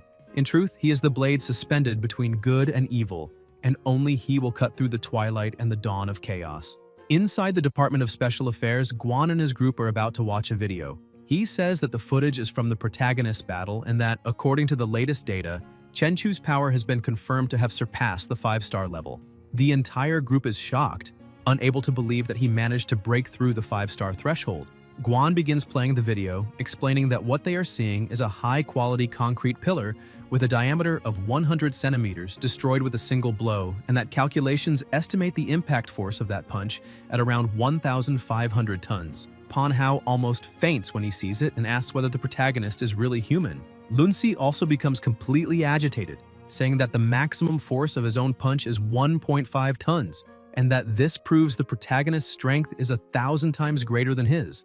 Zongwen adds that according to global evolver classifications, the base impact force for 5 stars is 100 tons, and that 1,500 tons should correspond to a 6 to 7 star classification. He tries to continue explaining, but Guan interrupts him, saying that once an individual surpasses the 5-star limit, power metrics are no longer the standard used to measure strength, and are instead replaced by something called transcendent power. Pan Hao asks what transcendent power is and whether he also possesses it. Guan explains that, from what he has heard, evolvers in every nation have their own evolutionary systems, and the ultimate goal of evolution is to awaken this transcendent power. Things like controlling gravity, releasing hellfire from one's body, mental control, that kind of ability. People will do anything to evolve beyond 5 stars as early as possible. As far as he knows, the neighboring R country even tried to use technology to accelerate the evolution of awakeners. He takes a deep breath and says that everyone present is just a bunch of rookies who have not even reached 4 stars yet, so they need to stop daydreaming. Everyone agrees, even if they feel a bit disappointed. Inside his home, lying on the couch, the protagonist looks at the crystal. They call it Origin Essence, but in reality it is just a high-tier psychic energy crystal, and Izanami would never have imagined that it would end up benefiting him. He crushes the crystal in his hand. The system announces that his constitution has increased, but he is surprised to see that it has stopped at 9,999. He realizes that his constitution points have reached the maximum, which means the 4th evolution is about to begin. His sister appears, sitting on the couch and asking if he is okay. He smiles and says that he is fine, but she complains that she is very hungry. The protagonist opens his hand, showing that he has several energy crystals, and asks whether she wants some. She smiles and says yes, takes a bit of the crystal from her brother's finger, and eats it without hesitation. Chenchu tells her to eat as much as she wants because once she restores the portal, they will fight monsters together. She keeps eating happily, enjoying the sensation. Elsewhere, inside a base, alarms begin to blare, warning that abnormal levels of global pollution have been detected, and that all nearby bases must immediately initiate Level 1 defense protocols. The system continues issuing alerts, stating that pollution energy has exceeded the critical threshold by 20 times. Energy fluctuations are continuing to accelerate.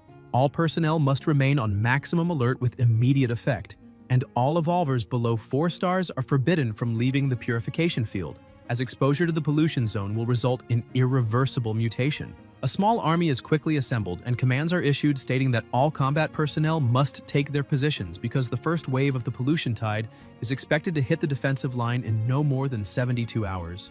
Back at Chenchu's house, he suddenly feels something and wakes up in shock, clutching his head in pain. He thinks that this sensation means a large-scale disaster is about to occur. Outside, Xian stops her motorcycle while the protagonist looks out the window. She waits outside until he opens the door. He tells her not to wake him so early and even gets her name wrong. Xian becomes slightly irritated and introduces herself again, saying that his takeout food has just arrived. The protagonist grows suspicious and says that he has not ordered anything in the past few days. So where did that takeout come from? Xian starts picking up the food, saying that since he had not ordered anything for 2 consecutive days, she got worried that he might starve to death alone in his room. Holding up the 2 bags, she explains that all the food is there, with stewed chicken on the left, which he orders 3 times a week, and malatang on the right, which he likes to order late at night, extra numbing and extra spicy. Chenchu is stunned and asks what is wrong with her, questioning whether she is some kind of stalker. Xian stares at him and says that she already warned him she is going to win him over, so she will keep an eye on his every move. Chenchu takes the food without saying anything. She starts to leave, telling him to hurry up and eat while it is still hot because she has to go, then winks at him. He remains silent, watching her leave, thinking that whether he eats or not is none of her business, but his stomach starts growling with hunger. He thinks that that girl definitely planned all of this. Shixi comes out of the house calling for her brother. He notices that she looks a bit anxious and asks what that means. Shixi says that she managed to sense a new gate. The protagonist says that this is great and adds that they will set out as soon as they finish breakfast. Somewhere else, among abandoned and unfinished buildings, the two arrive at the edge of a portal. She says that it is exactly that gate and that it has just begun to open, telling her brother to be careful. Chenchu simply smiles as his armor is constructed around his body. The system notifies that the Imperial Demon armor has increased resistance to polluted energy. He says that it is time to begin, and his sister starts using her abilities on the portal. However, as soon as he approaches, he realizes that the pollution level is insane, and even with the increased resistance of the Imperial Demon armor, it is not enough to block it completely. Suddenly, he is transported to a completely dark place and realizes that he cannot see anything. He uses the aura of radiant absorption and senses a rock falling rapidly toward him, managing to cut it in half. He climbs onto the rubble and asks why they are starting a fight just 1 second after meeting, but for him that is fine. As the dust begins to settle, the silhouette of a monster starts to appear. The system announces that a 4-armed demon ape has been discovered. Suddenly, it vanishes from in front of the protagonist and reappears above him, trying to attack. Chenchu manages to defend himself, but the system warns that the pollution level is increasing. The monster continues attacking while the protagonist only defends, wondering whether it is possible to defeat a monster with a single attack if he pushes his power to the absolute limit. He begins to accumulate energy at multiple points in his body, frightening the monster. The pressure is so intense that even the volcano behind them begins to erupt. With a single movement, he sends the monster flying several meters into the air and quickly leaps after it, thinking that he needs to finish this as fast as possible. He lands a punch on the monster that instantly disintegrates half of its body, splitting it in two. He says that the impact of that punch must have been close to 500 tons, and that no matter how tough a body is, it could not withstand that kind of explosive force. The monster's body begins to collapse and a core appears.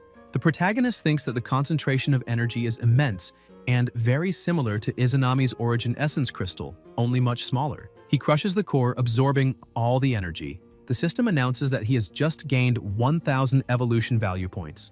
This shows that it is a pure energy crystal, and that he can obtain evolution value simply by absorbing one. Looking at his status panel, he realizes that he still needs 10,000 evolution value points to evolve. He truly did not expect to discover a way to evolve so quickly. He continues advancing through that world, eventually reaching a forest. After moving through the forest for a while, he arrives at the top of a cliff with a breathtaking view of the area. As he observes the scenery, he wonders how many evolution crystals are waiting for him to hunt in that underdeveloped tropical forest. He starts to smile excitedly as he cannot wait to do it.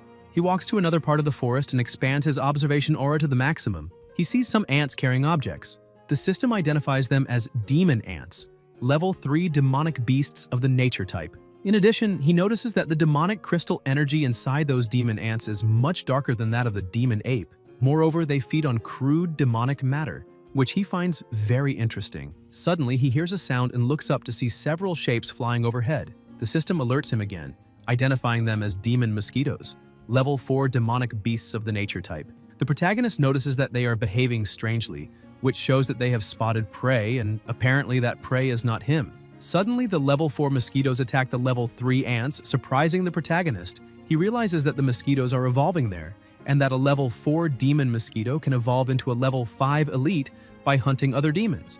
As he watches, he notices another movement. Something leaps over him and attacks the mosquito that had attacked the ant, causing a small explosion. The ape kills the mosquito and starts eating it.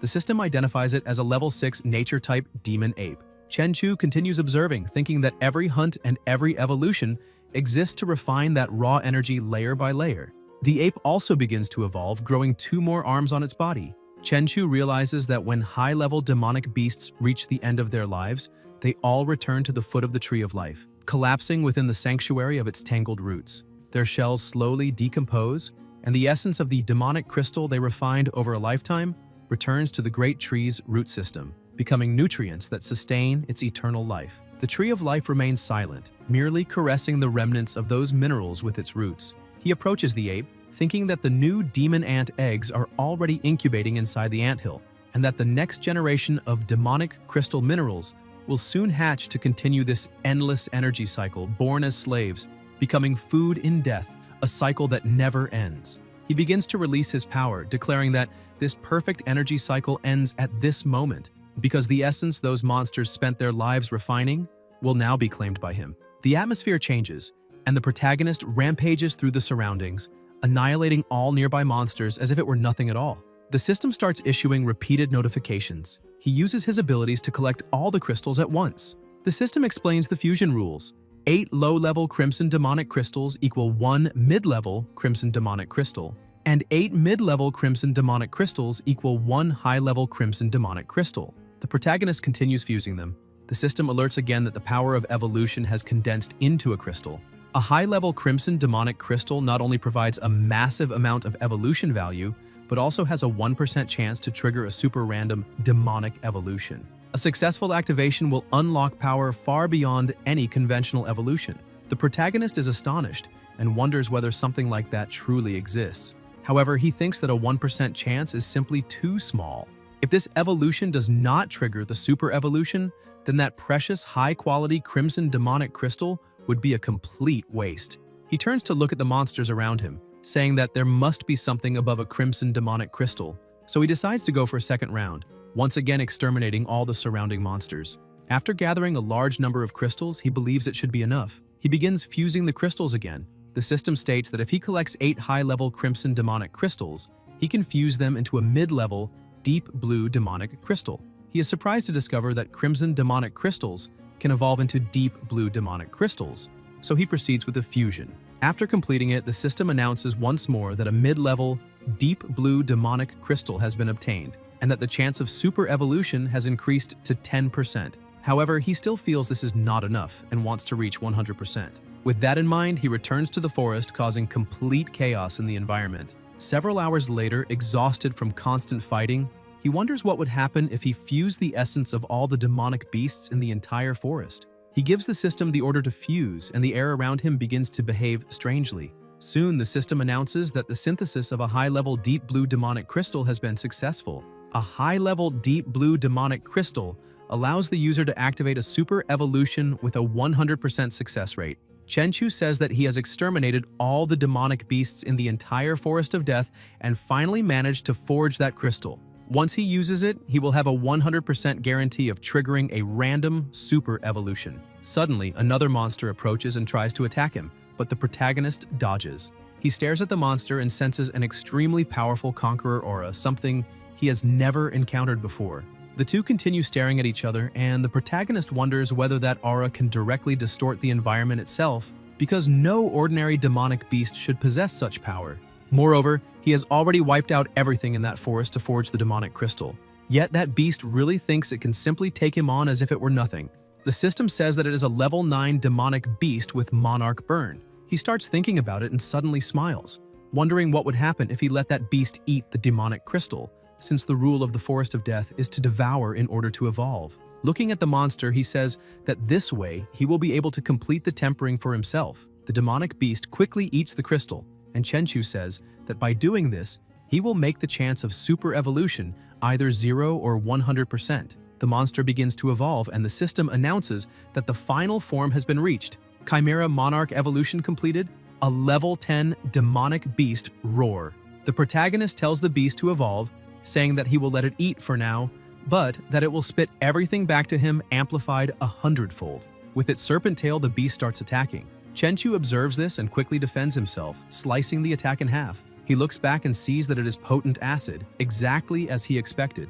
The serpent tail has also evolved. If even a single drop had grazed him, the level of contamination would likely have meant instant death. He looks at the monster, thinking that the immense body of that beast might lose in agility to a human, but its advantage in strength is just as obvious. It is almost like his pet lizard. Its colossal size grants a growth potential that far exceeds human limits. Moreover, being at the top of the food chain, it seems to have been hunting in the Forest of Death for several decades, and the demonic crystal energy accumulated in its body and head must be immeasurable. The protagonist realizes that a decade is probably a conservative estimate, because that monarch-level demonic beast has likely been alive for more than a century. He advances, saying that he would like to see which is more durable, the monster's scales or his blade. However, the monster manages to block and shove him backward. He realizes that the pressure around him is immense, but the strike he delivered managed to injure the monster, which then healed in the blink of an eye. The beast rises and begins to roar loudly. Chenchu notices the environment changing slightly and looking up, wonders if that could be lightning magic. Several bolts of lightning begin to strike toward him, but he dodges all the attacks and charges forward, counterattacking with a direct blow to the monster's head, destroying everything around them. However, he is surprised to find that the monster suffered basically no damage and knocks him back again. Chenchu feels that the impact has left his entire arm numb, which means that the flesh of that beast is even harder than steel. However, he notices one thing: the wound is bleeding. He smiles and says that even if the monster's flesh is as hard as steel, since he managed to make it bleed, its time is almost up. The demonic beast roars again, creating even more magic circles and making a storm of lightning rain down. Chenchu watches the attack and says that this time the monster did not give him any room to dodge, so he will have to face it head-on. He advances through the lightning, striking him directly, and the system alerts that the durability of the Imperial demonic armor has reached 0. The protagonist becomes irritated, thinking that it is time to end this. He reasons that a demonic beast with the intelligence of a chimera is forced to abandon its lightning magic in close combat, because in melee combat, wide-area destructive spells will also affect the caster. He quickly closes the distance. The beast makes a strange movement, and the protagonist thinks that he already knew it would do something like that. He moves to the opponent's back, saying that his strike really was not meant to humiliate the beast's head. With a swift motion, he cuts off the monster's tail. Holding the serpent head, he says that the beast can defend its front but cannot defend its back because it is basically impossible to protect both ends at the same time. The monster roars in rage. Chenchu asks if his opponent is surprised, saying that this is its own tail and also its greatest weakness, the acidic lightning. Chenchu begins to squeeze the tail, forcing it to fire an acid lightning blast at the beast. It quickly uses its wings to defend, but the acid is so powerful that it pierces through the monster's defenses, making it roll on the ground in pain. The protagonist takes advantage of the opening and launches his attack, landing a fatal blow to the monster's forehead. The system appears, notifying that the level 10 demonic beast, Supreme Chimera King, has been defeated, and that the reward has been obtained, a supreme black gold magical crystal. Chenchu holds the crystal and says that it is perfect, then immediately begins to absorb it. As soon as he shatters the crystal to absorb its essence, the pressure around him starts destroying all the trees. His heart also changes color, his entire body begins to turn golden, and his hair turns white. The supreme evolution of Haki storage advances, pushing his Haki to its highest level. Chenchu feels somewhat confused by his new abilities and stretches out his hand, asking himself whether space itself is responding to his will. Suddenly, he teleports to another place and realizes that there was no movement involved at all. Space itself directly transported him there. Chenchu notices a rock beside him and begins using his power to try to lift it. Effortlessly, he pulls the massive stone out of the ground. Right after that, he makes the pile of stone collapse and a small black hole begins to form at its center. As he controls it, he realizes that the density is terrifyingly high. He aims at a distant mountain, thinking that the power should also be extremely high. When he fires, he is pushed backward and the black hole shoots forward at the high speed toward the mountain, destroying everything in its path and causing a massive explosion when it strikes. Chenchu starts flying, saying that this world has already become boring and that it is time to leave. He watches everything being completely destroyed by his power, and with a simple swing of his sword, he opens a rift in space-time. Back at his home, feeling slightly tired, he throws himself onto the bed. His sister notices that something seems off about him and asks whether there is something wrong with his body. The protagonist explains that his body has already begun entering the evolution phase and that he will probably have to sleep for 2 days. Already drowsy, he asks she not to run around during that time, and if she wants to eat, she can just use the app. And if that does not work, she can simply wait for Zeon to bring the food. Either way, she always delivers on time every day. Suddenly, he falls into a deep sleep so the evolution can begin, his body remaining motionless as his mind is taken to a completely different space. While he is in deep sleep, Qianqian tries to call him, but no one answers and the call is always disconnected. Feeling a bit confused, she thinks that she really wants to share the joy of having become an evolved individual with him, yet she cannot understand why the protagonist is not answering her calls. Meanwhile, in the Ningda cafeteria, Lunsi asks his friends whether they know Qianqian, because he heard that she is already dating Chenchu. Zongwen smacks him on the mouth, telling him to be careful and stop talking nonsense. Pan Hao tells him to grab another chicken croquette so his mouth will stay shut. Rongya refuses to believe it, saying that the protagonist does not have a girlfriend yet and asks how an ordinary woman could possibly be worthy of him. If someone asked her, she says confidently that Chenchu would definitely prefer someone more capable. Lunsi keeps talking, saying that the dress Qianqian is wearing is worth 80,000, and that the bag she is carrying was bought by Chenchu and cost more than 100,000. He asks Pan Hao whether the protagonist brought Qianqian back with him on those days they went out, since she would have to be publicly introduced as his girlfriend. Rongya becomes furious and slams the table, saying she has had enough of this, telling them to continue as she stands up and leaves. Pan Hao starts arguing with Lunsi, asking why he suddenly brought up that topic, because he almost embarrassed everyone to death. Lunsi says that this is common knowledge at the university and not exactly a secret, so why should he keep quiet about it? Pan Hao says that everyone really does know, but Lunsi caused trouble right in front of Rongya, and later in boxing class, he will have to pray that her anger has already passed. Another girl approaches the two and says that an extremely talented evolved girl has come to register, asking whether they saw her. Both of them ask what she's talking about, saying they have never heard of any new recruit with incredible talent. The girl asks what the two idiots have been talking about all this time. Suddenly, they hear a noise, and unable to believe what they are seeing, they stare, and say that those two are about to fight. One of the supervisors is surprised to see that Rongya is also there and asks her to come along, saying she would like to introduce someone. The woman tells Situ that this is her superior, Rongya, currently an evolver warrior in the Department of Special Affairs. She then introduces Qian to Rongya, saying that she is her subordinate, and that earlier that afternoon she repeatedly erupted into flames during class and awakened as an evolver. Rongya congratulates her on becoming an evolver. Qian says that she was just very lucky and that it is nothing special compared to Rongya, who was directly chosen by the government to become an evolver, something that is hardly worth mentioning. Pan Hao begins to tremble in fear. Guan interrupts them, informing Qian that before registering her as an evolved being, they need to analyze the data to determine what level she is at, and that if she is currently free, it will be necessary to conduct the test. Qian says that there is no problem and that she can take the test right away. Rongya offers to take her to the testing site since they are from the same school. Guan thinks this is an excellent idea, as Rongya knows the test better than anyone.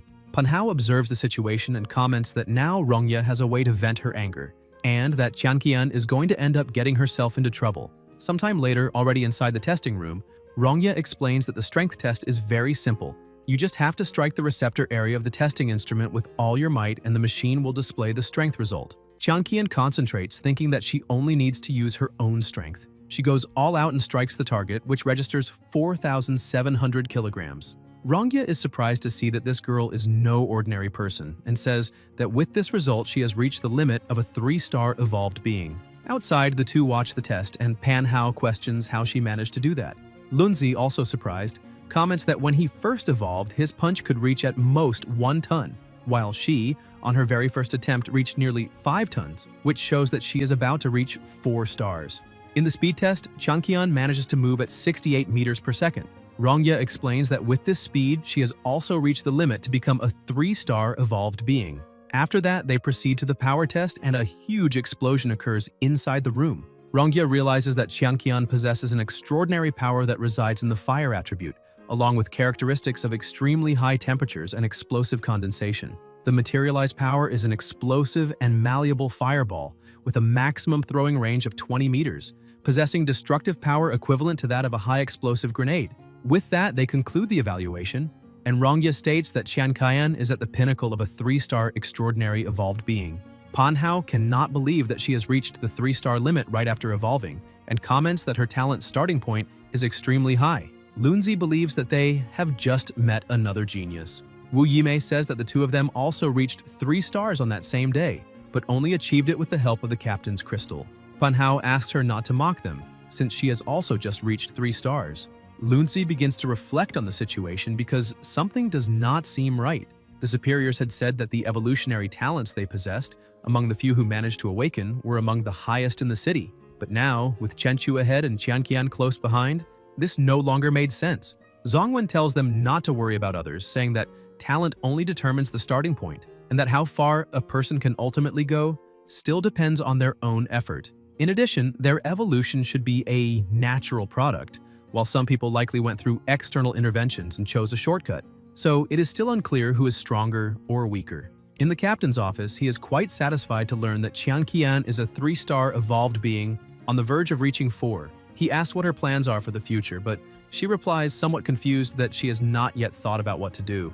The captain emphasizes that her talent is no inferior to that of the genius Rongya, and believes that it will not take long for her to reach 4 or even 5 stars, perhaps even becoming an awakened one. He sees her as a promising talent and asks whether she is considering joining the Department of Special Affairs, explaining that in this way she could serve the country and, more importantly, with official resources she would take fewer detours and her strength would improve with half the effort. She thanks him for his kindness, but says that she would like to discuss this matter with the protagonist first. Guan stands up and questions that joining the Department of Special Affairs is solely her own matter, so why she would need to discuss it with Chenchu. A bit embarrassed, she explains that the reason is that Chenchu is her boyfriend. The captain finds this very interesting, and she continues saying that perhaps he might not want her to join the Department of Special Affairs, so she would like to talk to him first. The captain replies that he understands and that it is fine. Then he takes out a card and says that the Department of Civil Affairs has already prepared an updated identification document for her, and that after picking it up, she can leave. She thanks him, but when she goes to take the card, the captain holds it and asks her to let the protagonist know that the issue with the Hangzhou Chamber of Commerce has been resolved, and that the 3 groups involved have been wiped out, so he would like her to thank him for the information he provided. She takes the card, saying that she will definitely pass on the message. Guan takes a deep breath, thinking that perhaps she will not join the Department of Special Affairs. Meanwhile, at the protagonist's mansion, his sister floats as she watches him sleep, but she notices that something strange is happening, as his body temperature is rising. When she touches her brother's forehead, the heat is so intense that she almost burns her finger. In his dreams, Chenchu is going through something similar to an evolution. Shixi keeps watching, wondering whether he is just dreaming. 3 days pass and he continues sleeping. News about the apocalypse becomes increasingly frequent, as only 6 days remain until impact. Television broadcasts announce that to protect the public during the disaster, the authorities have organized an orderly evacuation plan for the next 6 days. A group of people is organizing to assist with the evacuation, informing that all urban areas and homes within a 10-kilometer radius of the Doomsday Portal will be relocated to a nearby city used as a shelter, and that residents will be able to return to their homes after the apocalypse impact ends. To improve coordination of forces during the imminent Doomsday impact, a unified management of essential resources such as food will be implemented. However, as always, there is resistance from residents who question where they will live, what they will eat, and who will manage the land they cultivate, since entering the city is not so simple. The authorities state that everyone is voluntarily choosing to go to the designated cities, and that no one will be forced. Even so, if they are willing to gather in the city for safety reasons, the necessary arrangements will be made, guaranteeing at least tents, drinking water, and as much food as possible. Even if residents choose to stay behind and demonic creatures invade, rescue teams will be dispatched as soon as possible because no one will be abandoned lightly. Inside Chenchu's company, Ning watches the news and does not believe that the authorities will really send people on support missions to avoid abandoning anyone, since the available forces are already insufficient and now the focus should be on population management. Leng Yue enters the room saying that as long as their boss is around, they have nothing to worry about, because Chenchu has already made preparations and, together with the city's great magnates, built an apocalypse shelter, allowing them to take refuge there as well. She places several crystals on the table, explaining that they were sent by the protagonist that morning, saying that everyone in the company should take one. Ning asks what they are for. Leng Yue, also not understanding, picks up a crystal, thinking it might be some kind of jewel, but suddenly the crystal explodes in her hand, releasing a concentration of energy. Ning is frightened and asks what is happening. Leng Yue, now floating, wonders whether that might be the power of an evolved being. To test her new abilities, she looks at a knife stuck in an apple, and, with a simple movement, pulls the knife directly into her hand. Ning asks how she managed to do that and whether it could be the effect of the crystal. Leng Yue continues testing her new strength, and when she throws the knife at the roof, she nearly cracks it. She explains that it was a gift from the boss, and that using just one of those crystals could make them evolve instantly. In this way, to deal with the apocalyptic impact, they can now protect themselves. On the Miaoyin app, a hero starts a live broadcast and asks for everyone's attention, as he is about to announce explosive news. He says that the hero called Chenchu, who recently appeared on the internet, needs to be exposed, claiming that he will reveal the great lie that the so-called extraordinary hero is, in fact, merely propped up by special effects. As soon as Guan sees this, he tries to call the protagonist, but his phone is turned off. Irritated, he starts shouting that Alexander from Country Y is directly provoking them. He goes to the protagonist's company, but Ning apologizes, explaining that the boss has not been coming to the company in recent days because he had informed them that he was in seclusion for meditation, preparing for the Doomsday impact. Guan remains irritated, slams the table, and asks whether she is joking with him, saying that it makes no sense for the protagonist to be meditating at a time like this. A bit frightened, she confirms that it is true, because her boss has always liked to do things his own way, and if there is something important, he will simply do it without notifying anyone in advance. The captain asked her to inform the protagonist that Alexander from Country Y is doing a live broadcast exposing supposedly fake evolved beings, claiming to unmask those who only put up a facade. He has already taken down more than 100 people, and at the moment, the protagonist is the face of their country. If he does not appear to respond to the provocation, the country will lose morale in international public opinion and be seen as having a deceitful image. Moreover, in the midst of the Doomsday crisis, if they lose the support of the people, the consequences would be unimaginable. Suddenly, the protagonist appears, saying that if he wants a fight, he just needs to set a time, and that if Alexander does not have money for the plane ticket, he can send the bill because he will make the transfer. The captain is stunned by the protagonist's appearance, as he can barely recognize him. Chenchu has long hair and explains that there are still a few days left before the Doomsday impact, so it was time to update his online image. 10 minutes earlier, at the protagonist's house, Xian was there to deliver food. Shixi answers the door to receive the order. Xian asks whether her brother is still in seclusion. Shixi replies that he still has not woken up and says goodbye as she goes back inside. Xian cannot understand why evolved beings enter seclusion, since it resembles the cultivation methods from novels. However, she does not care about the training method, as long as the person she likes becomes stronger. Tianrui also appears there and greets her. Xian asks whether he came to see Chenchu, and he is surprised to learn that she also did not manage to see him. Xian tells Tianrui not to disturb her future husband because he is still in seclusion. Suddenly, a huge explosion occurs inside the house, releasing a terrifying amount of energy. Tianrui asks what is happening, while a child asks their mother to film it, saying that an immortal has appeared there. Chenchu stands at the center of that energy and his body seems different. Tianrui questions whether he has really ascended to immortality. Xian looks at Chenchu and realizes that he truly has achieved immortality, and because of that, even begins to feel the desire to become a mother. The protagonist continues rising, wrapped in a wonderful sensation of rebirth, feeling incredible. The system notifies that the sword lizard has evolved into the ancient obsidian annihilation dragon and acquired the Emperor Gene, allowing him to steal gene fragments from defeated monsters. Realizing that his power has increased drastically, he decides to test his new body after completing the transformation. Back in the present, inside the office, Guan warns him that Alexander is a major star in the International Alliance of Evolved Beings, and that if the protagonist does nothing in response to the accusations, the Office of Special Affairs will lose international credibility. Chenchu tells Guan not to worry, saying that this is just a minor matter. The captain starts to smile when he sees how confident the protagonist is, believing that there will be no problems. Therefore, he decides to issue a formal letter of challenge to Country Y in the name of the Secretariat of Special Affairs. However, he emphasizes that, in the face of the Doomsday Crisis, international relations are as fragile as paper, and that the protagonist must win this fight in a beautiful way, not a disgraceful one. Chenchu asks whether he really needs to consider international relations, since that would be the hardest part, more difficult than simply defeating that idiot, and even though he understands, he asks whether they could not go a little easier on him in the arena of Country Y. In the arena, on the territory of Country Y, Alexander, the Sword Saint, has gathered thousands of people and through the live broadcast, raises his sword, calling the protagonist a special effects hero from Country Z, and saying that he will expose his true face to the entire world. The broadcast attracts more and more viewers, but the big screen still shows nothing.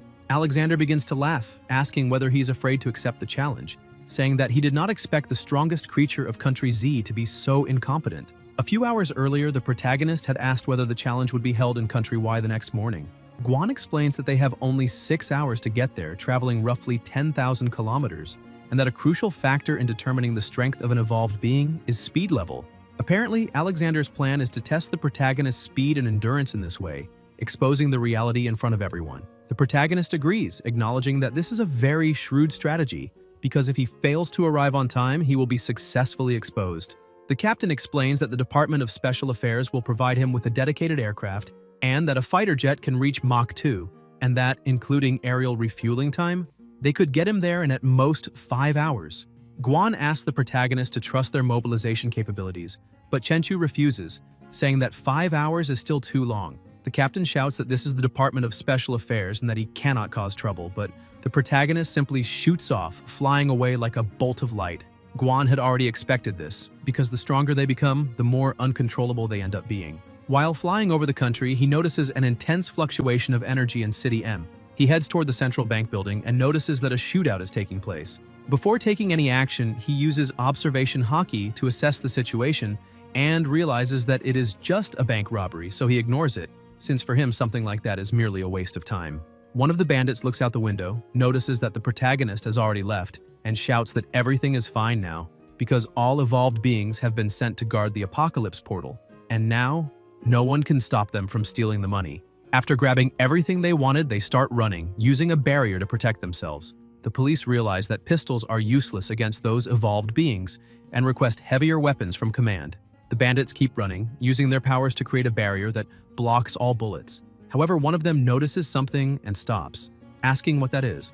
A beam of purple energy is floating in the sky, and the bandit realizes that an evolved being from the past is there. Chenchu descends to the ground in front of them, creating a huge shockwave. He comments that he really did not want to get involved, but that he can consider this as just a warm-up. Desperate, the bandits drop the bags of money and try to shoot at him, but his body is already so refined that the bullets have no effect whatsoever.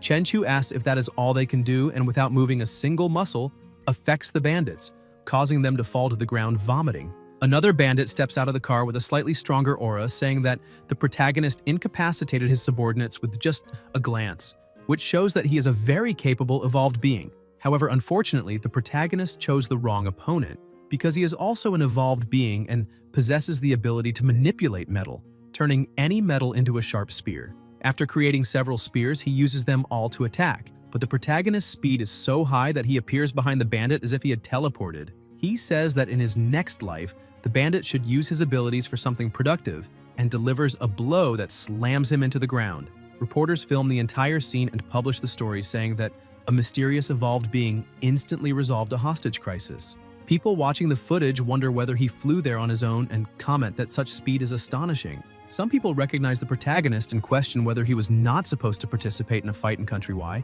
asking how he ended up in Country M, and the only explanation is that he can move at speeds above supersonic. Meanwhile, in the arena, the Sword Saint was still waiting, and only 30 seconds remained before the protagonist's time limit expired. Laughing, he apologizes to all viewers, saying that the live broadcast would have to end, since the evolved being Chenchu was in fact a useless person who did not even dare to accept a challenge. However, when 17 seconds remained, he notices a bolt of lightning approaching, and a massive explosion occurs in the arena. Alexander asks what that is and comments whether he could not have used the main entrance. Holding food in his hand, the protagonist apologizes for the detour, but says that he finally had the chance to make a business trip, so he needed to try the local specialties. The Sword Saint asks whether he really is Chenchu. While eating and dressed as if he had just woken up, the protagonist replies that he is the one and only. Alexander asks whether he really came to a fight in pajamas, saying that this looks nothing like a master. Chenchu does not understand what the problem is. Meanwhile, the captain tries to make contact because he had forgotten to warn the protagonist that all of this was being broadcast live, and with him dressed like that, they have just lost international credibility. And next time he needs to make it very clear that that brat must take better care of his international image. Chenchu looks at his phone and sees that it is the Department of Special Affairs calling. He asks the Sword Saint not to rush, saying that he will just take the call and be back in 5 minutes. Alexander becomes irritated because that kid is answering the phone right in front of him while the entire world is watching the live broadcast, which shows that he is completely ignoring all the spectators. While talking on the phone, Chenchu tells the captain not to worry, stating that he will go easy on his opponent. The Sword Saint hears this and takes it as a direct insult to his strength. Chenchu hangs up and apologizes for the delay. Alexander replies that it does not matter because he will lose anyway, and that it does not matter whether he is well-dressed or poorly dressed, since in a few minutes he will be covered in dirt and that today he will be completely exposed. The audience goes wild, glorifying the Sword Saint, who moves forward to attack, but Chenchu asks him to wait a little longer. Alexander, already furious, shouts, asking what the hell he is doing now. Chenchu asks whether that sword is powered by electricity. Alexander asks if he is scared, but the protagonist replies that he just wants to help him, because if he uses electricity, it will backfire on himself. The Sword Saint retorts that the protagonist has his limits, because even ordinary people know that to cause a negative reaction between attributes, one would need at least 100 times the strength of the attacking user's attribute, in addition to a similar attribute. Chenchu says that he does not know all those theories, but that his observation haki is warning him that if Alexander attacks with that sword, he will not suffer any damage at all, but Alexander will die.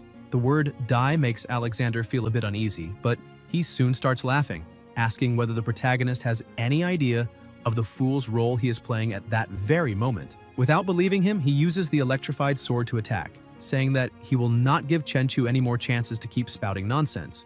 The protagonist simply watches the attack coming toward him, and a huge explosion erupts in the arena. Alexander collapses unconscious on the ground, and everyone is alarmed as the medical team rushes into the arena. However, he manages to wake up, raises his arm, and with great difficulty begins to stand, saying that he made a small mistake, since that sword short-circuited, and asks for another one. A new sword appears in his hand, and he admits that he wasted a good weapon, but states that as the Sword Saint, he has many other excellent swords. He declares that now it is time to demonstrate the power of his great fire-attributed sword. Chenchu once again asks him to wait, but Alexander ignores him, saying that this time he will split him in half. The attack is repelled, the sword shatters into many pieces, and the Sword Saint is thrown backward once again. The people watching begin to question whether the Sword Saint is nothing more than a clown in that circus. Chenchu comments that he was just about to warn him that the fire attribute was also not a good choice and that he should switch. Alexander stands up once more, complaining that his consciousness is becoming hazy because he just struck something far too hard. He grabs 2 new swords and says that the protagonist is making a fool of him in his own territory, and that even if Chenchu has an advantage because of some strange attribute, it no longer matters, because this time he will use a large sword with no attributes and cut him into pieces. At that moment, Chenchu receives another call and once again asks him to wait. Alexander asks whether they are ever actually going to fight. Chenchu answers the Department of Special Affairs and explains that he did not attack the Sword Saint of his own will, therefore he should not bear the blame. The department scolds him and the protagonist replies that he understands what they mean about international image, but emphasizes that it was the opponent who started everything and that he is trying to smash his head against a brick wall, something he cannot prevent. The Sword Saint realizes that he is being humiliated and starts attacking furiously, saying that he no longer cares about international image and just wants to eliminate him. Chenchu simply dodges all the attacks while continuing to speak on the phone, informing the department that his opponent is not prioritizing international image by attacking someone who had no intention of fighting back. He adds that he has already given enough room and asks whether he can now retaliate. Stopping on top of Alexander's sword, he tells the department that he understands and knows his limits. The Sword Saint asks what he is talking about and whether he is really going to belittle him. The protagonist replies that he is just waiting for the right opportunity. The earlier footage reaches the audience, showing that Chenchu resolved a terrorist crisis in Country M. The report states that, at that very moment, the protagonist was on his way to the duel against the Sword Saint, who claimed to be exposing fakes. The audience begins to grow confused, asking whether it was the same person, because someone of that level could hardly be a fraud. The protagonist finally finds his opportunity and emphasizes that the true heroes are now working tirelessly to fight against the tide of the apocalypse, confronting the chaos engulfing the entire world. Meanwhile, the false hero, under the pretext of exposing imposters, is there acting like a clown, constantly creating conflicts just to attract attention. He then throws a question to everyone present and to those watching online: who truly deserves to be exposed? Chenchu looks at the Sword Saint and asks whether, after exposing so many evolved beings, he himself is not the one whose power level is the most inflated. The crowd begins shouting that the Sword Saint is the real fraud. Alexander starts to lose control and yells that the imposter and the clown is clearly the protagonist. But Chenchu loses his patience and, using only a single finger, wins the fight, leaving the Sword Saint unconscious on the ground. He answers the phone and informs the department that everything has been taken care of and that he is now heading back. He also states that the apocalypse should not be treated like a live broadcast, because the apocalypse is a bloody reality. Yet, ironically, some people use lenses and cameras solely to chase fame. Therefore, he leaves everyone with a question to reflect on. When the shadow of the apocalypse covers the entire world, who should be the true hero? To reinforce this, he mentions those ordinary people in the ruins, where monsters spread unchecked, who silently deliver supplies to the elderly and children, blocking shelters with their own flesh and blood. They may never receive a single like, but it is these nameless individuals who work tirelessly to protect the last spark of civilization. Their qualification as heroes has never been defined by any combat power ranking. So with what authority would anyone have the right to expose such people? The audience is left in shock. Some begin to cry, saying that those words were heavier than the weight of the universe and that this was exactly what one would expect from a true hero. The captain stares at the phone, trying to understand the meaning behind it all. Kolsa asks whether they are truly preparing to let everyone evolve, but points out that if it were easy to make people evolve, there would be no need to implement the ARC project. This project, called the Pure Earth Project, had been in preparation for more than a decade. Katarina questions whether they truly possess such capability, since simply using it would ease the pressure on the apocalypse battlefield. Kolsa explains that the inferior evolution crystals produced by the Pure Earth Project would only turn ordinary people into cannon fodder. Even so, he states that the time has finally come to verify who is right, because the more living people willing to enter the battlefield, the greater the attraction for monsters, which is beneficial to their strategy, as they need to unite forces to survive and weaken these apocalyptic-scale creatures. Katarina adds that if they succeed, they will possess an arc to survive the apocalypse, and by taking advantage of the special shockwave and the loosening of the apocalypse portal, they will have 2 arcs to get through it all. Kolsa asks what she means by that, and Katarina explains that they have also detected a massive signal of primordial energy within their borders. When they look at the screen, they see the protagonist's broadcast, whose estimated magnitude is at an apocalyptic level. That boy is exactly at the scene where the Sword Saint was pretending to expose everything to the world. Katarina cannot understand how primordial power emanating from a monster could manifest in an evolved human. And according to the data, the person who appeared at that scene should have been nothing more than a clone. Kolsa then understands why the Sword Saint lost so humiliatingly, because that boy is not human, and if he is not human, then everything makes sense. Katarina states that the main body must be moving near the Atlantic, and that accidents with casualties are inevitable, and she says that if Kolsa manages to detect the target again, he must eliminate it at all costs, even if that means using tactical nuclear missiles. Chenchu was already above the ocean, accompanying his pet, when Leng Yue calls him to say that they have already arrived. The protagonist tells her to come in, as they will meet later in the backyard of his house. He accelerates even more, slicing through the sky until he reaches the backyard. Ning, excited, greets him, saying that she heard his cultivation has already ended and asks how his hair grew so long, becoming even more infatuated as she wonders what she should do now. The protagonist explains that his cultivation yielded results, and that is why his hair grew naturally. Ning looks at him in surprise and asks whether cultivation can really make hair grow. Chenchu calmly confirms. He then congratulates Leng Yue on becoming an evolved servant. Hui Hui is surprised since she did not know about it and asks when she became an evolved being and what abilities she awakened. Leng Yue explains that she is not very sure herself what happened because she accidentally broke the protagonist's scarlet crystal and then successfully evolved. She looks at the knife on the table and demonstrates her powers again, pulling the blade directly into her hand. The protagonist steps closer and comments that it seems she possesses weapon manipulation. Leng Yue asks what kind of ability that is. Chenchu says that he encountered someone with a similar ability the day before and explains that anything she identifies as a weapon can be freely controlled, and that this ability can also amplify its power up to a certain extent. He adds that the evolved being he met earlier could only manipulate metal, or more precisely, seemed to control iron atoms.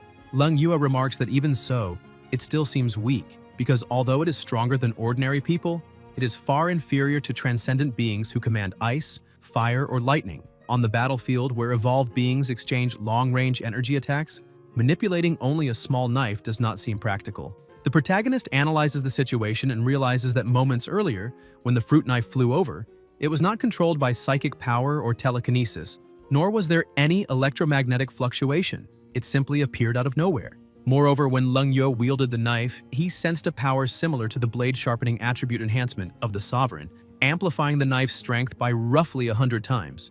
He explains that the instability occurs because the manipulated object is unsuitable, and that this is not her fault since there were only ordinary knives there.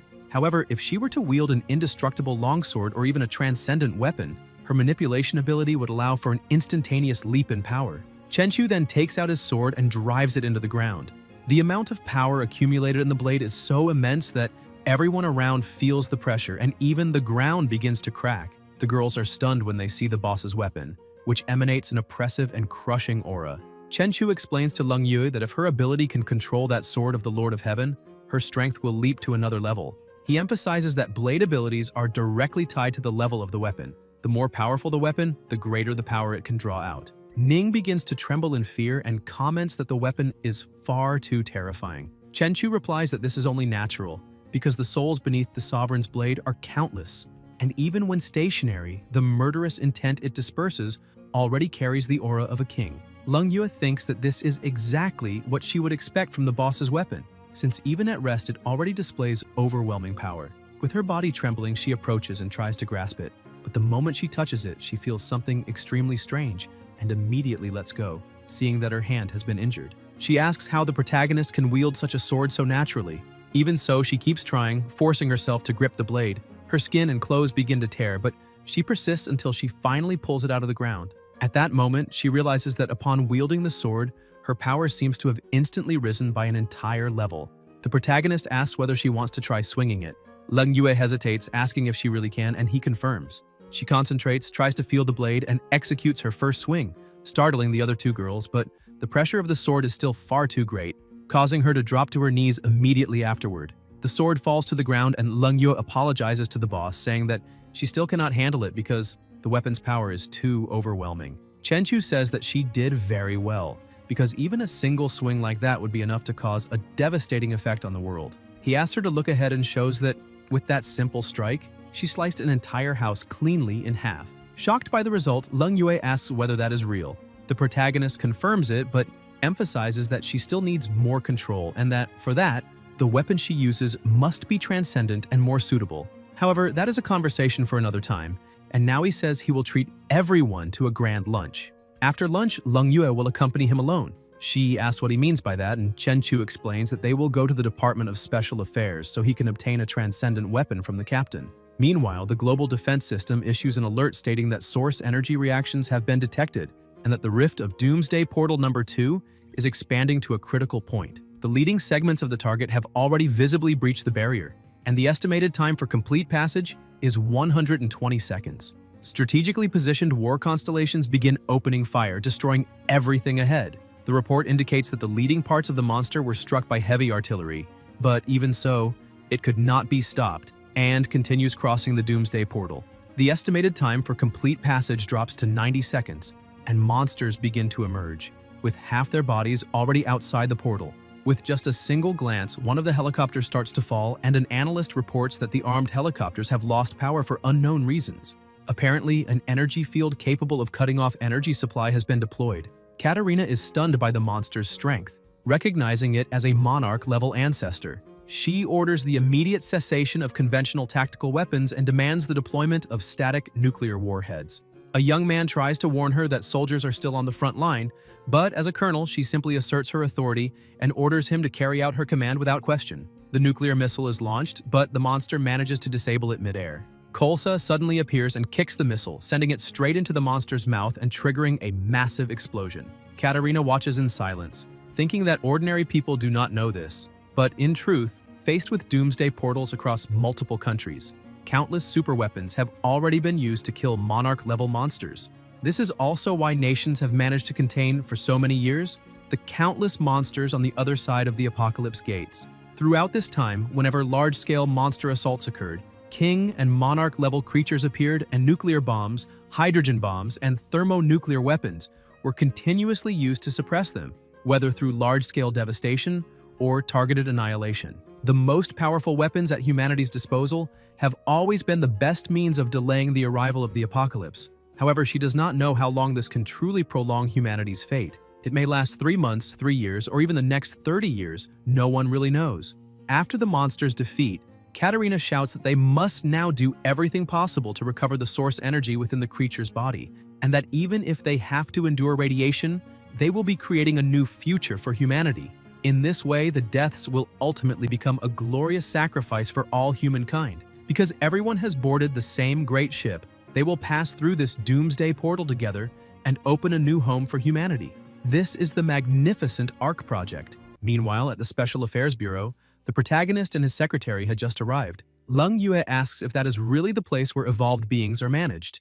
Chen Chu says he is a friend of Director Guan, so they should be able to find a good weapon that suits her. Suddenly, a car stops in front of them and Qian Qian steps out, asking the protagonist who the woman beside him is. Chen Chu introduces Leng Yue, explaining that she is his secretary and also an evolved being who recently advanced. He then introduces Qian Qian to his secretary as well. Qian Qian looks at Leng Yue without saying anything. Leng Yue takes the initiative to greet her, and Qian Qian greets her back, thinking that her appearance is indeed better. The protagonist emphasizes that he does not want any kind of argument between them, since in the future they may be fighting together as a team. Shortly afterward, inside Guan's office, he remarks that the protagonist's battle truly boosted their image. Now everyone is saying that the evolved beings under their command are at the level of a great nation, and all of that is thanks to him. Chen Chu tells him to save all those compliments and thanks for later, because he is there for something else.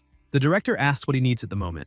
Chen Chu snaps his fingers and the two women walk in at the same time. The director greets Qian Qian and comments that the other woman's face looks somewhat familiar, as if he has seen her somewhere before. Leng Yue introduces herself, stating her name and that she is currently the protagonist's personal secretary.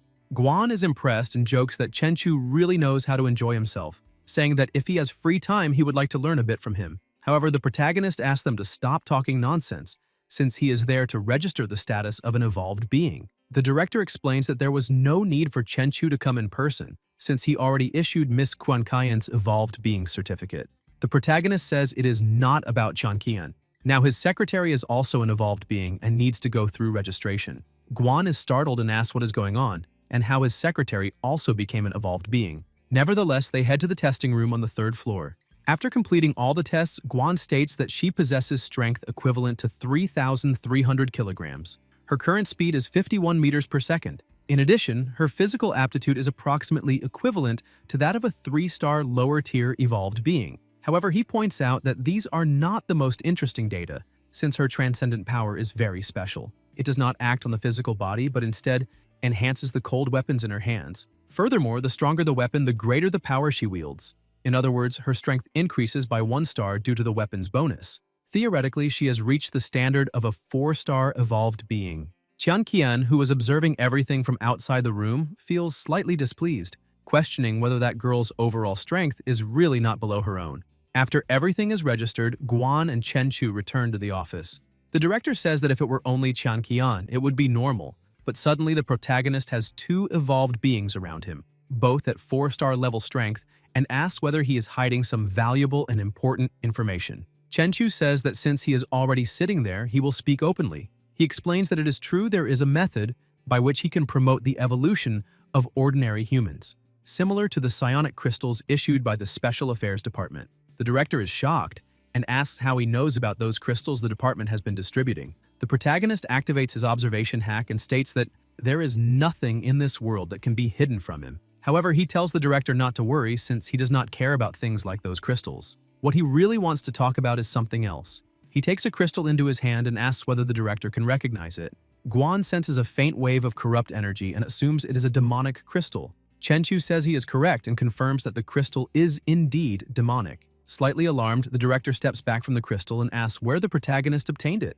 Chen Chu says he simply found it somewhere, asking whether the director truly does not believe him. Guan explains that it is not that he doubts him, but the protagonist should already know how much monstrous source energy is required to crystallize a demonic crystal the size of a grain of rice. Now imagine forging one the size of an egg like the one in front of them. Chen Chu asks whether the director truly thinks that stone is precious. Guan replies that it is far more than precious.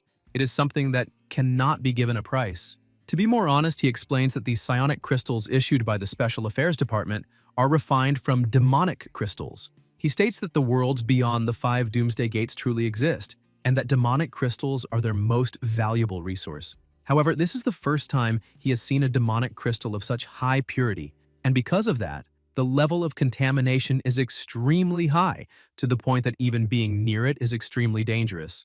The protagonist explains that he still has many more of those crystals. However, the director asks him not to show anything else, since that item is considered dangerous contraband, and he does not want to ruin the agency because those precious minerals can not only accelerate the cultivation of transcendent powers, but also have many tactical uses, serving as materials for various prohibited weapons against powerful monsters.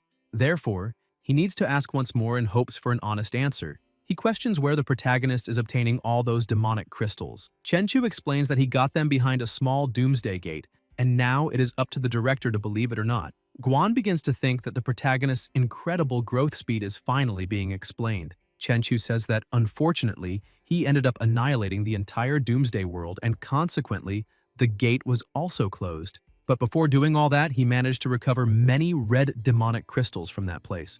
The director understands that it is not contraband since the protagonist obtained them honestly and asks what price he wants, because the department will certainly be willing to pay well. Chen Chu starts laughing and tells the director that both of them know very well that, on the eve of the apocalypse, money is worth nothing. Guan asks what he has in mind.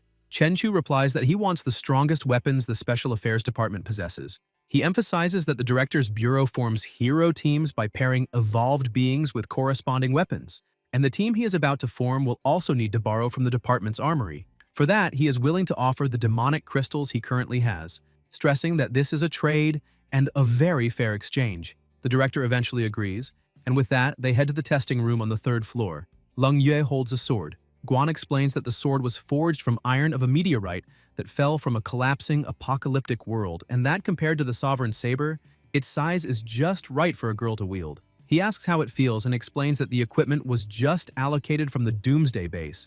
Leng Yue is impressed when she realizes that the sword is truly very light. The protagonist picks up a short sword and asks what is going on with it. Guan explains that the sword is called Qianlin. It was forged from the leftover meteorite iron used to create Yulong, and due to the limited materials, the blade is short. making it less useful in real combat. However, the protagonist senses something else. He faintly feels that the two swords share some kind of energy connection, perhaps because they were born from the same origin. Upon closer inspection, he realizes that Yulong and Qianlin have another connection. One stands in the light while the other stands in the darkness. After noticing this, he tells the director that he wants that sword, but the director is confused and asks whether the other one is not better. Chenchu tosses the sword, telling Lung Yue to hold it. The moment she grasps it, the two complement each other, and the protagonist states that not even the entire Special Affairs Department managed to discover the true use of that weapon. He explains that Yulong and Qianlin clearly release their maximum effectiveness when combined. Lung Yue confirms, saying she can clearly feel the two swords resonating. Guan is impressed by the protagonist's insight and says that since he discovered this, the Special Affairs Office will consider that he bought one and got the other for free. But the protagonist replies that he does not need that and will pay the equivalent cost with crystals, as long as the Special Affairs Department is willing to provide its best weapons. While looking around, the protagonist senses a powerful fire element aura coming from an accessory. As he approaches, he realizes that it is entangled in a layer of corrupted energy. Guan explains that the accessory, called the Purple Luan Fire Wings, is a support weapon. Using the fire wings alone cannot harm enemies, but it can enhance the user's fire abilities. It can even generate a pair of fire wings, temporarily granting the user the ability to fly.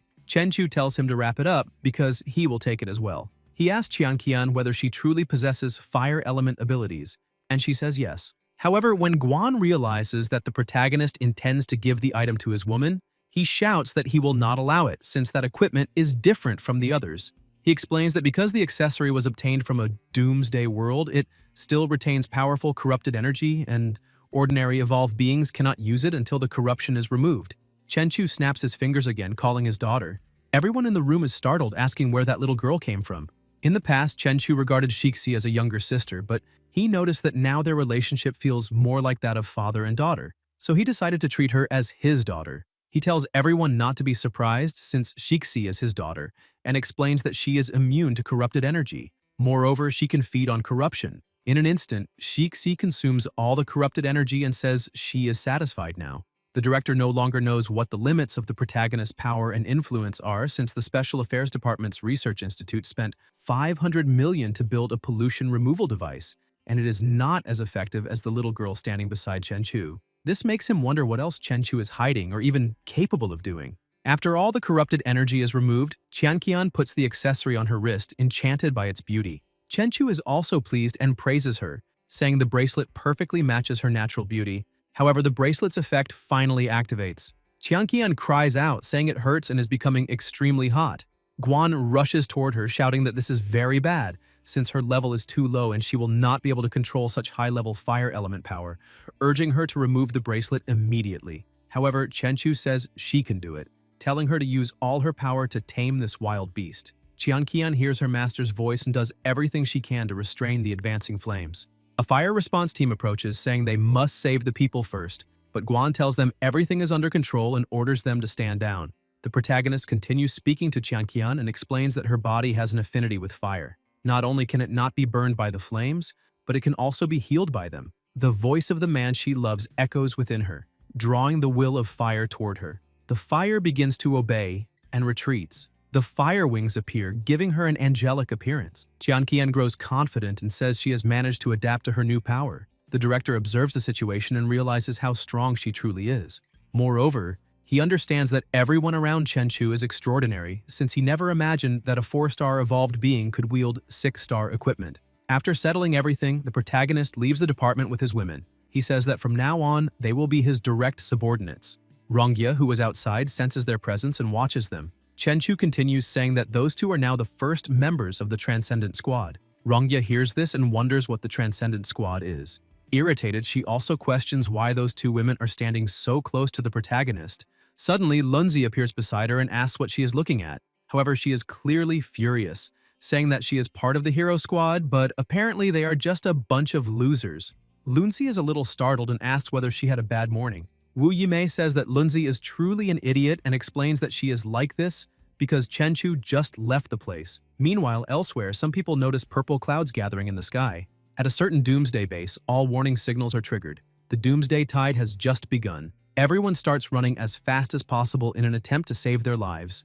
Inside the Hero Squad hall, Wu Yimei watches the news on TV, though what she is really searching for is her favorite superhero cartoon. Annoyed that she cannot watch what she wants, she turns off the television and points out that the news says that once the doomsday tide begins, ordinary people must stay at home. However, the government cannot even manage to broadcast the TV signal she likes, so how are ordinary people supposed to endure this? Pan Hao walks into the room and says they are the Hero Squad, so they must immediately head out into the streets to protect the citizens, and she should stop worrying about useless things like a cartoon. The director also enters the room and asks if they are ready.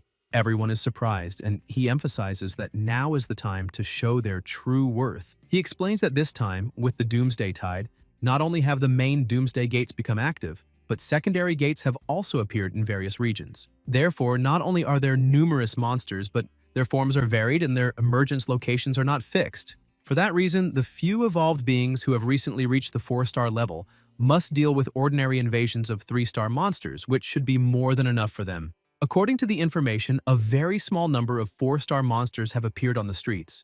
They are currently causing widespread destruction and are extremely dangerous. Zhongwen tells Guan that even the weakest member of the squad, Lunzi, has reached the early 4-star level, so now they can handle 4-star monsters without any problems.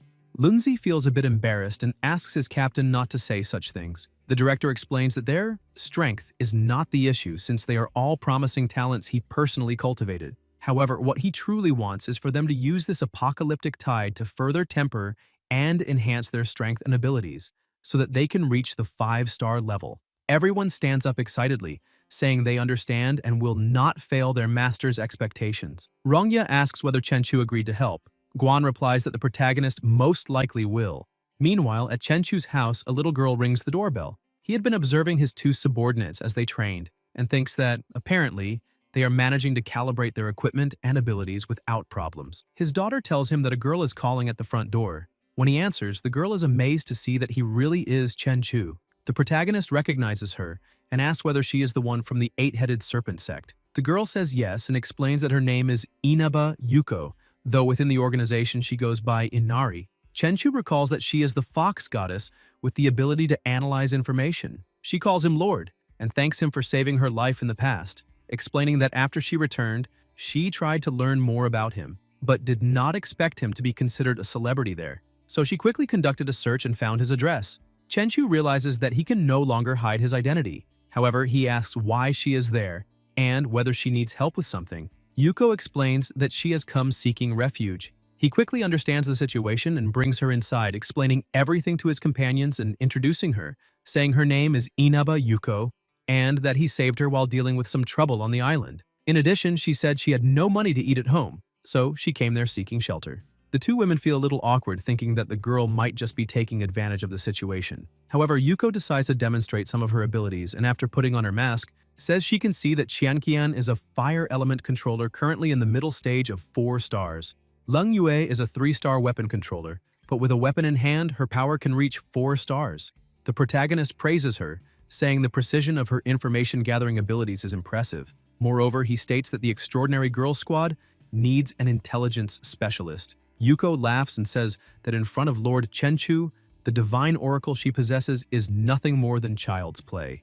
Qianqian remains jealous, thinking that the girl only knows how to flatter. However, she still does not seem fully developed, so she poses no real competition compared to a mature woman. Chenchu tells them that this will be their first mission as a 3-person team. He states that now that they have Yuko as part of the team, serving as their intelligence officer, they will definitely overcome the apocalyptic tide safely. Qianqian is surprised and asks whether he truly does not plan to stay and help with the monster invasion. Chenchu explains that he has a more important mission to fulfill now. Shixi appears and says the door is open. Leng Yue points out that the two of them have just evolved, so how could they possibly take on such a difficult task? Chenchu rebukes her, saying there are now 3 people in that group, which is already enough to save the entire world, and asks her to believe in their abilities and strength. Yuko smiles at the two of them and asks them to guide her as older sisters.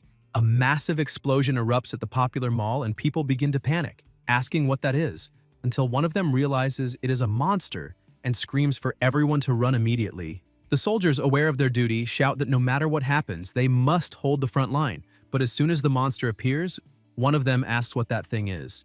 It is the terror demon. Even when facing such a creature, the soldiers step in front of the civilians and open full fire, but after several shots, they realize their weapons are useless against it. The terror demon prepares to attack and fires projectiles at the soldiers.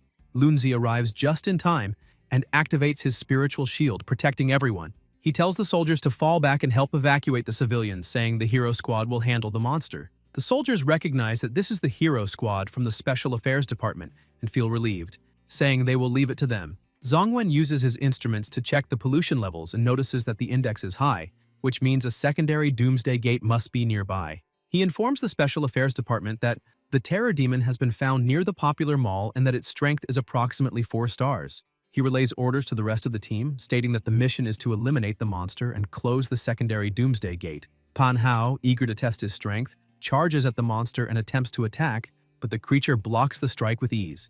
Pan Hao realizes the monster's defense is so strong that his spiritual spear cannot pierce its skin. The terror demon throws him back as if he weighs nothing, but Zongwen uses spiritual fabric to cushion his teammate's fall. Wu Yimei looks down as she was about to fire one of her shots, and at the last second he manages to move out of the way and her bullet hits the terror demon directly. Although the monster remains standing, Pan Hao can tell that her rifle was able to penetrate its defense. Wu Yimei grows excited and says they need to pierce the terror demon's weak point once and for all. She tries to fire again, but this time, the terror demon blocks the shot with its hand, deflecting the bullet into a nearby building. Pan Hao warns that any damage to public property will be deducted from their salaries. Irritated, she tells him to stop talking nonsense, since she was clearly aiming at the terror demon's weak point. Zongwen orders the two to stop arguing and explains that the monster appears to have some kind of special deflection ability, which makes weapons that rely on precise trajectories ineffective against it. Wu Yimei thinks that if that is the case, they simply need to create many imprecise trajectories at once. The monster probably will not have time to deflect all of them, so at least one will hit.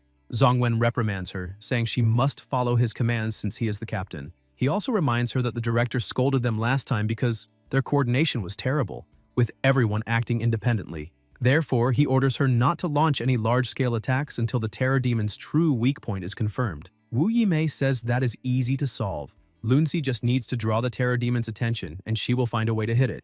And even if one shot does not bring it down, she can fire again. The captain tells Rongya to provide cover for Wu Yimei so she can attempt to strike the weak point. He also explains that the monster's weak point appears to be the back of its neck and that a close-range explosion should damage its core. Rongya prepares for combat and says she understands. Zongwen continues explaining the plan and tells Pan Hao and Lunzi to draw the monster's attention from the front, while he will use his spiritual power to try to control the terror demon and restrict its movements. He then gives the order to begin. The monster charges forward as well, but the captain manages to pin it to the ground, temporarily controlling its movements. He explains that his spiritual threads can materialize into anything. However, even while unable to move, the monster can still attack at long range, once again firing projectiles at the hero squad. They manage to dodge and block the blows. Pan Hao seizes the opening and rushes in, hurling his spear toward the monster's face, but the creature catches it with its bare hands. Pan Hao shouts for Lunzi to act. Lunzi sprints forward excitedly as he has been waiting to use that move for some time. Forming a shield on his arm, he leaps and uses the momentum to drive the spear with full force into his opponent. The monster is severely wounded, and they wonder if that truly worked. However, the terror demon simply begins pulling the spear out of its own body. Zongwen is shocked, questioning whether the monster's head was not its weak point. Wu Yimei launches a full-force attack using her spiritual explosion, but the captain shouts for her not to aim at the head, since that is not the weak point. Unfortunately, the warning comes too late. She fires, hits the monster's head, and destroys the spiritual spear. Wu Yimei arrogantly declares that the battle is over and that, at critical moments, they need to learn to trust her more. Zongwen desperately yells for her to get away from the terror demon immediately. However, with her guard down and believing the fight has ended, she cannot react in time. Rongya tries to save her teammate, but unfortunately her shield is not strong enough. The monster's attack pierces through and strikes her body as the creature grabs her. The hero squad begins to collapse. Lunzi loses control, overwhelmed by his emotions, shouting at the monster and demanding how it dares to hurt Rongya. Releasing all his power, he charges in to save her, but the terror demon simply hurls Rongya at him, knocking them both down at once. The captain realizes that if they crash directly into the ground, the impact could seriously injure them, so he uses his abilities to catch them. However, this causes the bindings restraining the monster to weaken and start to vanish. Wu Yimei, traumatized by the thought that she injured her teammate and that it is all her fault, stands frozen. The captain shouts, asking what she's doing just standing there. Seeing that she is not in a condition to think clearly, he tells Panhao to get her out of there and leave the terror demon to him. However, Panhao is without his spiritual spear since Wu Yimei destroyed it with her attack, and lacking any confidence, he says that without his spear he would die if he advanced now. So he is sorry but cannot do anything. Zongwen feels disappointed, thinking that the hero squad faced only a single high-level 4-star monster and has already completely lost morale. Since he can no longer rely on any team member, he decides to act himself. He reflects that if it were merely a difference in strength, they could have compensated with teamwork, but when a fighter loses the will to fight, it becomes truly impossible to do anything. He remembers the director reprimanding him, saying that although he is responsible for coordinating and identifying the enemy's weaknesses, he stood still at a critical moment and did nothing. He must remember that he is not only the team's brain, but also a warrior, and that if he continues seeing himself only as an observer, his companions will sacrifice themselves in vain. Seeing the same situation repeat before his eyes, he does not hesitate. He realizes he has always remained in the rear, giving orders from a safe distance, while his teammates risk their lives on the front line, and that, in truth, this is his abandonment of duty as captain. The terror demon prepares to deliver the final blow, but is suddenly stopped. Zongwen grabs the creature's arm and declares that it is not the only one capable of combat abilities, and that now, as a member of the hero squad, he will face it. Channeling all his strength into his fist, he unleashes a powerful strike that sends the monster flying upward. Thanks to his spiritual threads, he can concentrate his energy into a specific limb, multiplying that part's strength many times over. Shifting the force to his leg, he leaps into the air and then forms a massive axe, striking the monster with full force. The monster remains on the ground for a few seconds, and the captain wonders if he finally managed to pierce the terror demon's armor. However, the creature rises again, and he realizes that not only did he fail to break through the armor, but the shell that was about to crack is regenerating. The terror demon forms blades along its arms and charges at him. Zongwen does not lose confidence and braces himself, thinking he needs to unleash an even stronger attack. He binds the monster once more with his threads and rushes forward with a barrage of strikes, knocking it backward. Noticing that his blows are now slightly more effective, he presses the assault. The terror demon attempts to drive him back, firing countless projectiles around him. But through this exchange, Zongwen finally identifies the true weak point, the heart. He understands that if he retreats now, they will lose their only chance to defeat the creature, so no matter what happens, he cannot take a single step back. If they falter, they will fall into the abyss. Now is the moment to prove why he is the captain of this team. Either he returns alive with glory or he does not return at all. With unwavering resolve, he lands a decisive strike, bringing the battle to an end. Wounded and utterly drained from exhausting his power, he believes he has finally succeeded. Yet his moment of triumph does not last even a second. Wu Yimei runs toward him, screaming for him to look ahead. When he does, he sees that several more monsters have appeared. Despair grips him as he wonders what cruel joke fate is playing on them. They are completely lost. The captain is injured and exhausted. Panhao has lost both his weapon and his will to fight. Wu Yimei is still in shock. Rongya is gravely wounded, and Lunzi has not returned to formation. Panhao drops to his knees, shouting that they are still too weak. Even after reaching 4-star strength to face a monster 1 star above them, they paid a terrible price. And now, with so many 5-star monsters present, it is essentially impossible to do anything. The captain understands that the burden of intelligence is always knowing what must be done. He orders the others to leave and take Rongya and Lunzi with them, even as unbearable pain courses through him, as if every bone in his body were shattered. He gathers the last of his strength and says that the Special Affairs Department must still have the power to protect them and overcome this doomsday. They must treat this day as a lesson and grow stronger in the future. Wu Yimei tries to stop him, saying they cannot abandon him, but Zongwen shouts that they are weak and cannot do anything, so they must not sacrifice themselves in vain. Before they can finish arguing, one of the monsters approaches unnoticed and grabs the captain by the head. Even in the face of death, he continues trying to save his team, declaring that they must always be responsible for their companions, that this is the highest principle the Bureau taught them. The only rule is to enter the battlefield alive and leave it alive. He screams for everyone to retreat immediately. Chenchu's voice cuts in, asking why they need to retreat. The mere pressure of his presence forces the monster to release the captain. He says it is too early for the captain to be shouting for withdrawal. All the monsters instinctively step back for a moment. Panhao wonders if that truly is the protagonist. Even knowing Chenchu is an ally, Wu Yimei trembles under the overwhelming aura radiating from him. The captain mutters that he always ends up meeting the person he dislikes most. Yet in the end he feels relieved, because now everyone will be saved. Chenchu steps forward and tells the monsters that their target is now him. He observes that they are merely 5-star creatures, so there is no need to summon the Heavenly Overlord Blade. He will send them all back to hell with his own hands.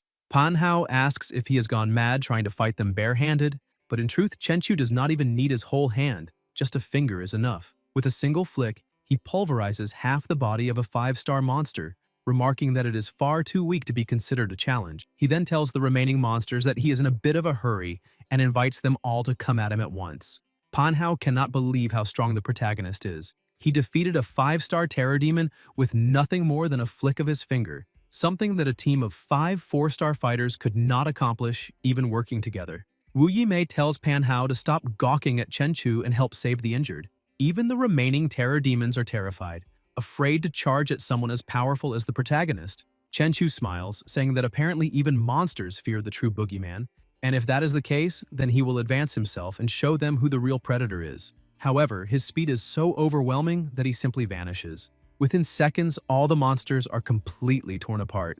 Zhongwen is so stunned that he feels this can only be called cheating. The protagonist's strength can no longer be understood with normal human logic. His speed and power are so extreme that the eyes cannot follow what is happening at all. Overwhelmed by such terrifying might, the captain drops to his knees, thinking that fortunately Chenchu is not an enemy, otherwise humanity would have no chance of victory. Panhao also stares in disbelief, saying that the protagonist is even more terrifying than the apocalypse itself. Chenchu reappears in front of the captain and tosses him a crystal, telling him to use it to save Rongye, emphasizing that only that will work. When the captain recognizes what it truly is, he can hardly believe that Chenchu is casually throwing away an item of immeasurable value. For a moment, he even feels as if Chenchu is humiliating them out of superiority. He shouts, asking what the life or death of his team members has to do with him, but by the time he finishes speaking, the protagonist is already gone. Chenchu realizes that monsters were pouring out of the city from every direction, but he truly hopes they can withstand all that pressure since he only needs a little more time. Xian was on the outskirts of the hillside houses. She gets frightened, asking what that thing behind her is, because she only wanted to deliver food to the protagonist and had no grudge against that monster. But now, she thinks she is finished. A monster leaps forward to attack her, but she ends up having an accident and falls off the motorcycle, rolling to the side. The monster keeps approaching and she becomes cornered against a wall. Terrified, she looks at that abomination and thinks this was only to be expected, since only a protagonist could deal with a situation like that. Her father had asked her if she knew why they had spent so much money to move to a godforsaken place like that. The reason was very simple, because when Judgment Day arrived, there would be someone truly powerful there to protect them. He tells her to pay close attention because the moment the bell of Judgment Day rings, monsters will be invading every street. But he does not know where the protagonist is. With a sad expression, she says she believes Chenchu would never abandon them because he had promised, and he never breaks his promises. Futai tells her that she holds him in too high regard and that, when truly faced with danger, he will still prioritize his own interests. Unable to believe the protagonist would abandon her, she tells her father that she will find him immediately, but now she is about to be eliminated. Completely overcome by panic, she screams that she does not want to die there and begs for help from anyone who can help her. Suddenly, an extremely powerful attack strikes the monster. She looks at that attack without knowing what is happening, but the attack keeps growing stronger and causes a small explosion. As the smoke begins to disperse, she looks ahead and asks if he is the protagonist and if he really came. Qian looks at her and is surprised to see her. Xian is also surprised and asks when she became an evolved one. Wearing the cloak of the 4th Hokage, she says that is a long story and that now is not the time for them to talk about those things. She shows her companions, saying they are there to clear out the monstrous pollution. According to the protagonist's instructions, the area around the fortress must be prioritized for cleanup. Xian gets a little jealous and asks what the protagonist's instructions were and what their relationship with him is. Leng Yue introduces herself, saying she is the boss's secretary. Inari says that Lord Chenchu is her benefactor and that she came from afar to repay his kindness. Qian says that Chenchu is her boyfriend. Shixi also appears, saying the protagonist is now her father. Xian gets startled and a little lost, asking them to wait a moment because the makeup of that group is a little complicated, but in any case, all of them are Chenchu's subordinates or part of his family. Qian says Xian appeared there recently and, from the looks of it, was looking for the protagonist. She also becomes a little concerned and asks what kind of relationship the two of them have. Xian gets confused and asks herself exactly what kind of relationship she has with him. She remembers the first meeting she had with the protagonist when he had asked what exactly her purpose was in approaching him. She had answered that it was obvious she was pursuing him because one day she would manage to win him over. But since she had not carried that plan that far yet, she only introduces herself as his exclusive delivery girl. Pan Hao goes over to Lunzi, who asks if he is okay. Lunzi says yes, but Rongya seems to have suffered a very serious injury. He asks what they should do now because the most correct thing to do would probably be to notify the Special Affairs Department and call for rescue immediately. Wu Yimei says she has already contacted them, but they cannot be reached. Zhang Wen points out that it is useless because after the bell of Judgment Day rang, monsters spread throughout the entire city. Even the rescue teams have already been scattered and there is no time to respond to new requests. In other words, their hero squad can only rely on themselves from this point on. Lunzi remains worried about Rongya, saying she is still bleeding heavily and that if this continues, she may end up dying. Zhongwen says that according to the protagonist's plan, if Rongya can level up to 5 stars, a momentary increase in strength will be able to heal most of her injuries. But that plan can only be achieved with this. Everyone is shocked, and Pan Hao asks if that really is a corrupted magic crystal. He warns the captain that it still has residual monster corruption. Magic crystals that have not been processed by the Purification Department of the Special Affairs Department are definitely contraband. Zhongwen asks if they have any other way to save Rongya. Pan Hao tries to argue, but the captain gets irritated and asks what time it is now, questioning what is more important, following the rules or saving a life. All three of them fall silent, having no argument against that kind of thing. Zhongwen asks them to say what the purpose of that hero squad is. Pan Hao gets startled and says it is to follow regulations, protect civilians, and protect teammates. The captain asks what happens if they cannot follow all the rules, or cannot protect the civilians, or cannot even protect their own teammates. Then what should they do? Pan Hao has no answer, but the captain keeps pressing him and asks again what he's going to do. Pan Hao says the crystal was given by the protagonist and that the captain himself hates that guy, saying the power he has was obtained illegally. The captain says that is exactly it, and that they cannot use power obtained illegally because once used, the consequences are even more unpredictable. And in fact, he truly does hate Chen Chu. He always acts on his own and never cares about other people's opinions. But it does not matter whether that power was stolen, seized, or obtained through unscientific means. He still used that power to save everyone. Without him, all of them would have already gone straight to hell. Wu Yimei agrees, saying that is indeed true. But Lunzi continues questioning it, asking what if they use it on Rongya, and she ends up mutating because of the monster residue. The Special Affairs Department will not allow a mutant evolved one to appear in the hero squad.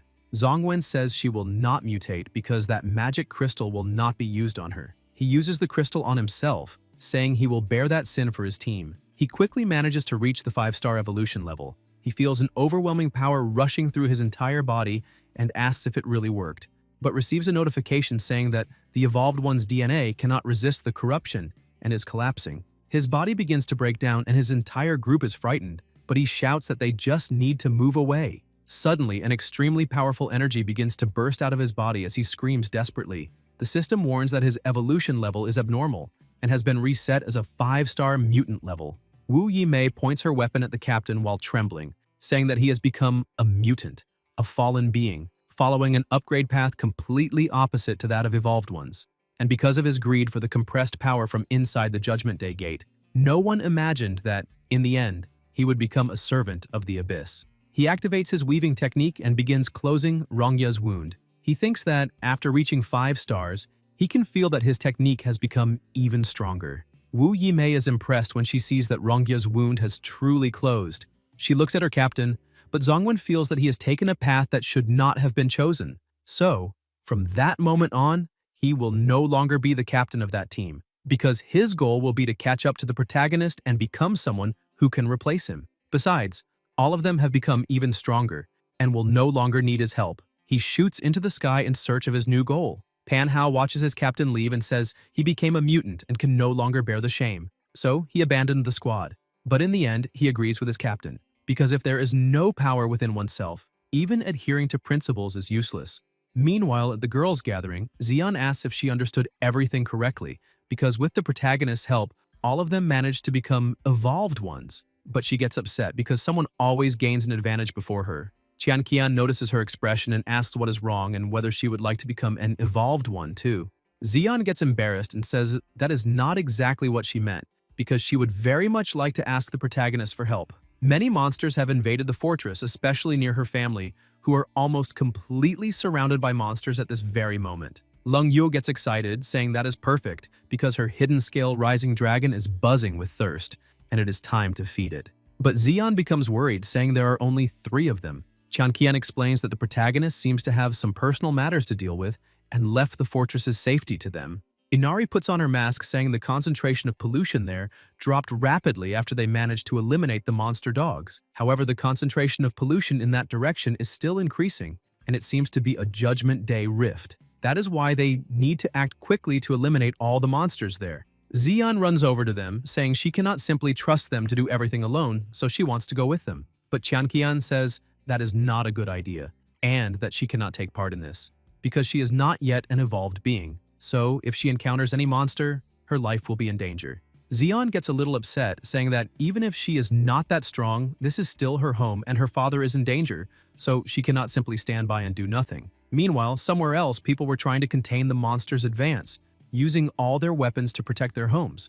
However, the bullets were useless against those monsters since they were not causing any kind of injury. The monsters keep getting closer and prepare to attack, but suddenly one monster is cut down. The secretary had arrived on the battlefield. The wolf's head falls into one of the guard's hands, and he panics, throwing it to his companions. In another house, Futai was completely surrounded and said the protagonist had played a trick on him because he really did not appear, and the one there to support them was not him. Cheng Hong also gets irritated, saying that if it was only an ordinary evolved being, it would have been better to call his son Zongwen. Suddenly, some people tell them to look ahead because that is Futai's daughter. Lung Yue continues annihilating all the monsters around her. Qian was not falling behind either, using her immense power to defeat all the monsters that had remained from the first attack. She is impressed, thinking that this is only to be expected from a divine weapon personally chosen by the protagonist, because it seems to have been tailor-made for her.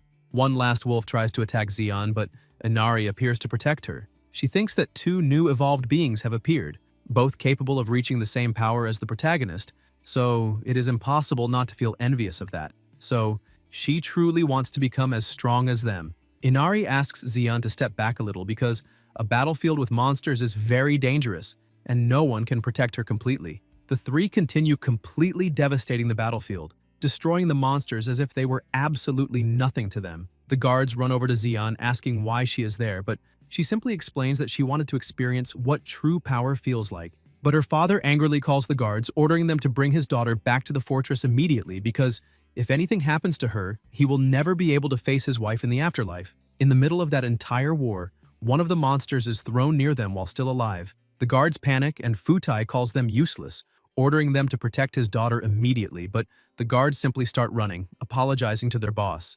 Xian is left alone in front of the monster and says that this time it will not be so easy to intimidate her like last time. She holds a rod in her hands and tells that bastard that today he will learn a lesson. The monster charges at her, but she does not get scared and faces it head-on, landing a direct blow to its face and throwing the monster backward. Her father is impressed and asks what is happening there. He asks the guards if his daughter can really attack those monsters.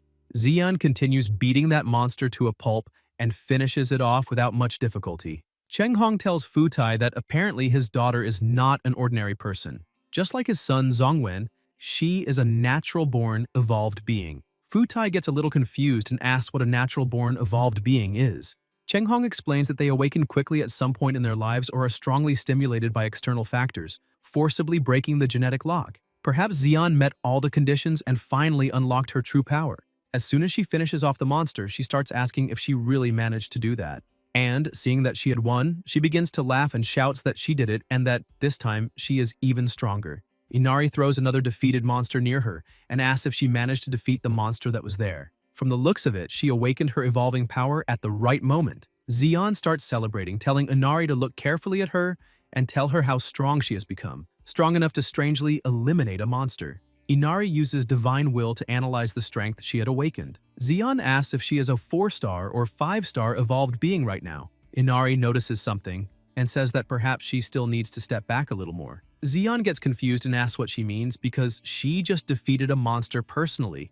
Inari points out that she used a lug wrench to eliminate the monster. She explains that Xian awakened a 1-star support ability and the monster she defeated was already gravely wounded. Even an ordinary person could have eliminated it. Besides, the ability she just awakened cannot improve her personal combat strength. Inari apologizes for saying that, but explains that this battlefield is dangerous, and she does not have the ability to survive there. Xian gets a little irritated and asks what nonsense she is talking about, because she clearly felt that she had awakened some kind of power just now. Inari explains that the ability she just awakened is called Life Bond. It can transfer injuries suffered by others to herself, so she must not use that ability carelessly, because it could end up taking her own life. Inari returns to the battlefield and leaves Xian standing there, confused, asking if she really awakened an ability that cannot be used. She shouts angrily, asking the gods what kind of joke this is.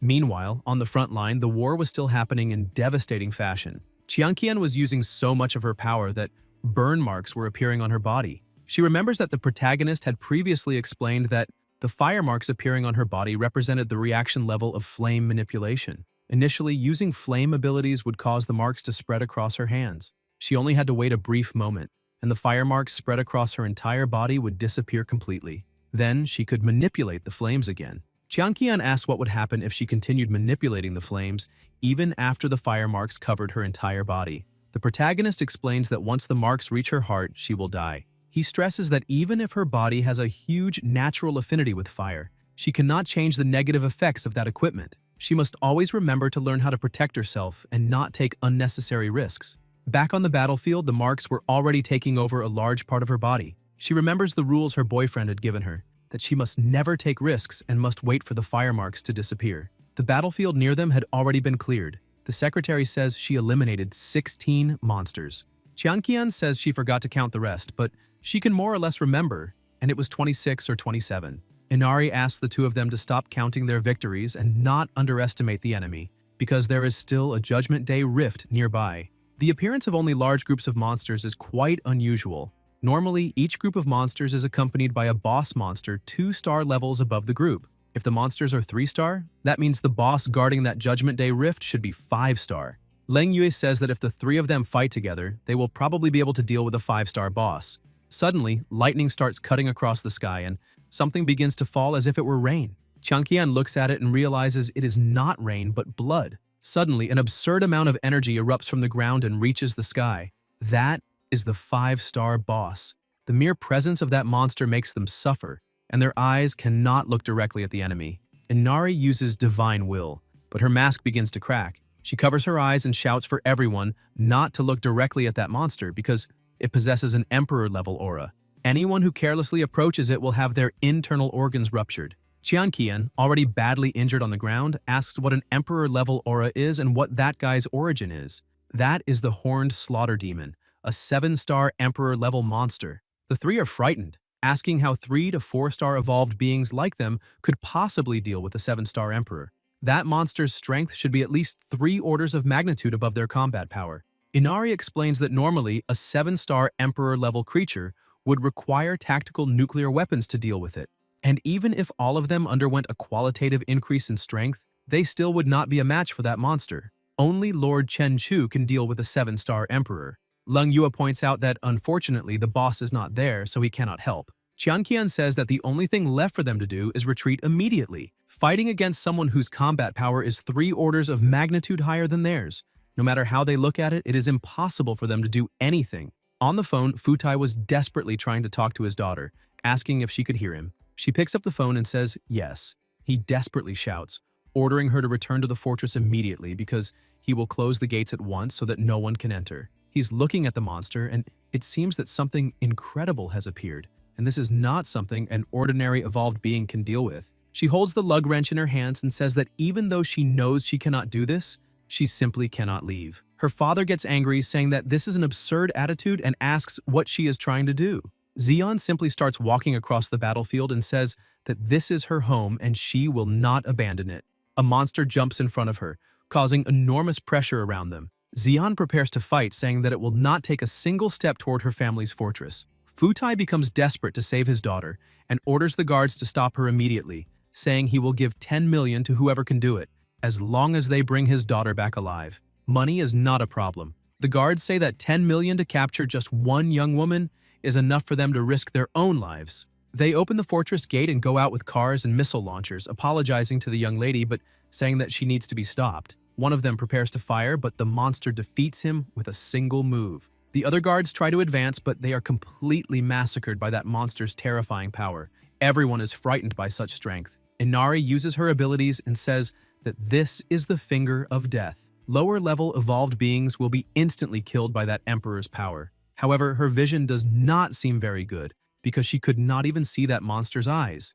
Qian starts to speak, but Inari immediately interrupts her, saying she needs to stay quiet and not say anything, because thanks to her ability Deaf Heart, even if she does not make any sound, she can still transmit information directly into the consciousness of anyone she wants, and can also hear that person's thoughts. From that point on, everyone must listen to her commands and retreat at the slowest speed possible.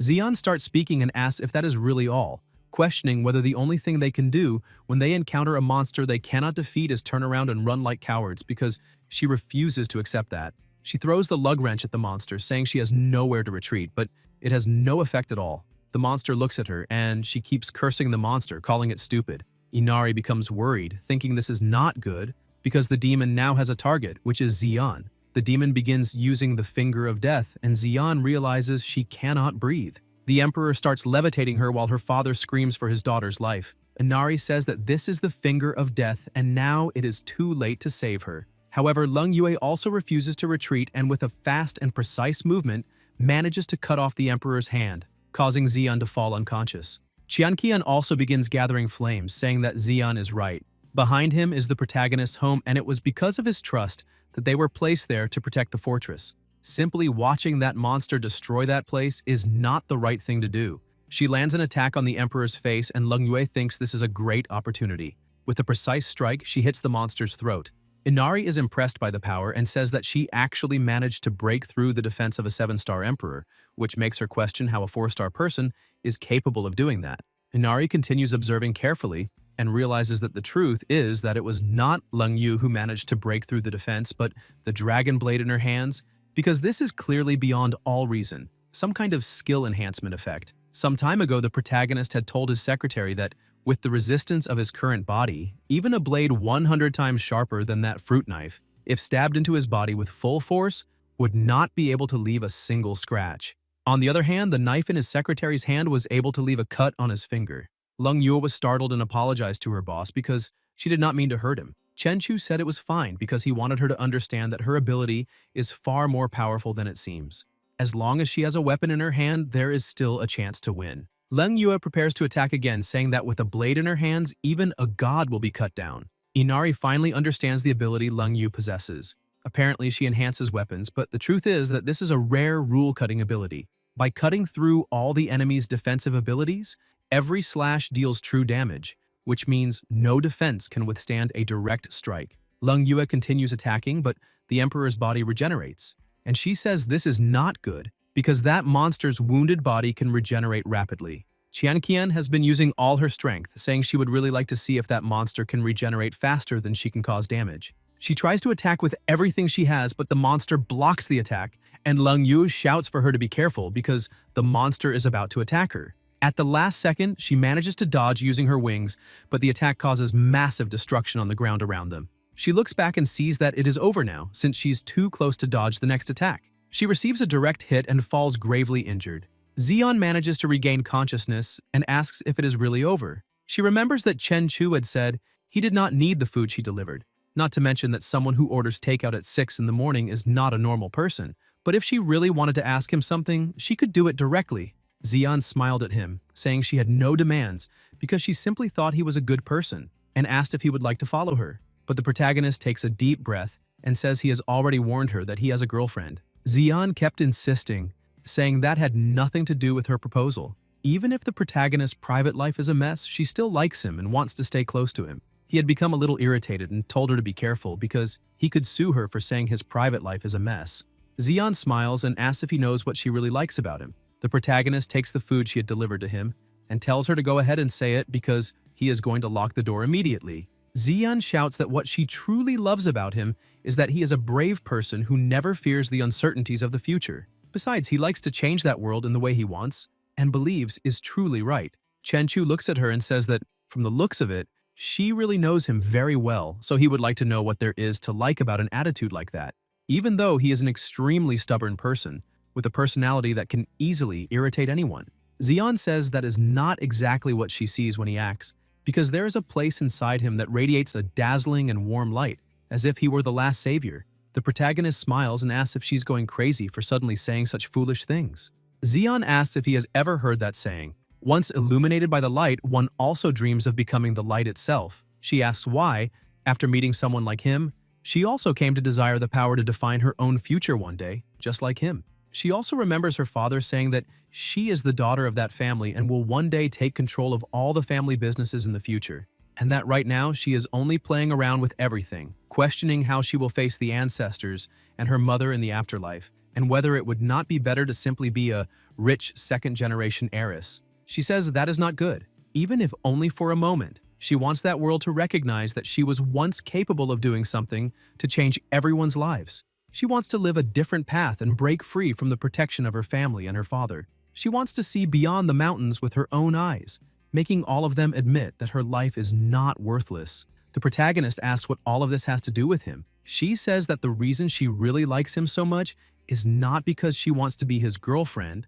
wife, lover, or anything related to that. Chenchu asks where she is going with all of this, because he is not managing to understand her. She smiles a little awkwardly and says he is such an idiot because what she truly wants is to become him. That is why she has been following him everywhere, wanting to close the distance between them. The more the protagonist stands beneath the brightest sun, the more illuminated he becomes, and that finally makes her start fantasizing about having the power to emit a dazzling light like him. But the ability she awakened is called Life Bond. It can transfer the damage suffered by others to herself, so she should not use that ability. Otherwise, she would be eliminated instantly. Xian realizes that she has finally understood the reason for her entire life, why her ability awakened now, and why that was exactly the ability she awakened. She gathers the rest of her energy and thinks that now she can also bloom like a dazzling light in that instant. She uses her ability, Life Bond, on her target, Qianqian. Inari watches it and thinks that she really used that newly awakened ability, because that ability transfers the damage received by the target to herself, which means the effect of the horned demon's finger of death will be transferred to her. The Emperor uses the finger of death on Qianqian, and it is automatically transferred to Xian. She receives the damage, and while losing consciousness, thinks she did it because she was once illuminated by the light, so she also wants to become someone else's light. Her father sees it and starts screaming for his daughter's life. She falls to the ground surrounded by her own blood and thinks that she really wanted to emit her first and last ray of light. Qianqian realizes what happened and uses all her firepower, ordering the monster to die immediately. The accumulated firepower is impressive, frightening even the Emperor. An abyssal pillar of flames takes over the place, leaving the secretary impressed by that monstrous strength. The monster is gravely wounded, but it is not enough to eliminate it. Leng Yu takes advantage of the opening and charges with everything she has, thinking that this is now her final moment. She begins spinning in the air and throws one of her swords, revealing a weakness in her opponent. Qianqian shouts that this is a great opportunity and the secretary tears the monster's arm off. Qianqian, even with the fire marks taking over her body, continues attacking tirelessly. Inari shouts that the Emperor is trying to regenerate, but the wounds left by the secretary's attacks have significantly slowed down the regeneration. Qianqian shouts that she will pierce through that monster, no matter how much of her strength she needs to use. Suddenly, the Emperor uses another ability and begins releasing a powerful roar. Inari warns them to be careful because the Emperor is draining the life force around him, preparing for a powerful area attack. Leng Yue continues advancing, saying this is the only chance she has to defeat that demon. Qianqian says they will do it together and without hesitation. Even if it means risking their lives, they must endure for Chenchu. She prepares her attack and Leng Yue pierces the monster's chest once again with her blade. Qianqian takes advantage of the wound and hits the monster head-on, causing an extremely powerful burn and defeating the monster. The two of them were completely exhausted, but the monster was on the ground. Futai runs over to his daughter, who was unconscious on the ground, saying that he was the one who made a mistake in raising her, because he should never have moved to that god-forsaken place and let her meet such a tragic end. And if she dies, how will he face the two of them in the afterlife? He keeps crying, saying he should never have said those things to her back then. And even if she became a delinquent in the future, he should not have said anything.